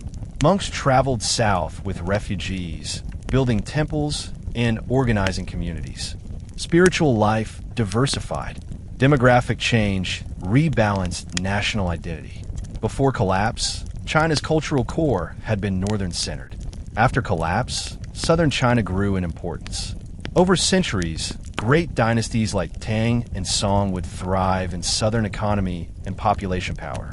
The fall of the Han planted seeds of later prosperity. However, social tension emerged. Local populations sometimes feared migrants would consume resources or disrupt traditions. Conflicts over farmland distribution, tax policy, and cultural differences caused friction. But over generations, intermarriage blended communities. Migration altered language too. Dialects mixed, forming new linguistic branches. Southern Mandarin roots formed, deeply influenced by Northern vocabulary. Population movement reshaped social hierarchy. Refugees lost aristocratic privilege. Farmers gained frontier land. Soldiers became settlers. Scholars founded new schools. Entire family lineages changed forever. This demographic revolution shows that collapse, though tragic, can produce rebirth. When people carry culture physically to new regions, civilization survives even when governments fall. The fall of Han Dynasty was not only political turning point, it was turning point in human geography. Without this migration, southern China might not have evolved into a powerhouse of Chinese history. The official end of the Han Dynasty is marked by one of the most symbolic political events in Chinese history, the forced abdication of Emperor Xian in 220 CE. This moment represented much more than the transfer of a throne. It was the culmination of decades of corruption, military rivalry, institutional disintegration, and cultural trauma. It also marked a new stage of identity for the Chinese world, a transition from imperial unity to regional power. Emperor Xian ascended the throne as a child. Even at his coronation, the dynasty was a dead ship floating without wind. Eunuchs manipulated the imperial court. Regional governors ignored the capital. Military forces acted independently, and famine ravaged the countryside. Emperor Xian had almost no opportunity to rule through genuine authority. His reign was defined by helplessness. At first, he was controlled by corrupt eunuchs. Later, Dongzhi seized him, using the imperial figurehead as shield against coalition armies. After Dongzhi's assassination, Emperor Xian drifted through hands of competing warlords, living under constant fear. When Liu Bei, Li Ju, and others used the emperor as political ornament, the throne became a humiliating stage. The emperor's body still sat in the hall, but the dynasty's soul had already died. Then came Cao Cao. Unlike others, Cao Cao recognized the symbolic power of the emperor. Rather than removing him, he used him. Cao Cao placed Emperor Xian under his protection, restored partial court ceremonies, rebuilt limited government networks, and issued edicts in the emperor's name to legitimize his rule. But though Cao Cao preserved the imperial image, he controlled every function behind it. Yet Emperor Xian was not ignorant. He understood his situation clearly. Secret letters written by palace women and loyal ministers reveal his despair. He often feared being killed or replaced. His life was heavily guarded, but spiritually imprisoned. His emperorship was thick gold covering hollow wood. After Cao Cao's death, his son Cao Pai inherited his father's authority. Unlike Cao Cao, Cao Pai felt no need to maintain symbolic monarchy. He decided the Han Dynasty had served its purpose. Using political pressure, he demanded Emperor Xian abdicate. The abdication document, drafted by Cao Pai's scholars, claimed the Han had lost the mandate of heaven and that a new dynasty must rise to restore order. The text framed abdication as voluntary, though every historian knows the emperor had no choice. Emperor Xian received the Jade Seal, the dress of a common duke, and new title, Duke of Shanyang. He bowed before Cao Pai, symbolizing surrender of an empire that had lasted more than 4 centuries. On that day, palace officials wept openly. Some tore their robes, mourning not only the fall of Han rule, but the loss of identity that came with it. Others accepted the situation quietly, exhausted by decades of war. Emperor Xian survived abdication. He enjoyed peaceful life underway monitoring and died in old age, an unusual fate for dethroned monarchs. But emotionally, he remained symbol of tragic monarchy, a man born to rule who never ruled. The official end of the Han Dynasty teaches deep lessons. Empires do not fall because a single person fails. They fall because the structure surrounding leadership dissolves. When corruption spreads, when armies no longer obey the center, when land concentrates into ruthless estates, and when public trust evaporates, even the most sacred throne becomes powerless. The moment Emperor Xian surrendered the imperial seal did not destroy China. It birthed a new age. The end of the Han Dynasty did not create a power vacuum. It revealed the winners of a century-long scramble for control. Three powerful states emerged, defined by geography, leadership, culture, and military strategy. Their formation demonstrated that China did not simply fragment randomly. It reorganized along natural, economic, and historical lines. Cao Wei, under Cao Pai, inherited the north. Its foundation relied on fertile wheat fields, river systems, strong cavalry culture, and administrative sophistication. Cao Cao's earlier reforms, Tushan agriculture, military colony systems, legal clarification, made Wei economically stable. Northern scholars supported Wei because they valued order more than legitimacy debates. For them, Wei offered peace after years of chaos. However, Wei carried a moral shadow. Many believed Cao Pai stole mandate before heaven approved. Yet morality mattered less than survival. Wei could feed people and defend borders. This made it the strongest of the three kingdoms. Shu Han, founded by Liu Bei, occupied Sichuan Basin. Shu had smaller population than Wei, but its geography provided powerful defensive advantage. High mountains surrounded fertile plains. Shu became legendary center of strategy under Luoyang. The kingdom justified its existence by claiming restoration of Han lineage. Liu Bei presented himself not as conqueror, but as rightful heir. This ideology inspired loyalty among immigrants fleeing northern war. Shu's identity was emotional, based more on cultural memory than on large army size. Eastern Wu, under Sun Quan, controlled the Yangtze River Basin and southern coastline. Wu developed the most advanced navy, dominated trade routes, and benefited from continuous agricultural growth. The south was once frontier wilderness, but under Wu leadership became economic powerhouse.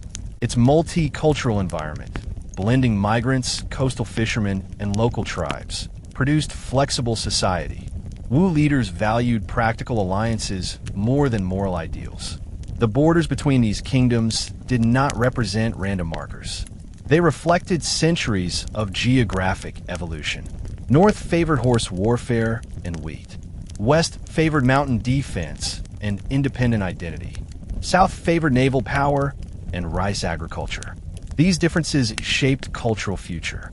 The Three Kingdoms era institutionalized military professionalism. Armies wore uniforms, used signals, practiced formation combat, and embraced large-scale strategy. Diplomacy turned scientific. Alliances, marriage bonds, hostage exchanges, and envoy missions became standard political tools. Society also reorganized. Refugees became citizens under new governments. Markets reopened. Writing continued. Scholars flourished under new patronage networks. Even though war persisted, states built functioning administrations. Still, unity remained a cultural dream. People believed eventually one kingdom must defeat the others. Universal empire identity survived, proof that Han collapse did not erase national consciousness.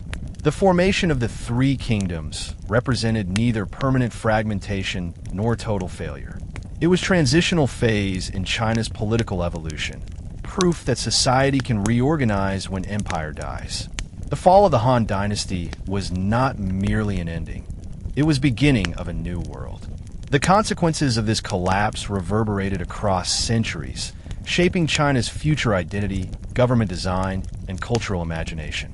First, the collapse demonstrated that legitimacy must rest on moral authority and administrative success. Later dynasties never forgot the Han lesson. Corruption leads to ruin. Tang emperors studied Han history carefully to avoid eunuch domination. Song officials remembered land concentration disaster and regulated aristocratic estates. Ming rulers restricted noble power to prevent another warlord age. Even modern scholars view Han collapse as warning about political imbalance. Second, the collapse reshaped cultural identity. The term Han people grew from dynastic label into ethnic category. When northern nomad states conquered China centuries later, people still called themselves Han. This identity survived foreign rule, invasions, and modern revolutions. Without Han collapse, this ethnic identity might never have unified so deeply. Third, the Three Kingdoms era produced military and political literature that influenced global culture.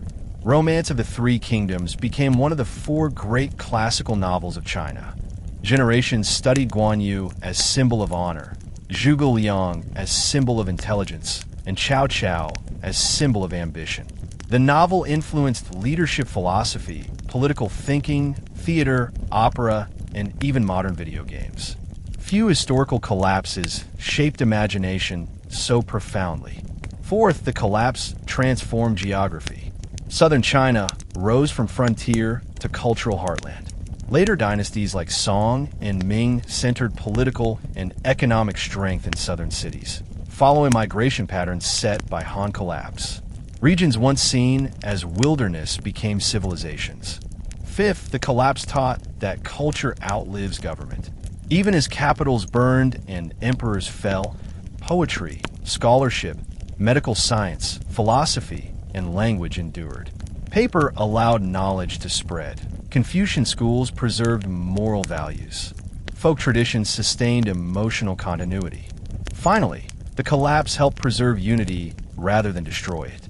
Because China rebuilt multiple empires after Han, the idea of unified nation outlasted civil war. The mandate of heaven doctrine helped people believe division was temporary. That belief guided reunification under Jin, Sui, and Tang dynasties. The Han collapse reminds us that endings are not failures, they are transformations. It demonstrates that human civilization can fall apart and still survive, reassemble, learn, and grow stronger. The dynasty fell, but Confucian thought survived. Armies destroyed cities, but culture rebuilt them. Warlords ended empire, but identity endured. That endurance is why modern Chinese people view Han collapse not as tragedy alone, but as foundational story. History did not stop in 220 CE, it evolved. The fall of the Han Dynasty marks one of the greatest turning points in world history. The moment when ancient imperial unity fractured into new worlds of philosophy, migration, military science, and cultural mythology. The story continues far beyond the dynasty's end. And that brings us to the end of today's journey on History Teller YT. You have just listened to the full rise and collapse of the Han Dynasty, a 400-year empire destroyed by corruption, greed, inequality, famine, and war. You learn how ordinary farmers lost their land and became rebels. Eunuchs tore apart the imperial court. Warlords battled across provinces. Luoyang burned. Chang'an fell. Emperor Xian surrendered. And three kingdoms rose from the ashes. You have seen how education survived exile, how science grew inside chaos, how poetry captured pain, and how migration reshaped China forever. The moral of this entire story is powerful. No empire is unbreakable. Power collapses when leaders forget justice. Dynasties die when the rich ignore the poor. History shows that corruption destroys faster than any army. But there's another message too. Humanity survives. Families rebuild homes. Teachers protected knowledge. Monks spread compassion. And soldiers defended hope. Through destruction came innovation. Through suffering came identity. Through chaos came a new world.